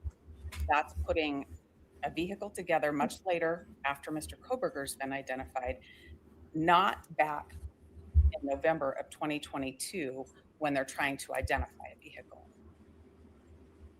I think that's consistent with the facts. I think the facts are in the email, which originally was this date range, and then he said, well, I'm more comfortable with the expanded.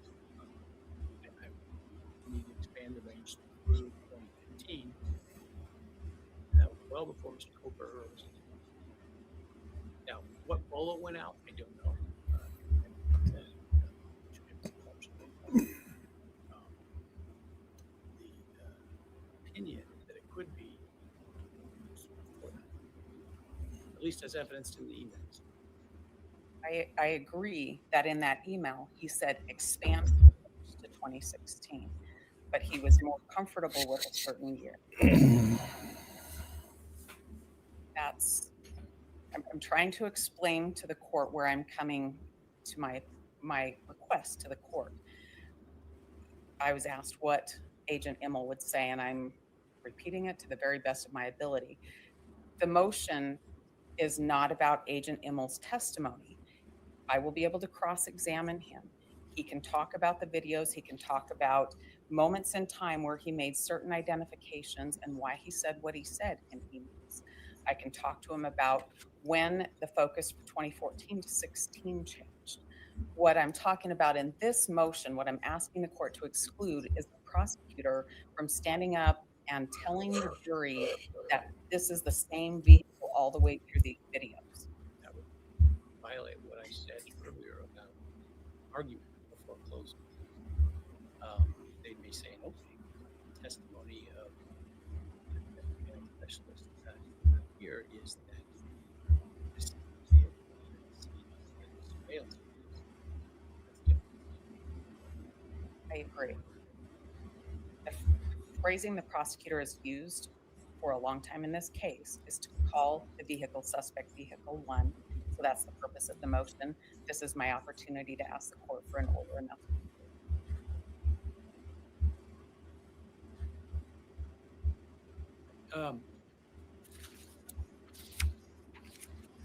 So I'm going to write a little something on this issue. But,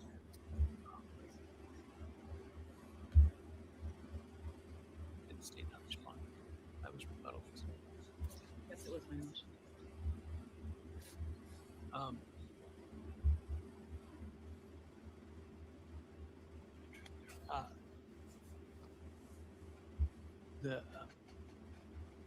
My inclination is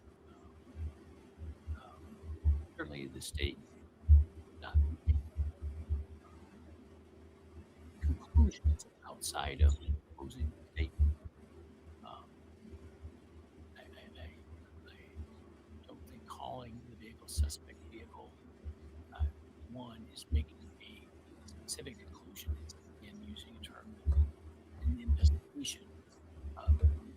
basically making an argument that various various images of vehicles on the various surveillance cameras is the same vehicle. Is making that conclusion is argument. So that wouldn't be appropriate. I think the opening, for example, you could say that it will be, right? As to the agent's ability to make that conclusion, I don't believe that is an ultimate is taking the ultimate conclusion from the jury. I think that's right within the province of expertise and based on the evidence that it is speculative. First, the agent shouldn't be allowed to offer that estimate. Right. With that, let's take a lunch break, 45, 50 minutes, and then we will come back shortly before 1, no later. All right.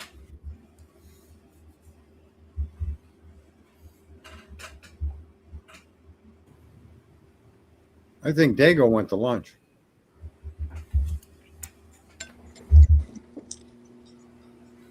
I I still think you and Eddie have to have it out, Sarge.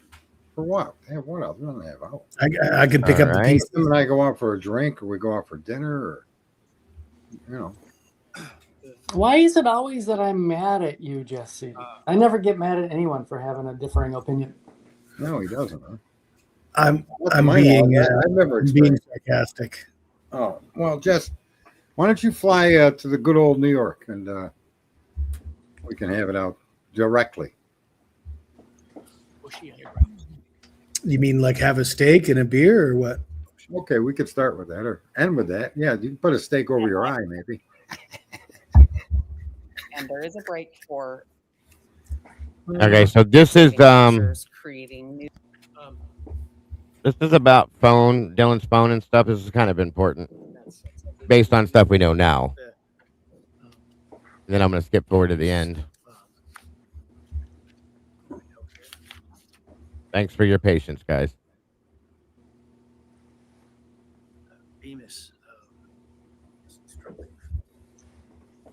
I have to point out something real quick, if I may. Oh my God, Eddie. I'm just kidding. Go ahead, bud.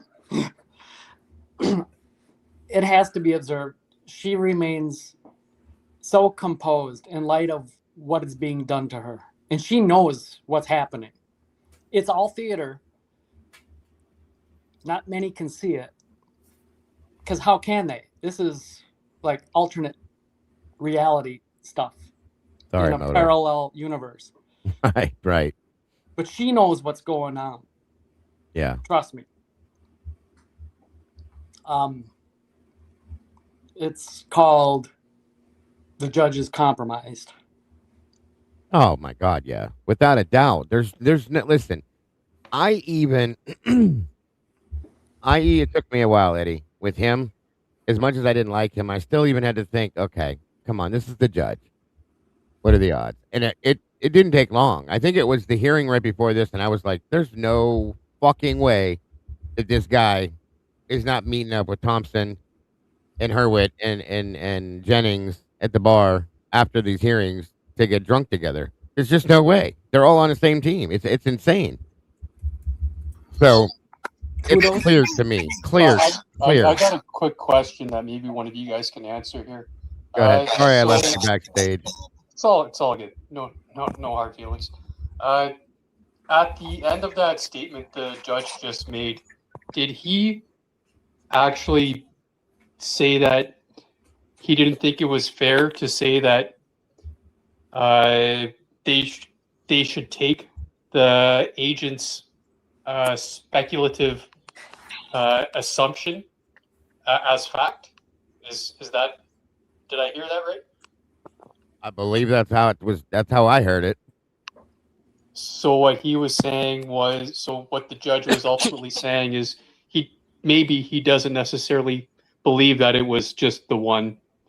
It was just Brian's vehicle. Right. Or he couldn't really determine whether that was Brian's vehicle Brian's vehicle or not. Did I hear that correctly? That again, that's how it comes off to me. Without saying it out loud, yes. Welcome, Izzy. Is that Lucy? I guess that shows a little bit of unbias. I mean, not enough, but yeah, slightly.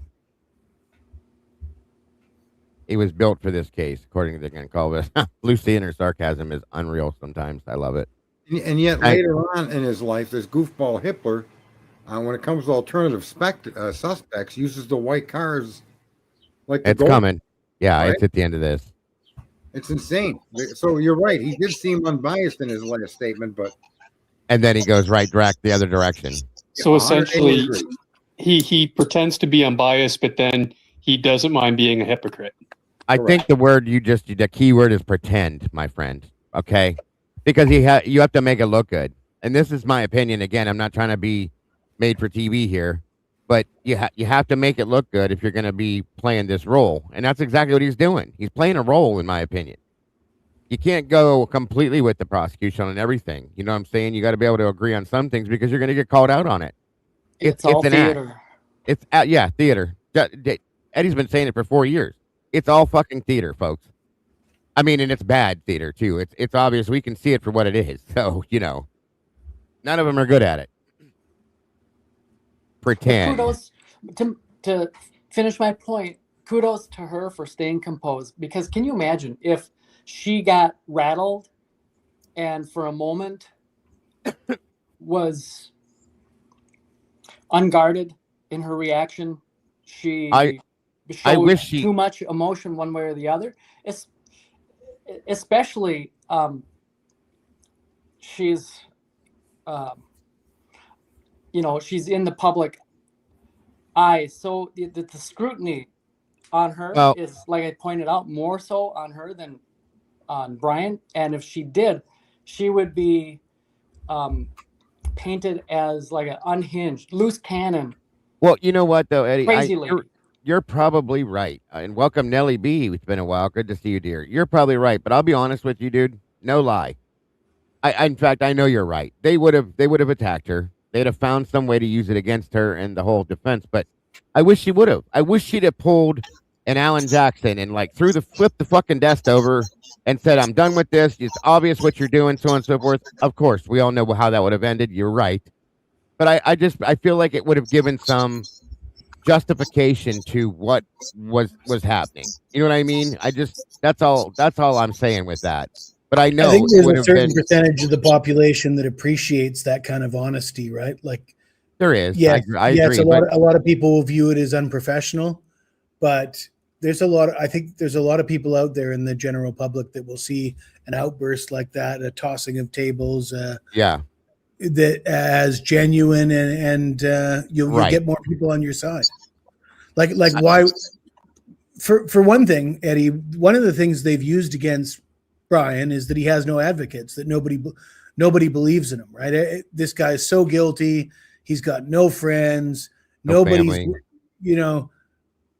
And if his lawyer is willing to toss tables and say, "You're fucking wrong," and he's innocent, and really, like, that kind of upends their whole narrative of he's so guilty that nobody's willing to stand up for him. Right. And that is an Alan Jackson tactic, as Dago mentioned, and I think it's an effective one. I hate to say it, but there's unfair rules. Maybe a male can do it, but I think it would be mischaracterized if a woman did it. And it would have. I agree with wrong. you. No, I fully agree that they would have been like, "Look at this crazy bitch, blah, blah, blah, blah, blah." That kind of shit would have been done. But I almost wish, like I said, I would not want to see anybody to be put down like that, to be categorized like that, classified that way. By no means.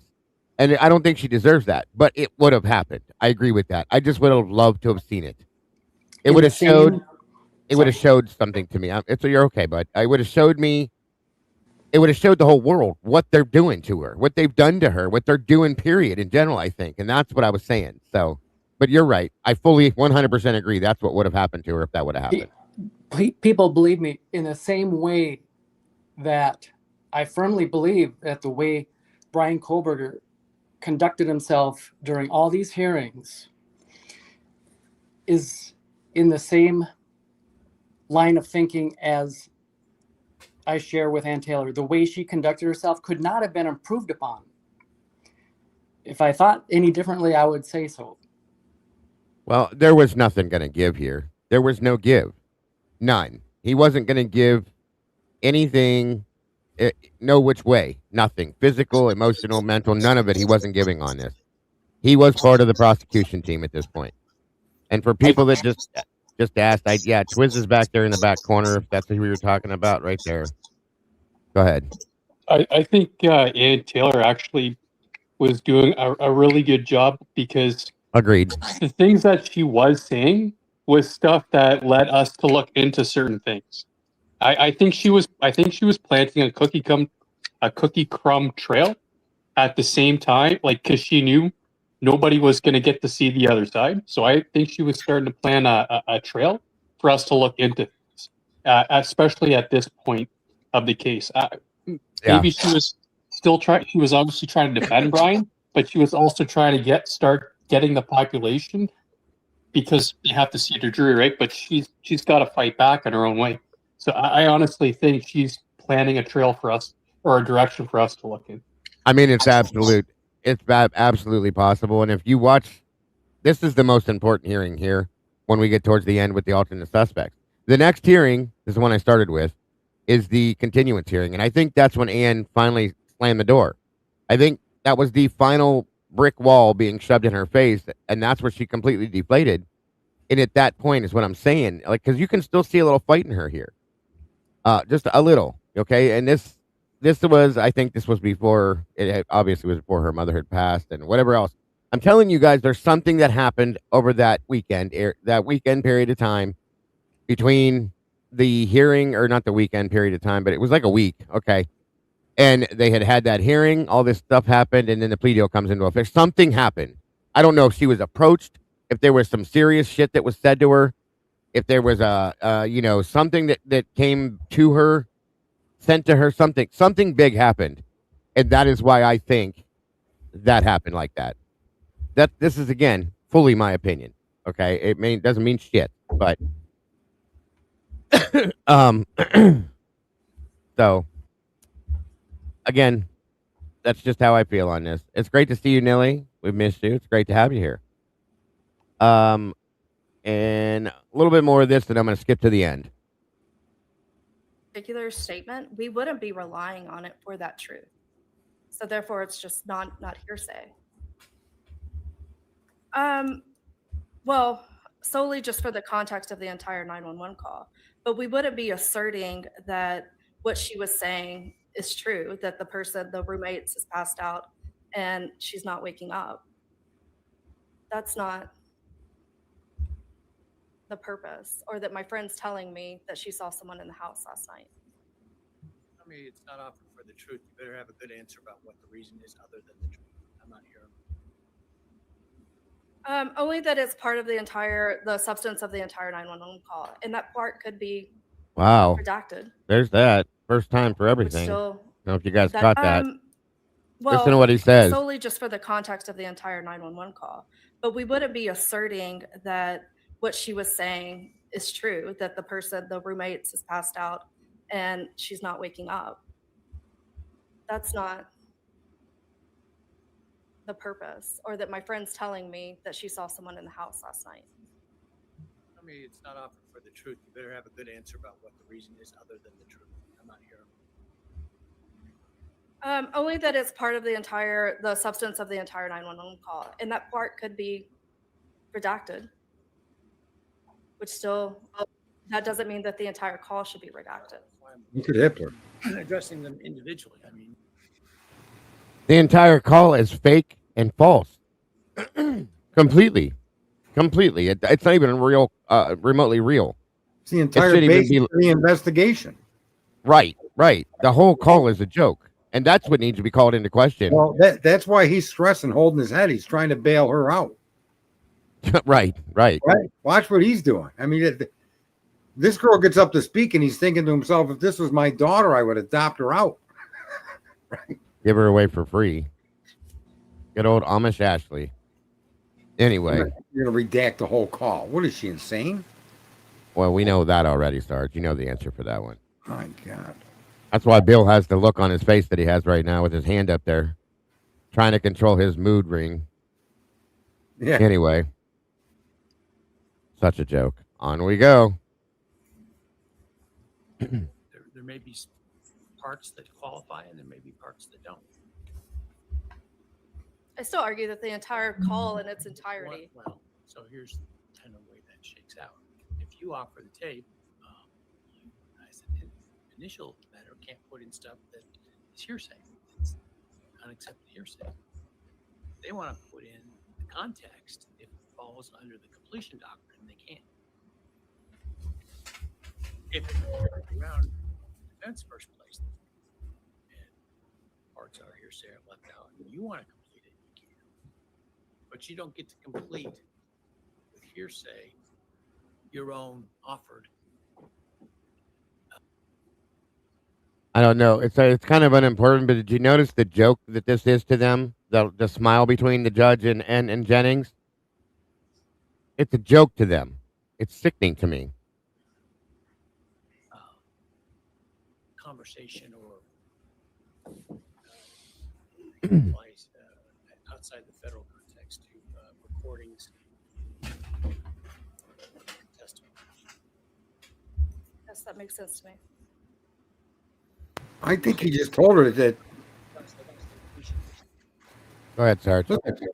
He's telling her she can't edit that phone call to her own to create her own conclusions, right?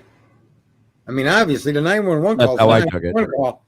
You could frame it in any story you want to sing. You could play the tape and sing your story, but the phone call speaks for itself. It's got to be that 911 call. The initial responders brought to that crime scene, which then they interviewed. Well, they didn't interview, but they listened to these people make these comments on a phone, recorded. Right. What are you recording 911 for if it can't be brought into a courtroom? Right. So yeah, I think he's shooting her down here. I agree. It didn't happen much, but they needed to do it for more important things, in my opinion. Like the alternative suspect. Bingo. You can't say that that's his car. Right? I mean, that car should never have been even discussed. They should have said they had a sedan that the accused vehicle resembles. That's pretty much all they should have been allowed to say. The only way that it was the same year as his and blah, blah, blah. Right. The only way that should have been allowed is if they had a photograph or video of Bryan Kohberger driving the car. That would have been a different story, but they don't have that. That night, or they found forensic evidence that didn't exclude the vehicle. Exactly. They excluded it themselves with their forensic analysis of the car. Yep. So, yeah. That's the thing. I don't even think, me personally, and I've said this for years now, I don't believe that the people that actually committed the crime were ever in a fucking car. I think they were on foot. Well, there's footprints leading away over towards the other kid's house, that Jack kid. And the stairwell behind the house on the top of the hill that goes down to Walenta Street is buried and hidden by trees, and the night, the night darkness and all that shit. It's perfect. It's perfect. So, yeah, just saying. Still slaying. On we go. I'm not sure you get to rely on. Well, I know you don't get to rely on.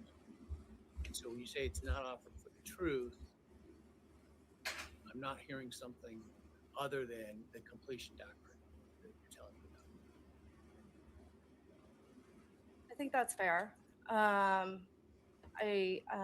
mean, we only have certain exceptions to the rule. If it, I still believe that the entire call in its entirety and under the circumstances that the call was made, the entire call could be considered an excited utterances by all declarants. Wow. Also, there's a statement by EAO, and they saw some man in their house last night. Yeah. It seems to me that you can be more removed. Again, it's a statement of a hearsay of somebody else, so you got hearsay. And, not by somebody who observed that. and relating to the event that happened previously. Sure. So what non-truth purposes is that statement?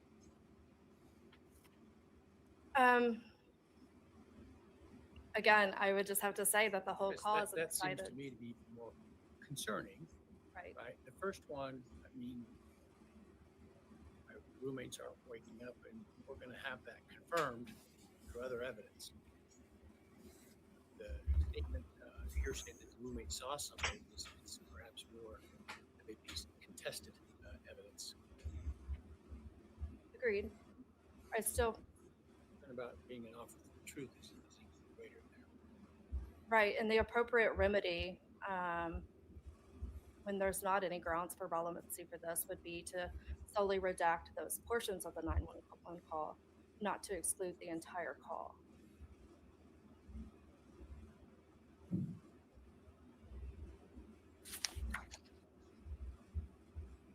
And based off of the nature of the call and the fact that the phone is passed around multiple times, and it's hard to determine who's speaking at what times. And obviously a lot of emotion in their voice considering what's going on.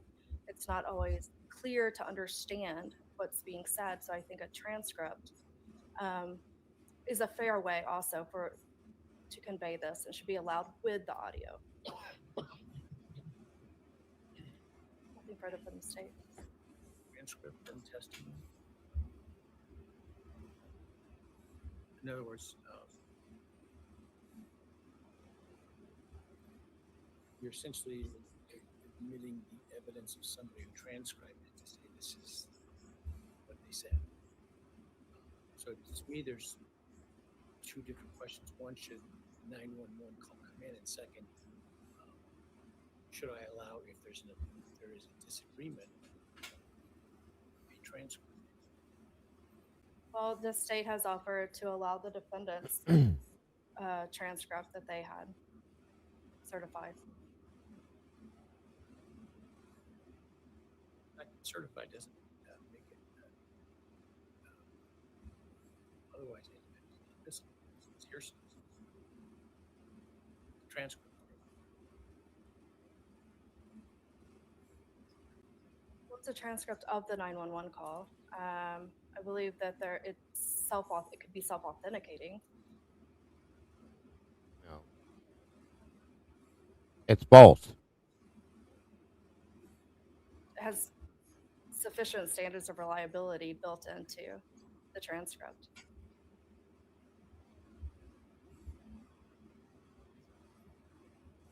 That may be one. Before might be a hook. We haven't complied with the requirements. No, but we haven't met our exhibit or witness deadline yet. So obviously, we would have to lay the proper foundation for that, and would intend to do so.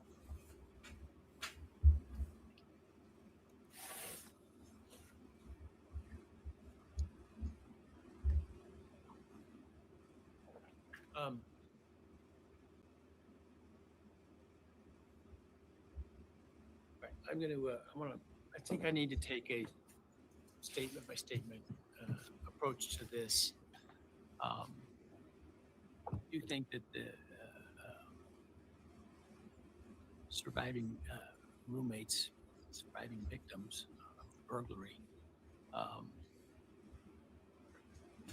were under the stress of the immediate events, but there are some questions about some of the other statements in there as to whether they come in. So I think, in general, much of the 911 tape meets the qualifications,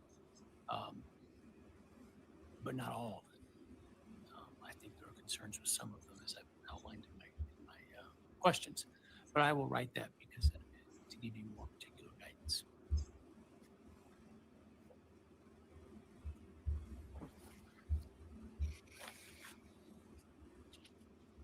Sure thing. Help him out some more there, Hippler. All right, the text messages and testimony.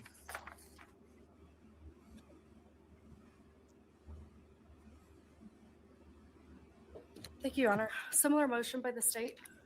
asking to bring in the phone records for DM between 2:10 a.m. and 4:37 a.m. on November 13th, as well as related testimony around that same time between DM and BF. Again, the state submits that there are allowable exceptions to the rule against hearsay to allow these statements to come in. I broke those down in my motion and reply and the applicable rules for their introduction.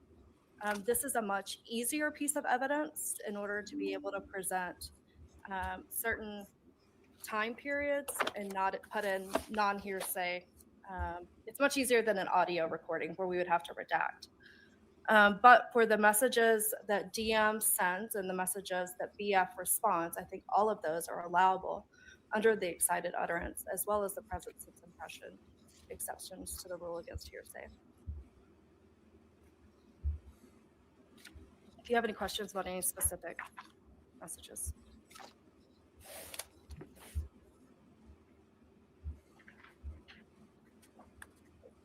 Put your eyes back in your head. Well, Your Honor has our exhibits already related to this, and then in the record were BF's phone activity. I don't need to quote extensively from those. There's a lot more to the text messages than the state has provided to the court, and the lot more makes a difference when you put all of these into context. We went through some of those in our briefing, and the court can see that there's even more when the court looks at the exhibit. I understand from the court's previous statement that the court would accept a complete copy of something versus just pieces of it. Well, I could offer Qualifies it. for the completion document if it's necessary to explain the prior admitted stuff, and it's close enough connection in time and subject matter. So if there's some questions there, it's not just automatic. We certainly would understand that we'd have to present some information or cross-examine witnesses about that. The additional bits of information that are contained in that record around that same time frame, though, provide a much better context when we're talking about other communications with social media, with saving pictures, creating new contacts in one's cell phone right before the texting starts between DM and BF, and then subsequent to that, looking at pictures, editing pictures, calling family members. There's a much bigger picture than just this tiny little piece of texting between the two parties there at night. Further context about these messages the court should be aware that it's not just these messages. There's a lot more activity going on between these two people, and it's hard to tell what it is because there's telephone calls and those kinds of activities, as well as going down to one another's room, spending the time together, talking to each other, really take it out of an excited utterance because it's an entire transaction between the two people. It's not just a tiny little piece of context with this group of text messaging, and the whole is what matters here and takes it away from being excited utterances because of the other activities of the two people. The activities that occur after. So, for example, the texts between at 4:18 or 4:20 or whatever, those aren't affected by the later activities of surfing Instagram or whatever. And I'll be interested to hear the testimony of the two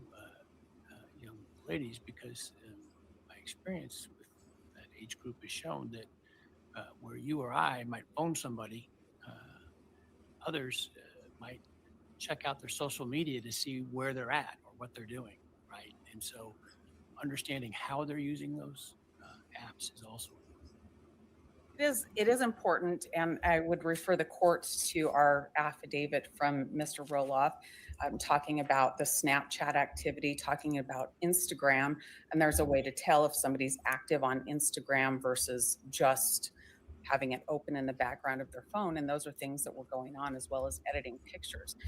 The picture editing happened in those overnight hours. Instagram happened later in that morning. Wouldn't suspect, the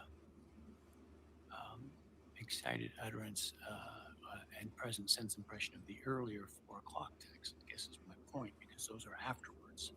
Those are after they retreated to the room together, and what happened there. Mostly, I agree. There were things that happened right before DM created a new contact at 3:51 in the morning. Before anything happened, that was of an excited nature. If you accept the state's timeline for that, and we don't know that yet. The foundation that will have to be laid, but that's their version of the time events, and that's then the jury's job to figure that out. Shortly after the last text message, and I'm talking just minutes, DM and BF are doing different things on their phone that night as they get together that night. There's the period of time that they're together in that room, both before there's a break in activity. There's not really a break in DM's phone. That is pretty well continuous. And there is a break for BF, but it starts again right away. So I understand the court's looking at an isolated part of time, but I think it's important to understand what activity was happening leading up to that and what activity happened immediately after that, when the two of them are together downstairs, to put it into context. One of the other concerns is the use of this text messaging, not just through the witness that's testifying, but to bolster each other's testimony or to bring in somebody else's statements through another person. I think that it's important when the court analyzes if this is really an excited utterance to look at what's being said, as well as to understand the context right before and the context right after, not the next morning, the one's continuous, but right after. Well, there are several things. One is, first of all, is it hearsay? Is it an assertion? Right. So It's documented electronically. How is it is hearsay? it offered for the truth of the matter asserted? We get to those two things. Then we look at, is there an exception? For each of those two things, it generally means an out-of-court statement that it's unless otherwise definitionally excluded hearsay. Unless there's an exception, then the exception being the excited utterance, and then we look at the surrounding events. Is it common or current present sense impression? Look at the surrounding events, what's said. Much of it is not assertions necessarily, or I would imagine some of it offered for the truth, but simply to establish a timeline. And so I'll look at all of those things, but I don't think I can just look at the whole thing in whole and say, well, because they later on were doing things that 19, 20-year-olds do with their phone, doesn't mean that what happened earlier wasn't an excited utterance. Not during a murder. Our position. 19, 20-year-olds are always just, ignoring people getting murdered in the room next to them. Thank you. Okay. Me and you felt the same way at the same time then. Got you. Yeah. Yeah, that doesn't fit for during the commission of murder that you can hear clearly going on inside your house. That was dumb as hell. Good. And anybody trying to represent that this is a case of just 19, 20-year-olds doing what 19, 20-year-olds do. This whole, the whole rigmarole. That would stand to be true in a normal situation, Jesse. If this was a house being robbed or something like that, sure. That's a different story, okay? I can see that possibly. Not 4 people being murdered right under your nose. No. It's bullshit, and he knows that. And then reporting it as a passed out person is another thing. There's no real reasonable explanation how anybody could have perceived the situation to be what they reported it to be. They reported it as a passed out person. That cannot be reasonably explained away. That there's no logical reason to look at that scene and say, "Oh, Santa passed out." No, that's not what happened. Everybody knows that. There's no way that anybody could have ever perceived that as that's what's happening. They both have admitted to hearing everything at this point also. So not even close. You are correct. Well, yeah, that's what I mean. When you add in, they absolutely admit to hearing the commotion. So any activity on their phone, okay? The fact that she ran downstairs because she was scared, the fact that they huddled in a room behind a closed door, Right. all of that stuff is part of what they're telling us. Therefore, any activity on that phone between 4 a.m. and noon and beyond is got to be admissible at trial. Absolutely. You lied. They clearly lied. All you have to do is refer back to the PCA where it states that they heard absolutely nothing, and then look forward to their interviews and their reports that states that they heard everything. Why did you lie? That's absolutely admissible, in my opinion, to prove the lie. So, I mean, all their initial statements are lies. The PCA itself is full of lies. The entire case is just their interviews lie. reports. Their Lie. interviews determined that they were lies. It's not even that their own interviews with the police show that they lied. Yes. And so it's important to know what were they doing during this crucial time before, during, and after these crimes on their phones. Who were they talking to? How long did these conversations last? What were the topics? And like Ann said, there was no break in Dylan, using her phone. So the question should be made to ask then at that point, she's on her phone the entire time. Why did she not contact anybody to say there's a problem in this house? No, well, both her and Bethany said they woke up. They went to bed. Right. That's a lie. Confirmed by the phone. Therefore, the phones are relevant. And you Agreed. can't Good attribute point. that to the mood or to their ad. Listen, at that point, they're claiming they didn't know these other kids were slaughtered. Right? That's their Wow. Yeah, claim. right. Their claim is completely contradicted in everything they said during their interviews. Right. Absolutely, Sarge. Absolutely. Yeah, it's crazy, man. It's insane. And that should have been what the argument was, not anything else. So An alternative reality, said Eddie, and Eddie, you got to give him a score on that one. yeah, this is once again going back to what Eddie calls it. It is what it is. It's theater, 100%. And immediately thereafter impact the nature of those text messages that occurred between the two. And in my opinion, nobody was sleeping. Next item is Yeah, get to the alternatives. I got to jump out of here soon. I'm gonna skip to it. Yeah. So we could just revisit the time he needed a big slap. Right.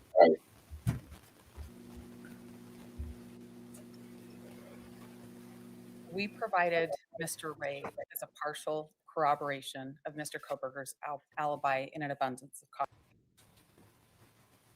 time of the murder, that those would still be in existence. We've never heard from Nick Balance, who is FBI and who has the back door. From AT&T. You've heard from.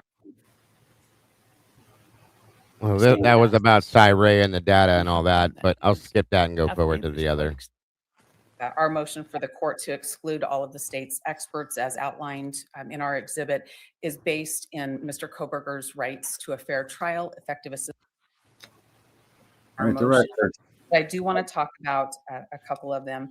And obviously, Agent Balance is the one I'm going to want to talk about. Can I say something quickly here? Of course you can. What shocks me here with Hitler is that, look, I'm an expert in blood splatter, but if there's no blood splatter, right, then I shouldn't be there. Right. If you can't look at, there were vehicles driving around. There's no evidence to connect any vehicle to this crime at all. Therefore, there should be no vehicle identification expert involved in this case. No, right? It should have nothing to do with alternate suspects at all. I agree. No, you're not following me. Not just that, but yes. It's got everything to do with the fact that because there's no evidence to support a vehicle was involved in the crime, you shouldn't have the right to call an automobile identification expert. Oh, right. I understand you can't put that car in Bryan Kohberger at that house. You're telling me a story. You're drawing a conclusion from information that conclusions cannot be drawn from. Right? A blood splatter expert can't come to a crime scene where there's no blood. Can't go testify about blood splatter. It's irrelevant. And you cannot connect that car to this home. I don't care how many cameras you said the car was on and what time it's not relevant. You can't connect that car to this crime. There's just nothing connected. Yeah. Nobody's got an image of him in it. Nobody's got an image of that car being used to enter an aggressive property of any kind. They don't show any. What they needed to show is somebody pulling in the parking lot in the car, getting out of it, walking in the house, and walking back out and getting in the car at that time. That's what needs to be seen. Correct. If you could connect those times of the crime to a vehicle, Right. to a person coming out of that home directly, not assumption, not the coincidence. Exactly. Right. Yeah. So anyway, sorry. That's the big. No, you're right. You're absolutely right. And let me get to it. Right, but you're preaching to the choir. We all know that. Of course. The retort Judge Hippler would be what he just said to Ann when she argued about the timeline. She says, assuming that the state's timeline is correct, and the judge retorts, well, that's the state's theory. That's how they're going to present their case. So in response to the car, that's what, yeah, you have the valid argument, Sarge, agree, but you're just up against a brick wall because it would have no effect if argued in this courtroom. Right. He'd just admonish it and ignore it and move on. Period. Is what he would do. Maybe, but it depends under which the context that you're arguing. If she did she'd had all those private arguments, she may even have made that argument for all we know. And well, we don't know, right? I mean, Dylan, someone said in the chat room, they're absolutely right. The only vehicle that we're aware of that a witness can testify to is a black truck. The black SUV, yeah. That's Or the it. black truck, right? Yeah, you are correct. So any other vehicle aside from that is not relevant here. Because that's the only vehicle seen, and that was by Dylan, 100%. Right, and that to me, that should have excluded any conversation of this vehicle being used in anything. Agreed. Yeah. Agreed. But again, this is all theater. Ann knows Bryan Kohberger's innocent. Ann knows the state knows Bryan Kohberger's innocent. Ann now knows that the judge knows that Bryan Kohberger is not innocent, and the state is framing him up for this.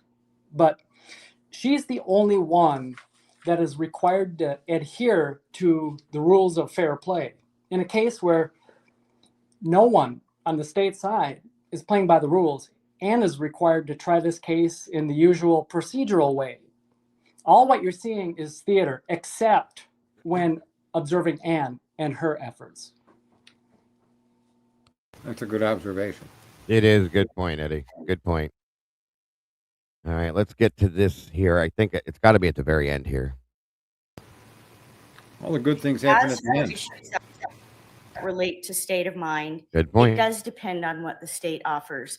We agree with the state on that aspect. If they stay away from the issues regarding cleanliness and a missing shower curtain and speed in which the crime occurred, and wearing gloves or showing him at various places wearing gloves, looking like a monster with very dark eyes. Impairments cited by the United States, if you determine that a national consensus is required.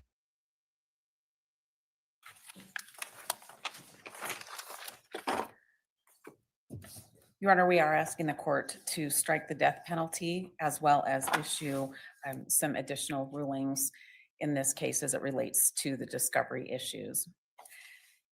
Your Honor, we're asking the court to look at this not as a Brady violation, but as a due process violation. And it's important to understand a little bit more about the discovery to do that. First, I'll start with defense counsel's obligation. In any case, defense counsel has the obligation to meet its constitutional requirements of effective assistance of counsel, and that means that we have a duty to investigate any of the state's claims and review the state's discovery. There's a heightened sense of that responsibility in a capital case. Death is different. That's been said time and time again throughout the United States and state courts as well. So we need to be able to review all of the discovery. We need to meet that obligation, and we cannot. 68 terabytes in our briefing. I won't repeat it all here, but I don't have a clue of what's in there in some senses, because I don't know how much of that is music, how much of that is video and movies of personal devices, how much of that is... Great job. Interrupting her once again, dickhead. I can't stand this. I can't stand him. Well, the problem is, Your Honor, there is a reason to look at it. There are tons and tons. Why didn't you bring a motion earlier asking for intervention to have me do other things and rather waiting to tie it to the death penalty? She did. At the end. She did. I'd say that's a bit of a mischaracterization of what's happened. Thank you. First time we met, you told me about having received the state's discovery and the number of terabytes. And the first question I asked you was, Does anybody else remember the hearing when she said, Your Honor, I hired an expert to look at the digital evidence? And that expert said, Ms. Taylor, it would take you 3 years to go through this, every bit of this. And that was what, a month, 2 months before this. She did make that claim. So once again, is the Alzheimer's kicking in or something with him, or is he just conveniently not remembering things on purpose? have you looked at it? And you said, no, you hadn't yet looked at it. And Because she didn't have time. And I moved the trial date back a little bit for that. And I haven't heard a word since then that you haven't had enough opportunity to review the discovery or to do the discovery.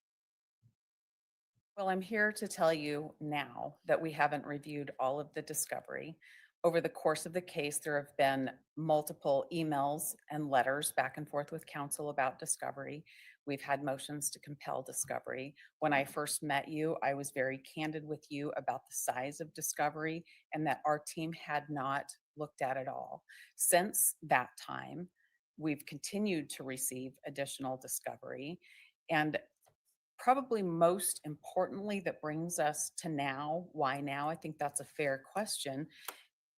Since we began with the expert disclosures, and I'm not going to go all the way back through that, I talked about that exhaustively, but that was a real turning point for us. That when you're moving along with a schedule and a pace, and in this case, especially with the sizable amount of discovery, and I want to tell you what's in there in just a second too, but we're moving along at a specific pace.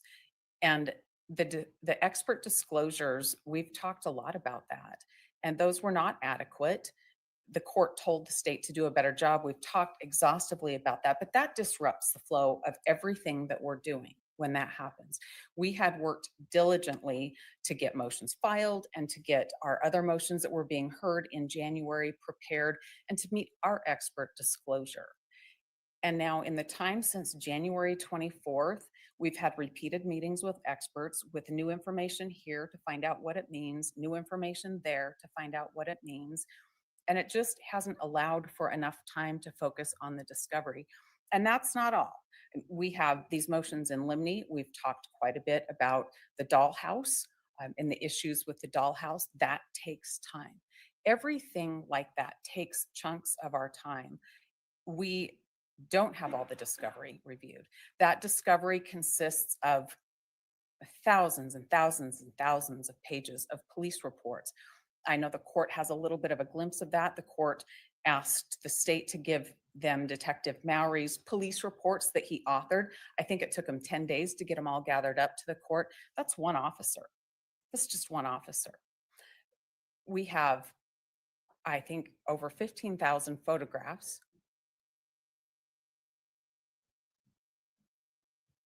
Years in the fall? No. The homicide? No. It's 3 years in the fall since the homicide. Mr. Kohberger was arrested.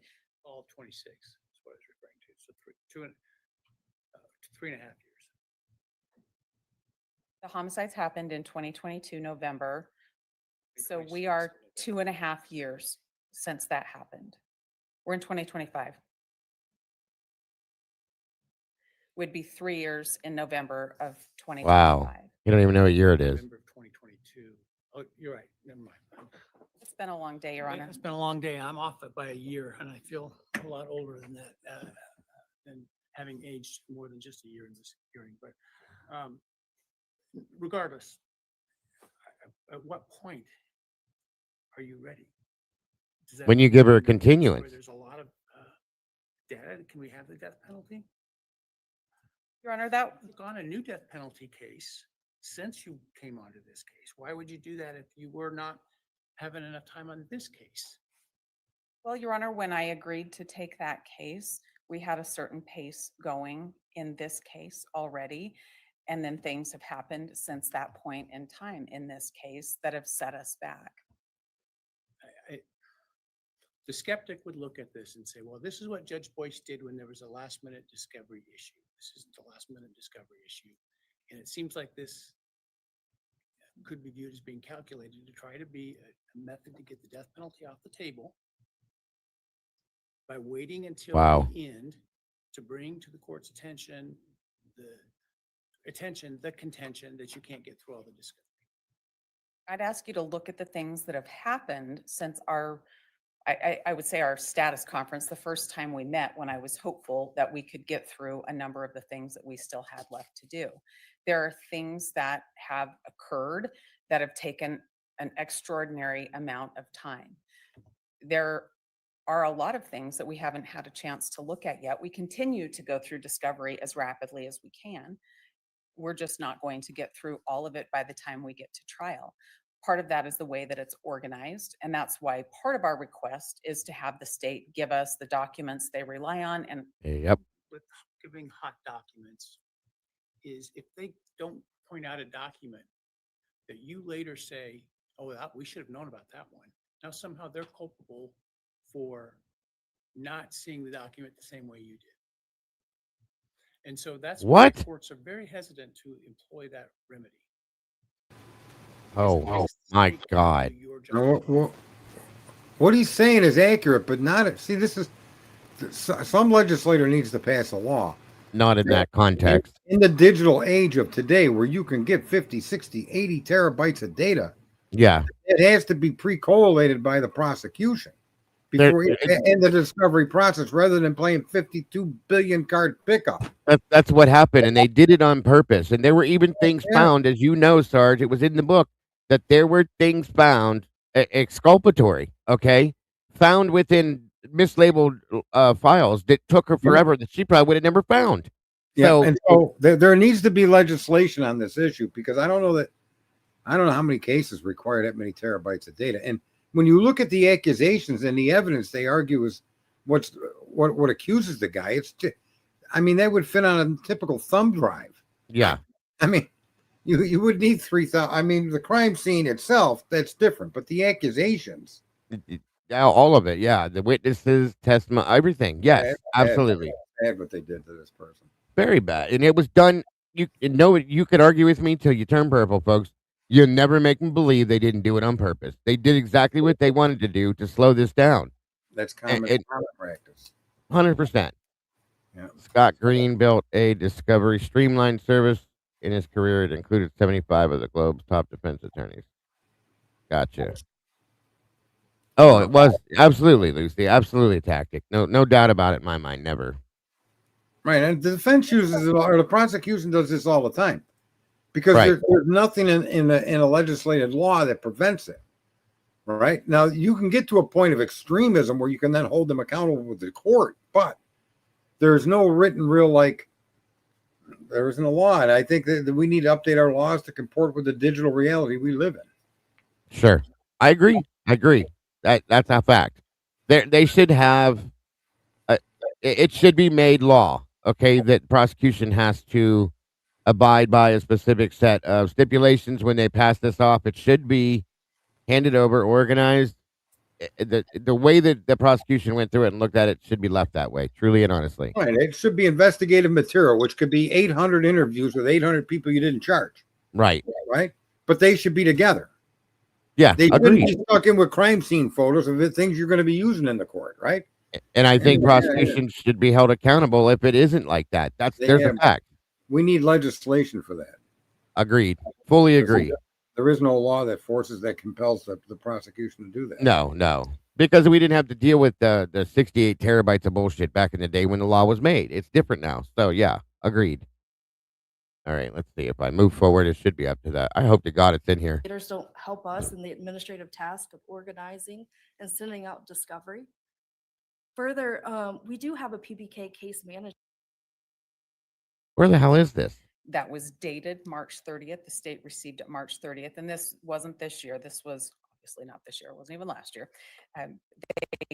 We didn't receive it until May 8th. So the delay going from Moscow Police Department getting it, the prosecutor getting it, to getting it into our hands, that's well over a month. That's a long time for delay for the routing process. I think it's important to realize that the FBI index we have, you can't push a link and get to the document, but I do at least have that index. When we're talking about locked documents, the print to PDF, that's the problem. That's the steps, the additional steps that it takes when we're talking about thousands upon thousands of pages of documents. I think it's hard to imagine that there's not material somewhere in there that isn't favorable to the defense in some way. We recently found that, and we found a pretty good lead that we're trying to follow up on. And that is really what it comes down to. This is not organized data. It's not easy to go through. We've made. I'm curious what the hell that lead was that they never got to expose. I think that's the end of it. What the hell happened to this alternate sus? Did they cut it out? At this point, it could be Molly McMichaels for all we know. It could have been at this point. You're right. Right. Right. I mean, I don't know where this went, you guys. This was the hearing, and it should have been here. That's okay. We know he did it. I still want to look at it, Sarge. So I'll probably have to dig and find it for tomorrow. On top of the other stuff, I'm sorry that I made you guys wait for nothing on there, but this stuff was still important too, to point to the things that she had to deal with. This here is a big one, in my opinion. This is a big thing right here. The way that the discovery was leaked and dripped off to her, okay, little by little by little, and they basically, like I said, they took a deck of cards and threw it up in the air and said, "Go figure it out." It was in June. I thought it was May. God damn it. What date, Lucy? That's why I was looking for you earlier. I thought you would have known. Either way, I'll find it for tomorrow. Alternate hearing was in June. Yeah. Well, when I went to, but I think it was the last hearing that they had before. Well, the plea. June 18th hearing was the June 18th hearing was Jesus criminy, where they tried to extend the trial date. That's what that one was. So it's in between this one and that one. And I was digging all morning. I couldn't find it. I will find it for tomorrow though, because it's important. It's very important. You should use Jules of True Crime. That's what this was here. We thought was this one. Okay. So I will go down and I will find it. I'm sorry, you guys. My deepest apologies. This said 4/9 of 25. Scroll down again. It was, but this is what we thought it was. So my apologies. I want to. Nellie said something, and it was an interesting statement. Yeah. All I want to say to that statement is, it's not the defense's job to solve the crime. The We fact know, that the yeah. hair was in his hand, the fact that there was a clump of hair in his blood, okay, and the fact that it was identified to not be Bryan Kohberger. Yeah. It's all the information she needed to argue alternative suspect. If they wanted a name, that's the state's job to solve the crime, not Bryan Kohberger and his defense team. So Right. Well, I don't know. Did she have that when she? I think she didn't get that until after she made. No. Here's the problem. Here's based on what we were told, Sarge. If you remember what Turby said, it was 4 days before he handed it over to her. 4 days before they went to the plea, and said, "This is what we have. This is what the report says. You need to go test that hair." He said it multiple times to her. He said, and she never got to it, and then they took the plea. There's where the problem lies with everybody. He also acknowledged what I'm saying, that the identity, he struggled with that, but he acquiesced eventually to the idea that the hair itself and the proximity to the crime and the fact that it's been clearly identified not to belong to Bryan Kohberger supports an alternative argument for a different perpetrator altogether, or more than one perpetrator, however you want to view it. But that's unrefutable evidence because it's intimate to the crime. Yeah. Right? Agreed. I don't know. Why didn't they blame Kohberger for leaving his knapsack behind out back? What about No that? idea. Didn't he carry all of his tools in there? His change of clothes, his Luggage tried to is say lunch, that. right, yeah. His Yeah, his medication skill for the kit. next day, his car keys, his hopes and Yeah, dreams. I mean, plain underwear, all that. Right. right? Agreed. Agreed. What the hell? Absolutely agreed. We It's got crazy. a whole bag of goods on this kid. Let's start with the back. It's insane. It's insane. None of it makes any sense. None of it lines up with anything. Yeah, that argument died It's just exponentially. yeah. I'm sorry. I was Well, right. I'm gonna find that that other hearing because that is something. I mean, this was important. I get it. It shows, and I want to touch on the continuance hearing because it shows the complete deflation. And like I said, something happened at that point. 100% happened. Dr. Sutton's theory that whoever did this was naked running around. It's such bullshit. It's ridiculous. It's Anyway, it's possible that I may actually open a stream later tonight around 10 o'clock. We'll see. well, if I see it, I will be there. So send me a thanks reminder, Sarge. Thanks. Well, yeah. Thanks for the time up here, though. I'm going to jump. Yeah, out. no, thank you for being here. Appreciate you. I'm glad you're back out here with us. I'm glad multiple people were excited to see you here, so don't be trying to sneak away again. You're stuck here for a while now. Slippery Pete. I see Jess is still in the chat room. Yeah. What do you Absolutely. think? What do you think, Eddie? You think Jess can get between us? Jesse, you talking about Jesse? Yeah. Yeah. He's a shit No, stir. I love that guy. not with the three of you guys. You guys have always been able to do this Nah. without issue. Eddie doesn't take it personally. Jesse doesn't. Neither do you. So that's what matters. I don't care. Being wrong. All is right, guys. the first step to finding out truth. Yeah. I'm gonna jump down. Good night, Dago. Good night, Eddie. All right. I may be back later. All right, Sarge. We'll see you soon. All right. Good night. Good night, there, Eddie. Eddie, thank you again as always for being here. Appreciate you very much. Jesse, you as well.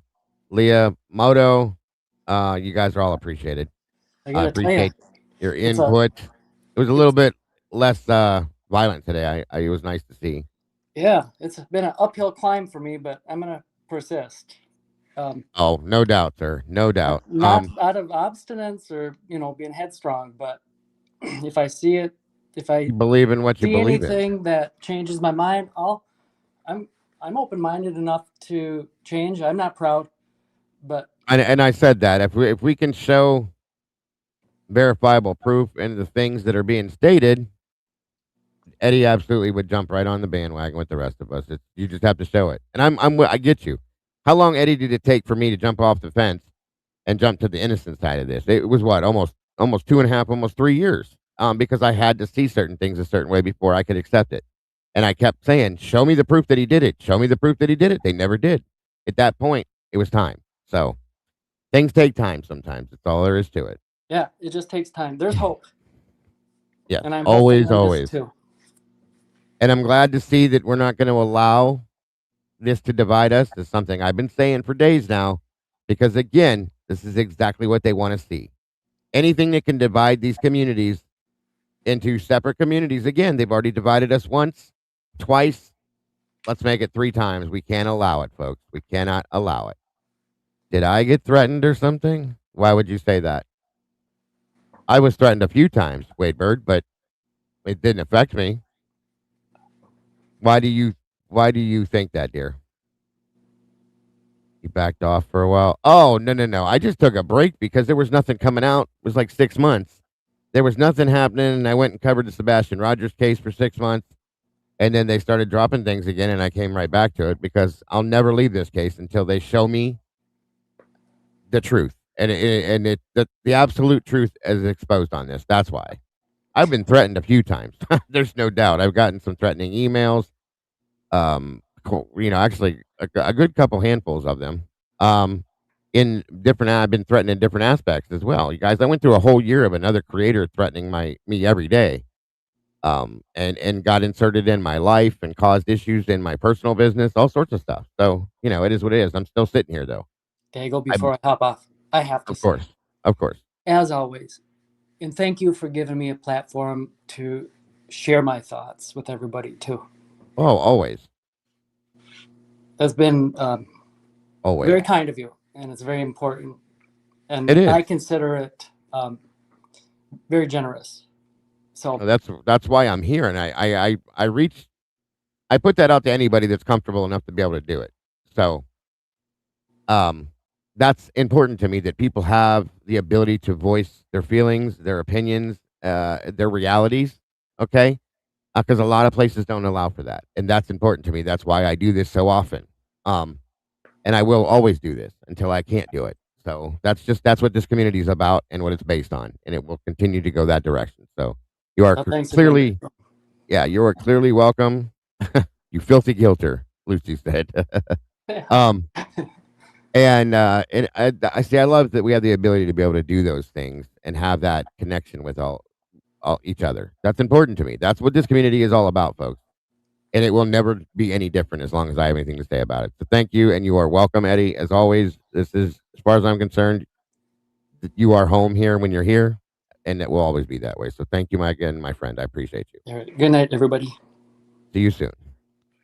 And as for everybody else, I'm grateful to see Sarge back in the mix. Jesse, of course. You know, this is my base crew of people, intelligence level people that have. I'm not saying they're the only ones that are intelligent. They have high intelligence levels. They see things for what they do, or what they are, and I can have these conversations with them, and I enjoy it. Everybody in here is very smart, though. Everybody's is very smart. And I'm very appreciative of this entire community, and because of that, you guys put out amazing statements, and you use your heads. You're very logical, and you guys care. Okay, the passion's real. That's something that's important. Is the passion that people have for this is what the glue that holds us together is. And as long as I see that, I'll keep going forward with what I need to do, case closed or not, because it's not closed as far as I'm concerned, and it's not going to be until they come forward and do everything on us. That's just how I see it. So that's enough of my rambling. Nothing but love to each and every one of you guys again. Very much appreciated, guys. Please make sure to hit the like button, send this out, share it, do whatever you can do, please, and thank you. I want to thank Kathy from Kathy's Indie Zone has joined us through this whole thing. Lucy, thank you. All of the moderators, thank you for being here. Every one of you are absolutely appreciated more than you know. Anybody that may have chose to support, Nellie's going live, I guess, with the Beyond the Pale, I believe. That's awesome. Maybe I'll try to slide in there, Nellie. But anybody that tried to support our channel in any other fashion, thank you so much. Very much appreciated. I am going to jump into my moderator's voice chat here for just a few minutes to see what's going on. And I may be live later. I don't know, guys. It's Sunday. My wife's still not home. We'll see what happens. But make sure you guys hop over to Beyond the Pale or Nellie's channel. Check it out. If one of the mods can put her link in here too. And of course, please make sure you're subscribed to Kathy's Indie Zone. Kathy very, very clearly and amazingly describes these documents and explains these things day after day after day after day. If it wasn't for her, I would not understand a lot of these things. So thank you very much. Once again, guys, don't forget to love yourselves and love each other. Please don't change a thing, because you truly are the beautiful people, just the way you are. And yes, it is Caden's birthday today. I will tell him when I see him. Thank you, Tandy, very much. There's Nellie's link right there, guys. Go check her out. Truly and honestly. Love to all of you. I will see you very soon. Bye-bye.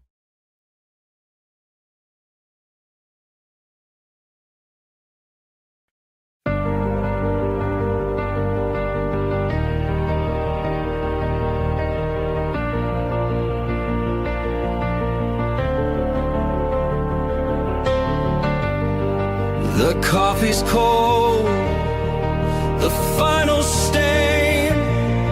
We laid the map out in the pouring rain. No hidden corners left to creep. The dark truth woke while the city was asleep. The evidence lines up straight and true. A perfect picture of what they chose to do. The quiet street